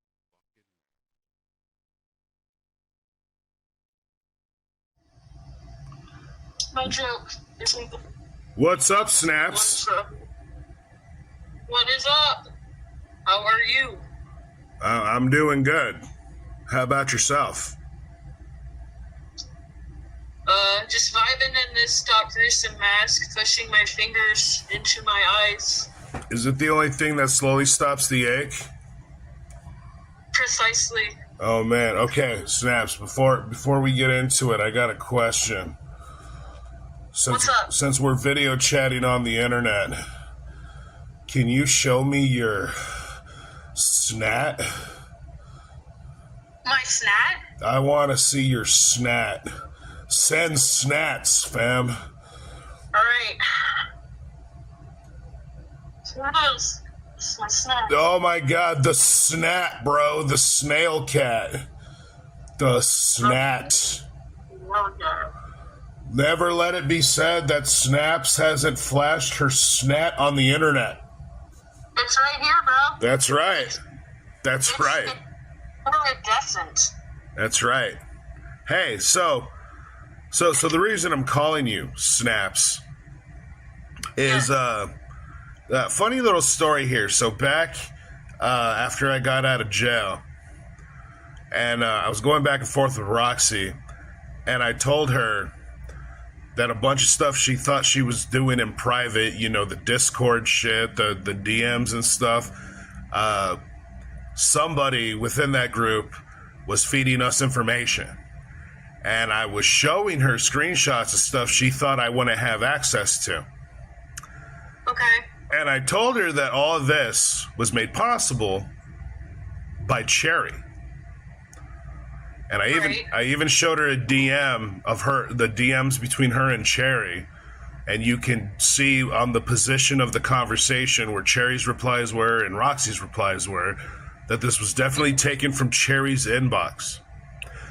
Right. And Roxy came back and said, well, Cherry said her account was hacked.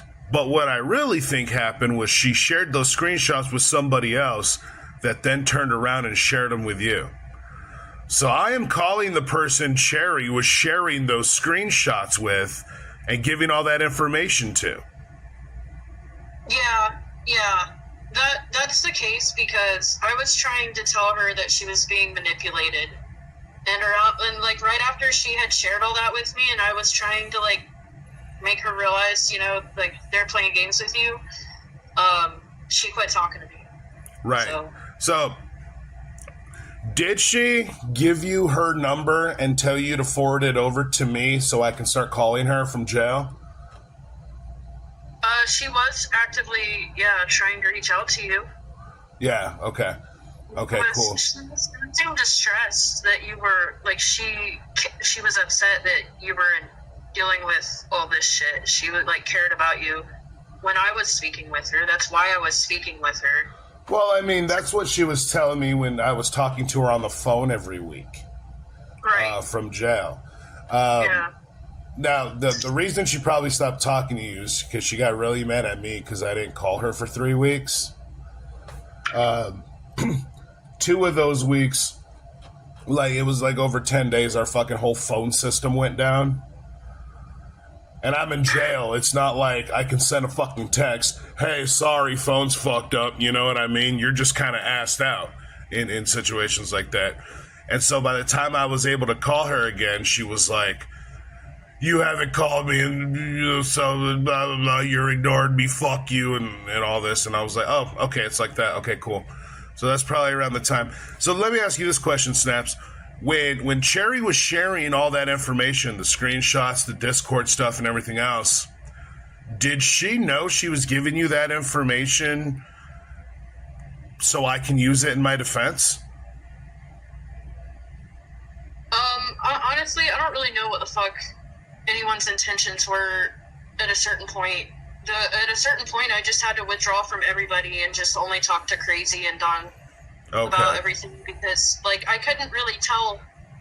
Everyone was playing mind games and, like, psyoping each other and trying to bamboozle each other for video footage for their YouTubes or some shit. Like, everyone was, like fucking, like, I was a bleeding motherfucker in a kiddie pool full of sharks, pretty much, so I can't honestly answer that, like, because I don't know what anyone's intentions even were at a certain point. I had to just withdraw from everybody. She could have been fucking with me and trying to get shit out of me for Roxy. I don't even know, because she sure did turn on you pretty fast, so, like, I don't know. Well, I mean, she turned when the call stopped for those couple weeks, but it is what it is. So she was on board for you and, like, hoping for the best for you, to my knowledge, and then she started getting weird and turned on you and quit talking to me. Yeah. And, like, yeah, I'm not sure, bro. So let me ask you this question then. Let me word it this way. When she was sending all that information, was she aware that you guys were riding for me pretty hard? Oh yeah, everyone knew. knew because we were the ones running the fundraiser for you. Okay. Like, everyone knew. So would it be safe to say that when she was handing you that information, she knew that this information was being used for my benefit? I'm sure she, like, clearly knew that, like, anything we could get, yeah, like, I'm sure, yeah. Okay. Like, it's pretty obvious. Like, she'd have to be pretty fucking slow in the head to think that we wouldn't, like, help you out at that point. Like, we were running the fundraiser, dealing with a lot of harassment and shit everyone could see clearly at the time. Yeah. So in other words, when Roxy says, I think Cherry shared that information with somebody who just happened to share it with you, she's right. But the context of that should be, well, who did she share it with that shared it with me? It was my team, fam. Yeah, everyone was running their mouth everywhere, bro. But me and Kreyz were holding shit down. I think Dawn was involved, but, like, I don't really remember, like, to what scale. Because I remember, I feel like it was just me and Kreyz constantly documenting shit and saving shit to, like, anything we could for you to use for your defense. And, like, people knew that we were trying to help you. So, like, why the fuck would you send me anything if you have a problem with Raya? And, like, why would you send me something that could benefit him?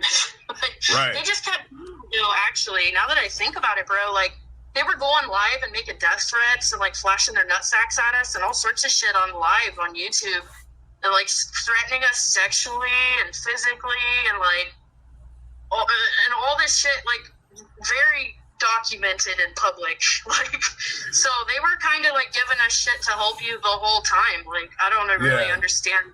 I can't believe you support CPN. He's possibly a rapist, so if you support him, I'm gonna rape you. Like, wait, what? Like, okay. I'm like, okay, like, I can't make sense of nonsense. Like, I just had to withdraw at a certain point and, like, get away from everyone and just do what I had to do and leave it at that and not even, like, try to socialize. Right. I got you. Sorry. But, well, Snaps, that's all I wanted to clear up for everybody. Wave hi to the audience. What up? You know. Check out my snacks. I have a collection of snacks. Now, here's the thing. We know for a fact, everyone knows for a fact this part of this is pre-recorded and just put into the podcast. Try to act like we were calling you live, but you know. Right. But nonetheless, Snaps. Well, thank you for clearing that up. I'm gonna let you get back to your finger eyes and your I'm gonna go finger my eyes, everybody. And play with your snat.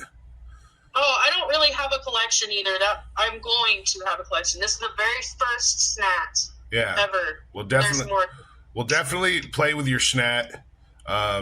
You know, do some internet videos of you playing with your snat. You know, that might make some money. Yeah, only snats, bro. This is how I make a living, everybody. This is what I have become. Yeah. This is what I've become. A proprietor of snats. And all that. And also, if you haven't yet, listen to Korn's new song, because it's really good. It's like some old school Korn. God. I keep forgetting to listen to that. I will. Yeah. But anyway, you have a good day, Snaps. All right. Good to talk to you as always, homie. Peace out. Yeah. Peace out.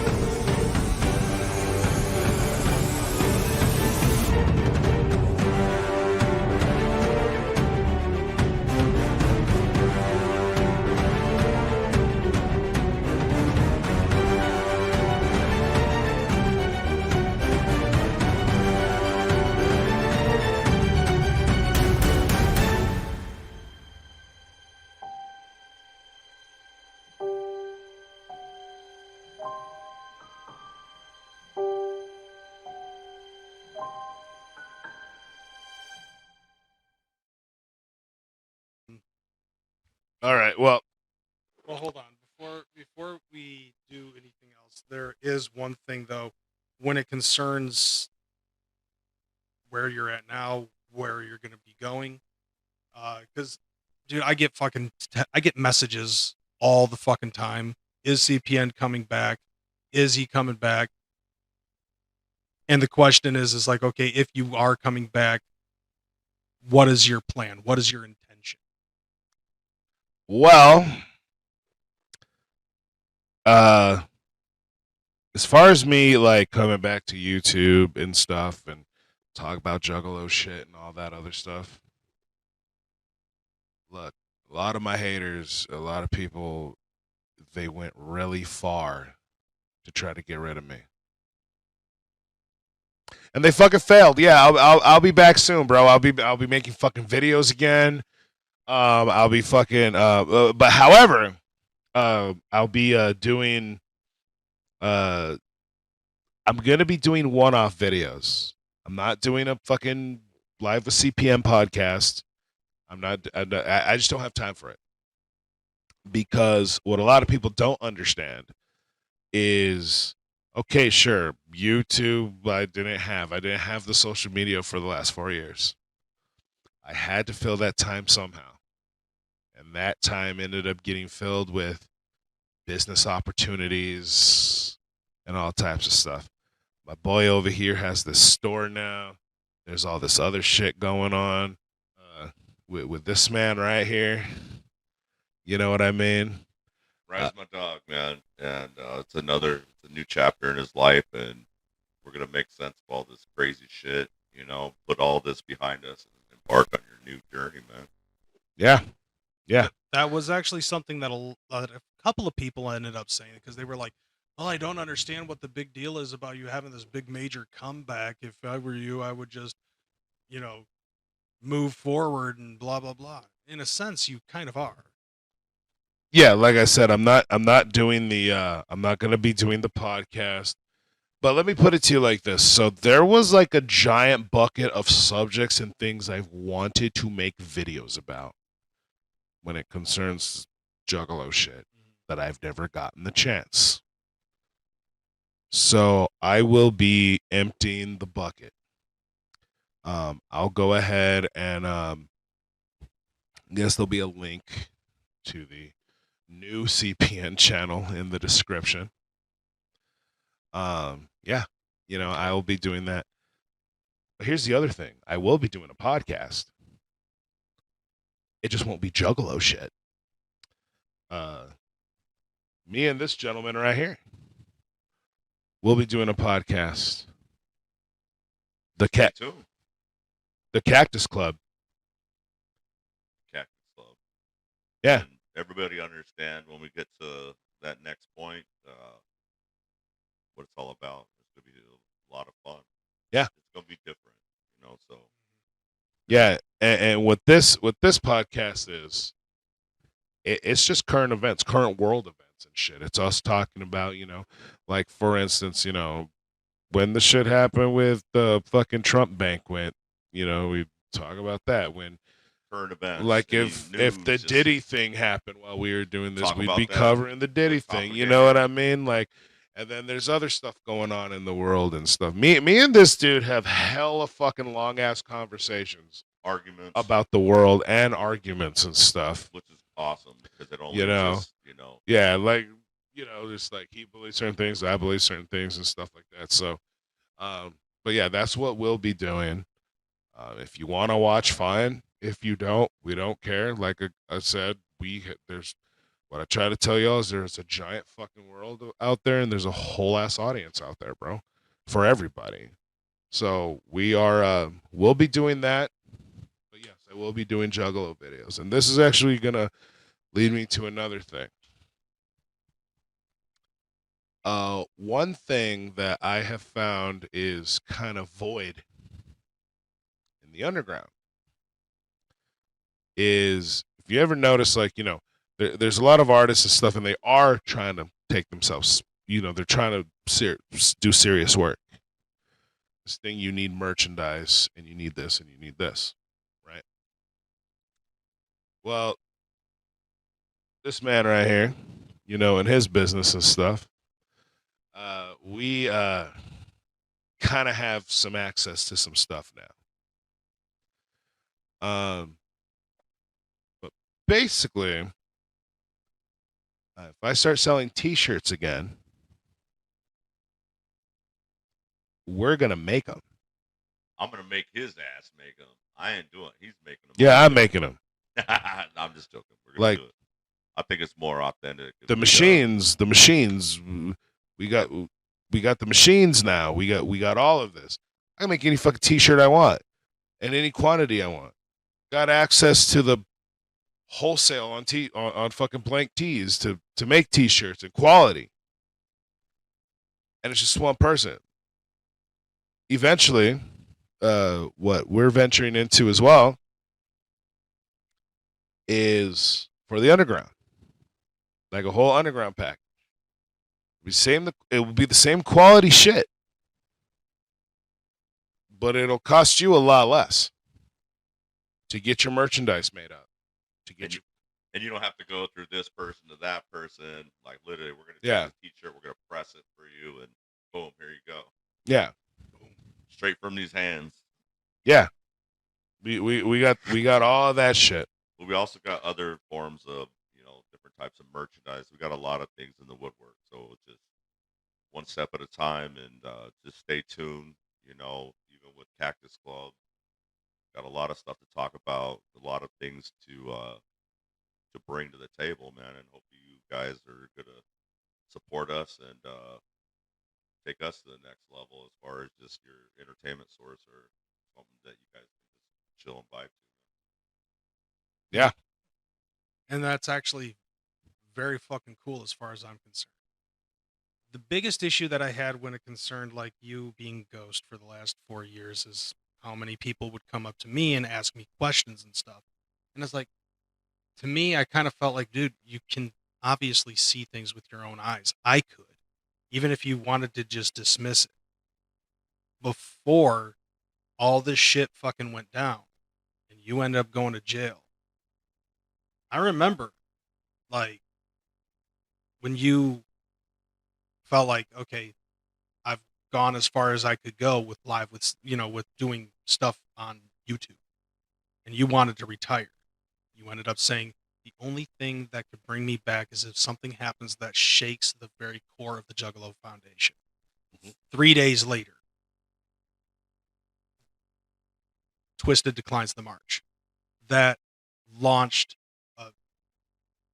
a comeback where you had inspiration to do more work on the channel. And that lasted for quite a while. And you were able to do magical things that a lot of other juggalos probably were very envious of and wanted to do as well. You got to do those things. Extremely fucking envious. Yeah, which is what led to Which is fucking sad as shit. Yeah, kind of leads to this as a whole culmination of things. Yeah. But at some point, it's like, okay, you're doing all of these things, whether it's hosting a fucking spot at the Gathering of the Juggalos, interviewing Tech 9 twice. A lot of accomplishments. There were a lot of accomplishments made, and it's I'm like very proud. you got, the Juggalo culture, for good or for better or for worse. You ended up getting married because of the shit and all that other stuff. But like towards the end of it all, eventually it can cause burnout. You know that as well as I do. I've gotten there before where it's just Right. like you're not doing it for yourself anymore, and you can see it when you're seeing. Like I could clearly see it when you were doing lives with CPN, and you could just tell just by the energy it was not there like it was before. And I was like, this man wants to fucking get out of this. Dude, I gotta tell you, bro, there was that.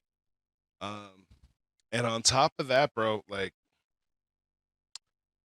dude, I was so devoid of sleep living with this bitch. And I was so like, look, I gotta show you an example. Like, look, I told you about her trying to come to my hotel, and you guys have already seen everything this bitch did to me publicly, right? Mm-hmm. So you can only imagine what kind of bitch this was behind the scenes. Like, if she's like this publicly, what is she hiding, right? Yeah. But I got to show you this series of text messages. This is after I got out of jail. Okay? And I got to warn you. When these text messages happened, when this conversation on this day happened, I stared at my phone and I was like, what in the actual fuck? I walk into my mom's house and I go, I'm about to blow a fucking gasket. And she goes, what happened? And I read her the series of text messages, but then when I got to that last one, my mother sat there staring with her jaw open. What the fuck? I screenshotted this text and sent it over to like my homies, like my homies here, like our group chat. One of my friends texts back, "You're lucky you're not fucking dead. That bitch is nuts." Sent it to my cousin. Her response was, "You have to be absolutely fucking kidding me right now." I sent it to his wife. I said, look what this bitch just said to me. And she texted me back, "That's the stupidest, craziest shit I've ever fucking seen." A few days later, I get this long text from my mother saying, "I'm beginning to understand how lucky we are to still have you here. After you showed me that text, I am convinced that is probably one of the craziest, most sadistic bitches you've ever been involved with. And had she not successfully got you put in jail, her next move was to send somebody to have you killed. Because there's no way any type of sane bitch can even say that shit to you after everything she's put you through." Now, I had part of my, like, this deferment plan. And by the way, next February 27, I then can have my record sealed. My little assault and battery misdemeanor that everything got can now be sealed. Can be sealed next year. Like it never happened. But anyway, I had like this year-long worth of sessions with my therapist, and then finally showed him the text message. And this is after he knew everything that I had said to her, everything she had said to me. I was real honest with him about the way I reacted to certain things, the way I yelled at her, this, that, and the other, and what she's done, and all this. And I read this text to him. And he fucking lost it and was like, I have never seen such a level of fucking manipulative gaslighting. Like, he told me, he's like, I can actually see now what you were going through. If she would say something like that, and people are watching right now probably thinking, he's overhyping this shit. I am not. Most likely that's what's happening right now. Okay. So, here we go.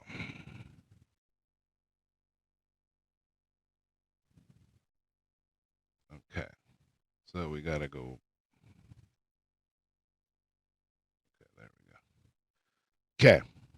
So she says, I'm sorry that you're homeless. And I reply with, I'm definitely not homeless. And she says, I really wish that your parents have done better for you so you didn't have to plot on mine. You're definitely homeless. You're definitely broke. And I texted, I'm not broke either. She texted back, whatever you say, stud. What kind of pathetic excuse for a man can't officially scare his wife so he resorts to threatening her elderly parents? Now that's rich. with like, you know, what we discussed. And I didn't threaten her parents, by the way. I didn't screenshot anything and send people. I told her parents that if I don't get my stuff back, and here's the stuff that she did with my bank account, all this shit's illegal, and I will take legal action. That doesn't constitute as a threat, you retarded bitch. No fucking courtroom is going to fucking look at that and be like, you threatened legal action because they were doing illegal shit to you? That's a threat. Right. It's not how that works, you retarded bitch. But nonetheless, and she says, your father would be proud. Oh, wait. And then I responded with, you mean like when you attacked my mother while she was in the hospital? And then this picture that I sent, so it's not showing now. This is on text now, right? Yeah. It would show if I was on the original phone because that's where the picture's at, right? This Text Now app is now on a different, on my phone, and I just logged in and can get the text messages, right? And you see I have her name as whore, and, you know. I didn't see that at all. Yeah, okay. No, I thought that was how you spelled Roxy. Right. So what this picture actually was, it was a screenshot of an offer letter I had received like 2 weeks ago. Mm-hmm. And it showed how much they were going to pay me per hour and all this other stuff, $33 an hour. But that job hadn't started yet. Yeah. And I said, and I'm definitely not a broke bum. And that was the tag with this picture. And her response to that, well, wow, I guess I stand corrected. And I said, and technically you've been to my apartment building. Because she's seen the place I was staying at when I was staying here, when I was back here, right? Because she'd seen it when she was out here. And then she said, and I never was anything but nice to your mother. You know, the one you claimed is so abusive and lies about everything? Yeah, whatever. So we kept going, and I said, you definitely want to get anything out of the divorce court anyway. We don't own a house, and I really don't want that shitty car. You can definitely keep that. And she said, cool, so we can sign and be done. And then I said, like my Mustang. And I sent her a picture of this Mustang that I was, in fact, driving at the time. And I was going to buy it. I decided not to. Then her response, wrong person. Fancy. And then this one, glad to know you are doing, and then it cuts off, right? When I go to this next one, crazy, this is the text message down here. Now, before we show this, remember everything this bitch has said about me, everything she did to me. This is after I got out of jail. Are you ready for this? Would you like me to read this out loud? No, I will. All right, go ahead. Glad to know you are doing so well for yourself while your abandoned wife is struggling to cover the bills. Have a nice night, sir. Oh my God. What the abandoned wife? What? How do you abandon something that left in the first place? Bro. Abandoned wife. Oh my fuck. What? She's the abandoned wife, dude.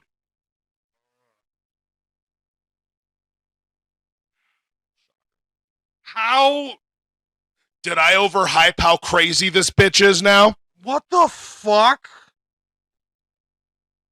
Abandoned wife, bro. Abandoned wife. Ladies and gentlemen, meth is a fucking wonderful drug, isn't it? Jesus, what the fucking what? Abandoned. Abandoned. Abandoned wife. Abandoned. Abandoned wife, crazy. And of course, you see my abandoned wife. Abandoned wife? Like, look at my response there, dude. Right. Oh my God. I'm... Yes, abandoned wife. Didn't know you can stutter in a text message, but I'll work on that. I'm impressed. Sweet dreams. Abandoned wife. My head is going to explode. Abandoned wife! You ever seen that one scene in the movie Scanners? Yeah, I know exactly what you're talking about. Too. Yeah, that dude, I'm feeling that right now. Abandoned wife. She's the abandoned wife, bro. Well, I know for a fact that ain't true. No. I mean, in any sense, it's just pretty sad. There is a blind motherfucker on Pluto right now that knows that shit ain't real, bro. Jeez. I have no words Abandoned for the amount wife, of bro. crazy, insane shit. What fuck, dude? What American Ninja Warrior gymnastics did she fucking put her brain through to believe that she is the abandoned wife? The abandoned wife, bro. Fucking. Yeah. Well, now it's like, yeah, now I want to be a part of your life. Yeah. I have some other ones. We're not, dude. We've gone way too long. We're getting tired. No. You know no what's way. you know what's fucked up? We've barely covered the surface of shit.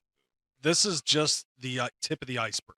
Yeah, but I don't want to fucking go harp on any of this bullshit anymore. That's the biggest issue. Like, there's so much shit. Like, I think we only covered basically up to the point where you got out of jail, and we've been on this for this long a time. Yeah. There's still like 3 more years. There's like concerts I went to, bro. Fucking other shit we so did. You're saying you got a lot to talk about. I'm saying I got a lot to talk about. So Okay. check it out. I say fuck it, dude. We're tired.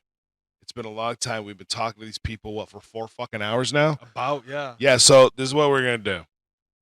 I have the link to my new channel is in the description. We're not going to do a part 2 of this, at least not right away. But we'll see. Look, I'll put it to you this way. I'm going to set my own number. And my own number is going to be, I'm going to set a date and my own number. If the support for my channel reaches these certain numbers, then by a certain date, maybe we'll do a part 2. That sounds good. We'll do a part 2 then.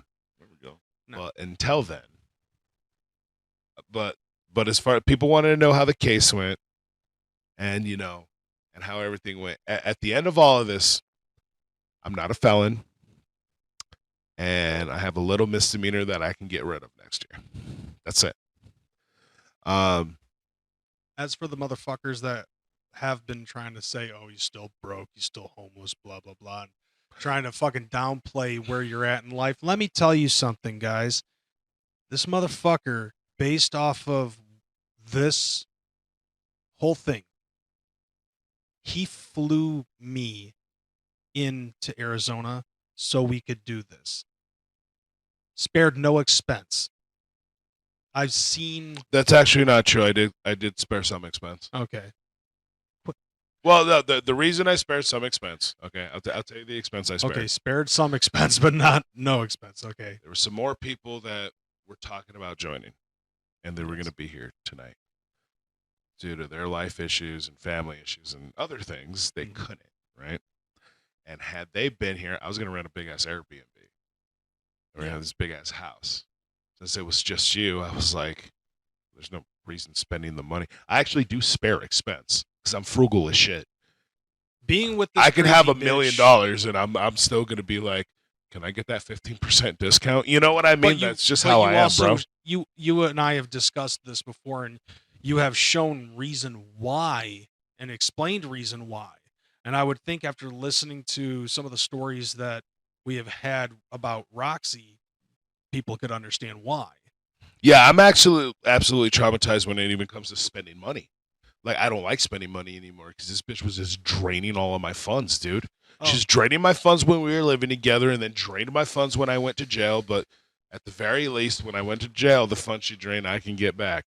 Now, a lot of the stuff that people try to say about their assumptions of Child's Play Ninja, I can definitely debunk a lot of those things because I have spent I have spent a weekend with CPN.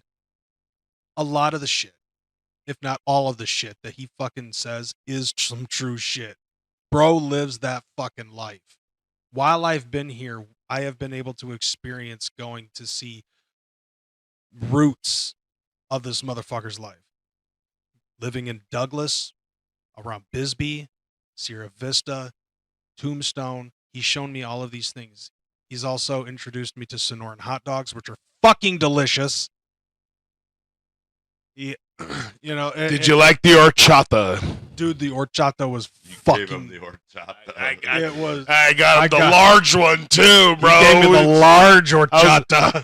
And he just looks up. He's like, "This shit's fucking good." I was like, "Awesome." Yes. You know, so like, he's shared stories with me. And I mean, he didn't really have to.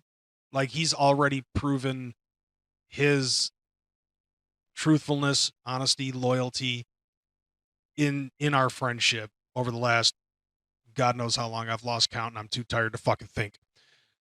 But the thing is, it's like, okay, I know where he's at financially. I know where he's at, you know, station wise, fucking living at home, you know, living in his own place while also having a multitude of land that he's fucking able to kick it in. I've gotten to see the land that his family owns, and it's been a blessing and a wonderful experience fucking kicking it with this dude. This is something that I've wanted to do for a long time, but you know, scheduling conflicts and motherfuckers getting thrown in jail over fucking hood rats. Hood rats and hammers. Yes. And so, like, you know, and I'm sure that you probably are just like, oh, he's just lying to co-signing for CPN and lying for him in his stead. No, motherfucker. Like, I have no reason to fucking lie. Like, I mean, obviously we have one of his other closest friends. Paid actors. Mm-hmm. Yeah. Well, But if that's, but you can't pay for something if you're fucking broke. You know, That's the weird part, bro, because they'll be like, this month he pulled out a fucking loan. my fucking dude, my fucking haters are weird to me, right? Because they'll be like, CPN's an incel piece of shit who can't pull any pussy, and here to prove our point is his wife and ex-girlfriend and potential baby mama all on the same panel to fucking tell us about what an incel not pussy getter he is. Yeah. Wait, what the fuck? Like, oh, okay. Yeah, meanwhile, this motherfucker's broke, and we're gonna prove this by going through his Lamborghini collection. Like, right. Yeah, and of course, you know, they gotta hate on me just because by proxy, you know, because I'm friends. I want to say, you know, definitely, I'll vouch for you any day, man. You mean a lot to me, dude. I mean, at the end of the day, they're all fucking idiots, and a lot of the stuff that they say, it's gotten to a point where I'm just like, you know what? I'm just gonna take the comments that you fucking make and make an AI song. As a matter of fact, I've got it queued up. You want to hear it? Because, like, I know that you wanted to stay away from comments throughout this. Yeah, let's go ahead and hear it. But let's I was go like, ahead and hear you've it. got to hear this because Let's go ahead to and me, hear it. these are the funniest ones, and I feel like putting it in ska form is actually fucking good too. Here you go.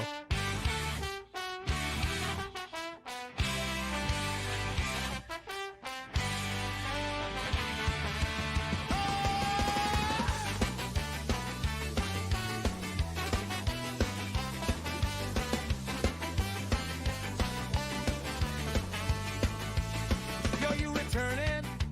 Hammer time. What could this be? Hopefully Red Beard won't be in your house and hood rats setting you up. The goat is returning. Welcome back, CPN. No fucking way. Pillow hand just dropped to his knees in Walmart. Oh shit, here we go again. The return of Child's Play Ninja. You know what they say, you can't keep a good guy down and he fucking hits you guys. Oh shit, here we go again. The return of Child's Play Ninja. You know what they say, you can't keep a good guy down and he fucking hits you guys. I'd skank, but my back hurts. I'm that old, like. cool skate. Tell him to pull up. We all got a surprise for him. 4 years to the day since he went to jail. Henrico County, cool with this or not? CPN gonna get swatted for a street back. R.I.P. Jamie Nicole Ryer is a sicko. He only came back because Chuck Reeves' daughter is now of legal age. Oh shit, here we go again. The return of Child Play Ninja. You know what they say, you can't keep a good guy down, and he fucking hates you guys. Oh shit, here we go again. The return of Child Play Ninja. You know what they say, you can't keep a good guy down, Took and me he like- fucking hates you Like a good little.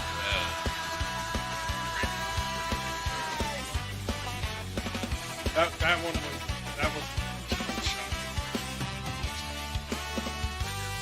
Hammers in the chat, fam. Let the clout chasing and drama baiting begin. I'll get my popcorn ready. CPN return before GTA 6. How the hell did they let you out? Oh shit, here we go again. The return of Chuck Play Ninja. You know what they say, you can't keep a good guy down, and he fucking hates you guys. Oh shit, here we go again. The return of Chuck Play Ninja. You know what they say, you can't keep a good guy down, and he fucking hates you guys.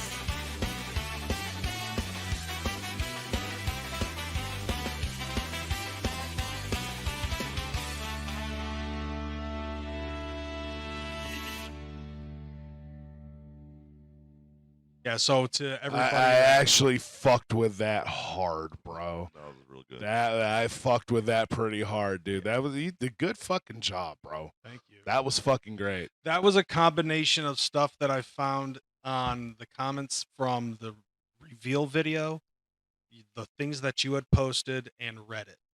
So, Okay. like, I knew when I saw that Chuck Reeves line, I was like, I have to fucking. That throw has in to go in there, bro. Like, and I love it because like there were so many fucking people that were like making references, like the Jamie Nicole thing, threatening to swat us, Chuck Reeves twice, and pillow hands, because that's all part of the And history. I would think people were gonna, man. I mean, the Jamie Nicole thing is whatever, bro. I know, but I felt like I mean, I'm happy she's dead, so you know. But I mean, Right. there's that. like, but it was like, that's still part of the lore. Was like when she passed away, it was like, I don't care, fuck her. Oh, when she passed away, I was like, fuck that stupid bitch. Good. You know what I mean? That's a twisted bitch, right? Yeah. Anybody who Yeah, makes yeah. up again, I am unforgiving to fake rape allegations, bro. Mhm. You have to be lower than scum to make shit like that. But let me put it to you this way. You know how they say like everything happens for a reason and stuff like that, blah blah blah. And I was sitting in jail and I was thinking about that, right? And I just got these two stories to tell y'all, and then we're gonna go away. So the first one, I think I found out in 24, if there is a God, if there is a, you know what, you have to be here for this reason, and there's a reason you have to be here. 2024 kind of made me go, what the fuck? So I know what a heart attack feels like. Yeah. Oh, shit. I know how firsthand experience of what a heart attack feels like. Sorry you had to feel that, man. Now, but here's the funny thing. It wasn't actually a heart attack.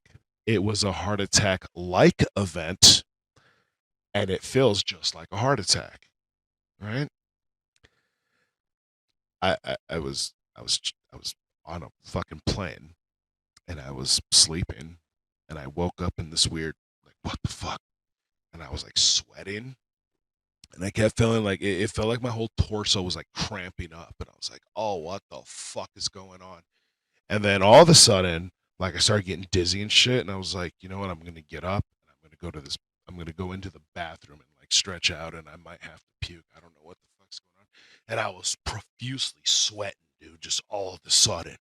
I don't know what the fuck was going on. So I get up start walking towards the bathroom and I'm all wobbly and shit. And as I'm getting to the fucking bathroom door, my fingers, everything goes numb. I can't even grip anything.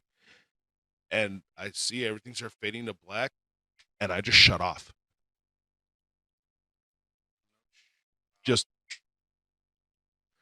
And I woke up and they had moved me, like scooted me a little bit, and I was surrounded by these stewardess, and there was already a pillow under my head. I was like, what's going on?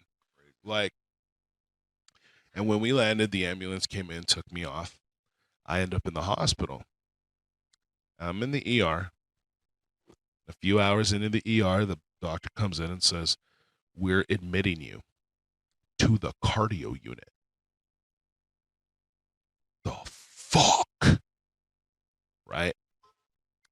And I sat in the cardio unit for 5 days. For 5 days, bro.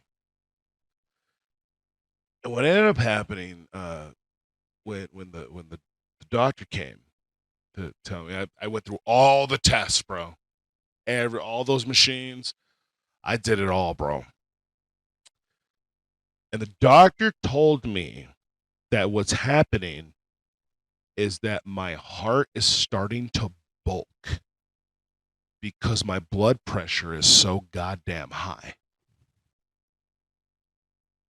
Like 180 something over 1 something when I was admitted.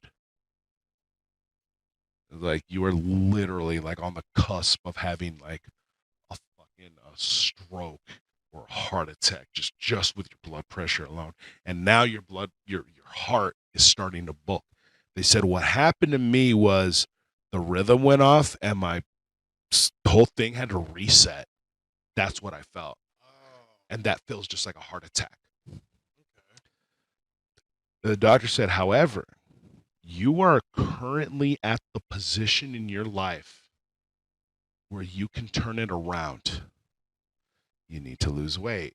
You need to get your blood pressure down. Change your fucking diet up, and all this other stuff. As a result of that, I got a new PCP, in Sierra Vista. And I go get my annual checkups and all that. And then I've been over to a cardiologist. And I'm happy to say now I'm pretty good now. I'm a lot more fit, my muscles are I'm like cut, I'm still bulky, but still you can see a very big difference. Right. So he's swole.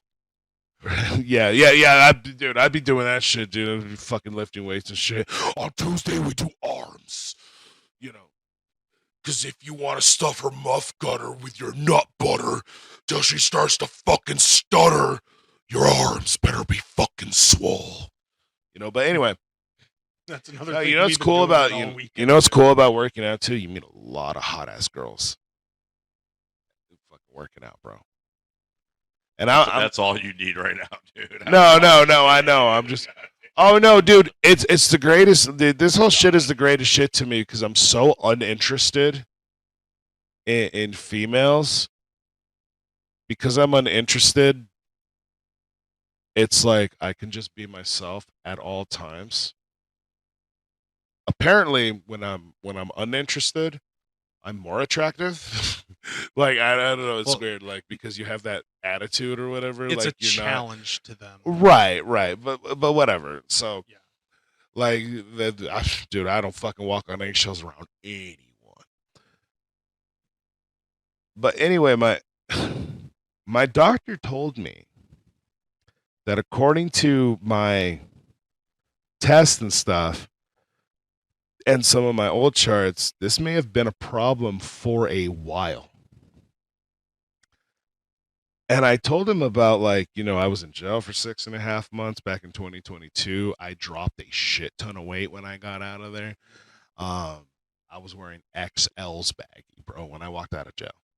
Jesus. Because I came to see you first. His first fucking answer to me was, where the fuck did you go? You know what I mean? When I went and saw my other boy, he was like, God damn, you're fucking skinny. And then I ended up putting all that weight back on because I just ate anything I wanted. I just ate like a motherfucker, right? But anyway, the doctor told me that it's quite possible. He can't say for sure, but it's quite possible that 6.5 months in jail may have saved my life, or may at the very least reverted me back to where when I did gain weight again, I wasn't so far gone that I was about to get to the unreversible stage. That 6.5 months in jail may literally be the reason I'm here today. Changing diet, you're healthy. I'm eating less, dude. They feed you barely 2,000 calories a day in jail, and I won't eat half of the shit they feed us anyway. So it's like I'm barely eating up in that motherfucker, dude. And I worked out all the time. I was working out all the fucking time, bro. Got nothing better to do, man. Yeah. I read a lot too. I read a shit ton. Dude, Game of Thrones in book form, Song of Ice and Fire, fucking amazing. But nonetheless, I also read the Twilight series. With the movies, I was Team Jacob. But after reading the books, Team Edward, fam. And then I also started my own chapter of La Onda, Yeah, we saw photos of that on Facebook. Yeah, we chon, bro. But nonetheless, so there's that. Okay. But here's the other one, and this one's a little funner, but it's going to be offensive to some of your viewers. It's going to be offensive to some people. Maybe not even your viewers, but it's going to be offensive to some people. So, my very last court date was January 22nd, 2025. That was my very last court date. January 23rd, 2026 was when I was finally free of everything. And these court dates were just see if I'm doing all right, if I'm violating the conditions. Finally, everything was set. And I just had a 12 months. It wasn't probation. It was just 12 months of suspended time. No supervision, no nothing, just suspended 12 months. On January 23rd, I can come back. I can do whatever the fuck. They can't do anything to me from January 23rd on this year. So, I go to set my flight up to go to my January 22nd date. And I always compare so many days, blah, blah, blah. And it gets this, save more money if you decide to fly 2 days earlier and you decide to fly into DC. And I'm like, okay, cool. So I fly in to land Saturday morning, that Saturday before the 22nd. So I get on this plane, I get off this plane in DC, and as I'm walking through this airport, there are MAGA hats everywhere. What the fuck? Why are there so many? It's Trump inauguration weekend. This whole thing led me to be in Washington, D.C. during the weekend Trump was being inaugurated. I got to the Grand Central or Union Station, whatever it's called, for the train. And there's this big ass park across the street out there. I fucking went out there, dude. I partied with MAGAs Saturday and Sunday, dude. And it was lit. Dude, I had such a good time that weekend, bro. I remember you called me, dude, and let me hear what was the commotion that was going on over there, dude. You were so excited, man. Luckily, like a story like this will not upset my fans just due to the fact that well, I mean, it's going to set some they know people. where I sit politically. Right. And what I did was, I mean, there was merch tables around and stuff, and so I had to buy this in DC during Trump's inauguration. So I finally, after all this time, have an actual MAGA hat, bro. Yeah. DC Trump's inauguration, bro. And on top of that, it's dark MAGA. Yeah, I'm all about dark MAGA, bro. Fuck yeah. Fuck yeah, Sith MAGA. Let's go. Oh wait. I'm sorry, I have one more story. This is the funny one.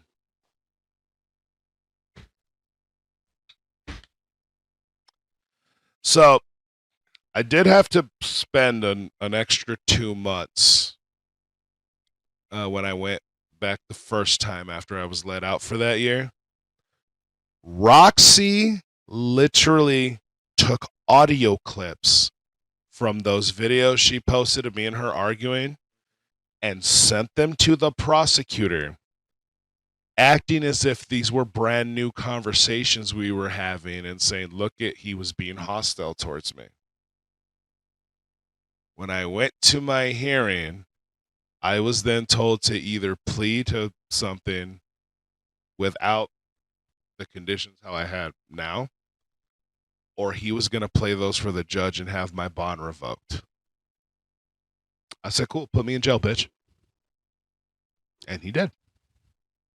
I didn't care. Because I had prepared for all that.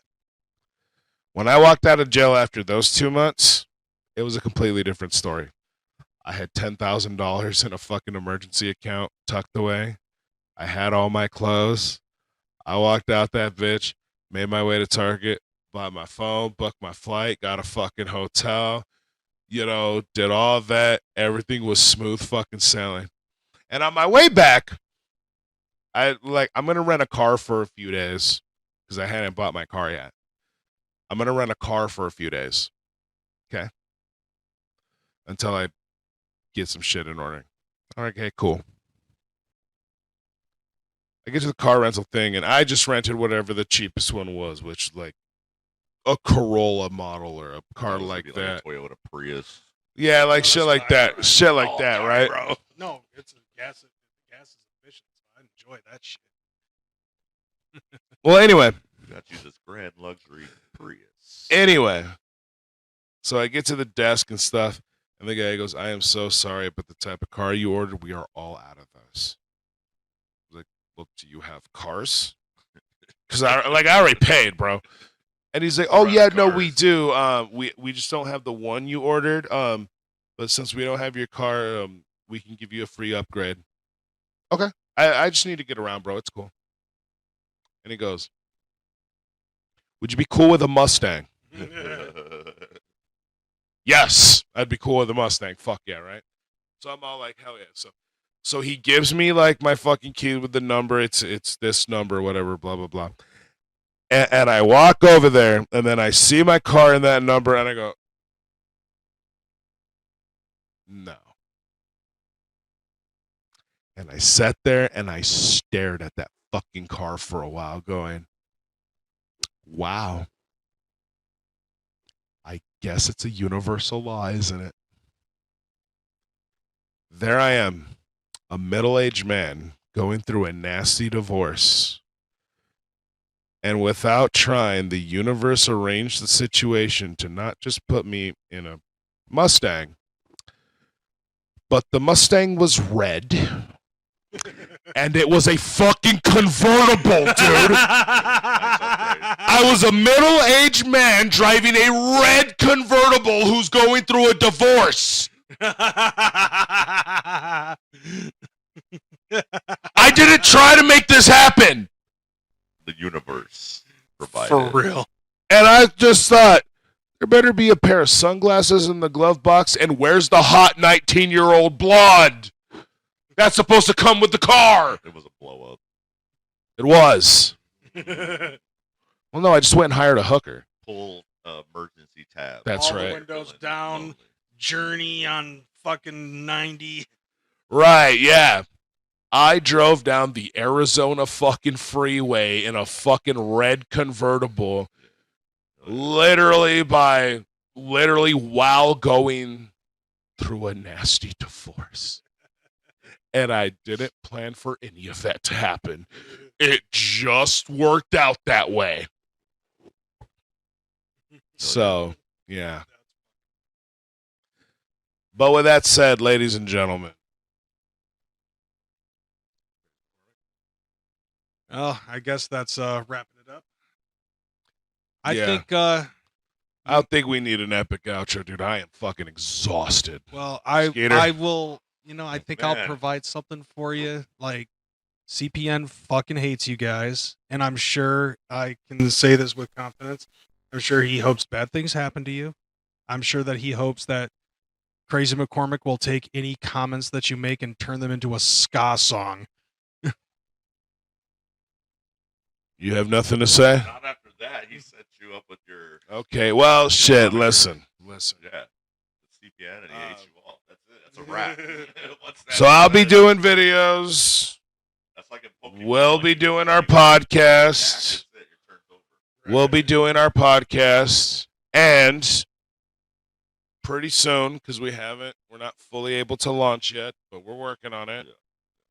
There will be a program with the business we're launching where the underground, you can get Underground shit. merchandise for your shit for a lot less better than what fucking you pay. Teespring, for less than anybody you go to.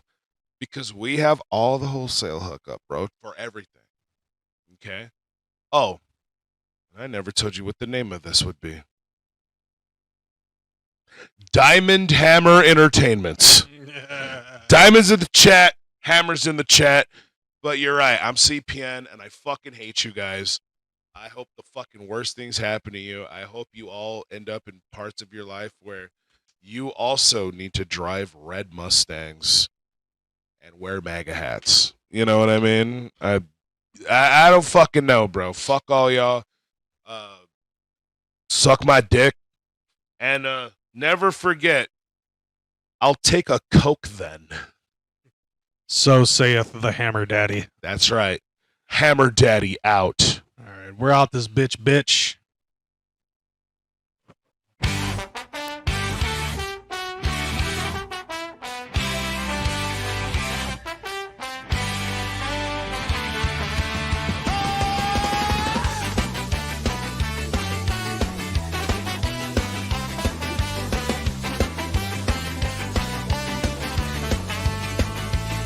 Yo, you returning? Hammer time. What could this be? Hopefully Red Beard won't be in your house and hood rats setting you up. The God is returning. Welcome back, CPN. No fucking way. Pillow hands just dropped to his knees in Walmart. Oh shit, here we go again. The return of Child Play Ninja. You know what they say, you can't keep a good guy down and he fucking hits you guys. Oh shit, here we go again. The return of Child Play Ninja. You know what they say, you can't keep a good guy down and he fucking hates you guys.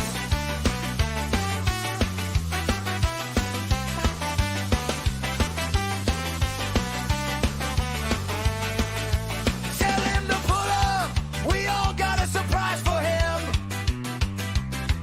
4 years to the day since he went to jail. Henrico County, cool with this or not? CPN, gonna get swatted first street back. R.I.P. Jamie Nicole Ryer is a sicko.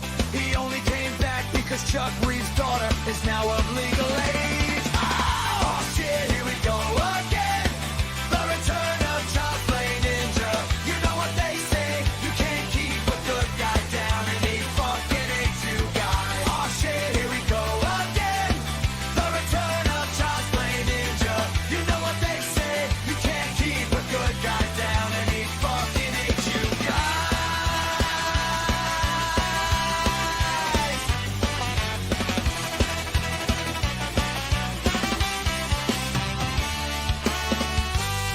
Hammers in the chat, fam. Let the clout chasing and drama baiting begin. I'll get my popcorn ready. CPN return before GTA 6.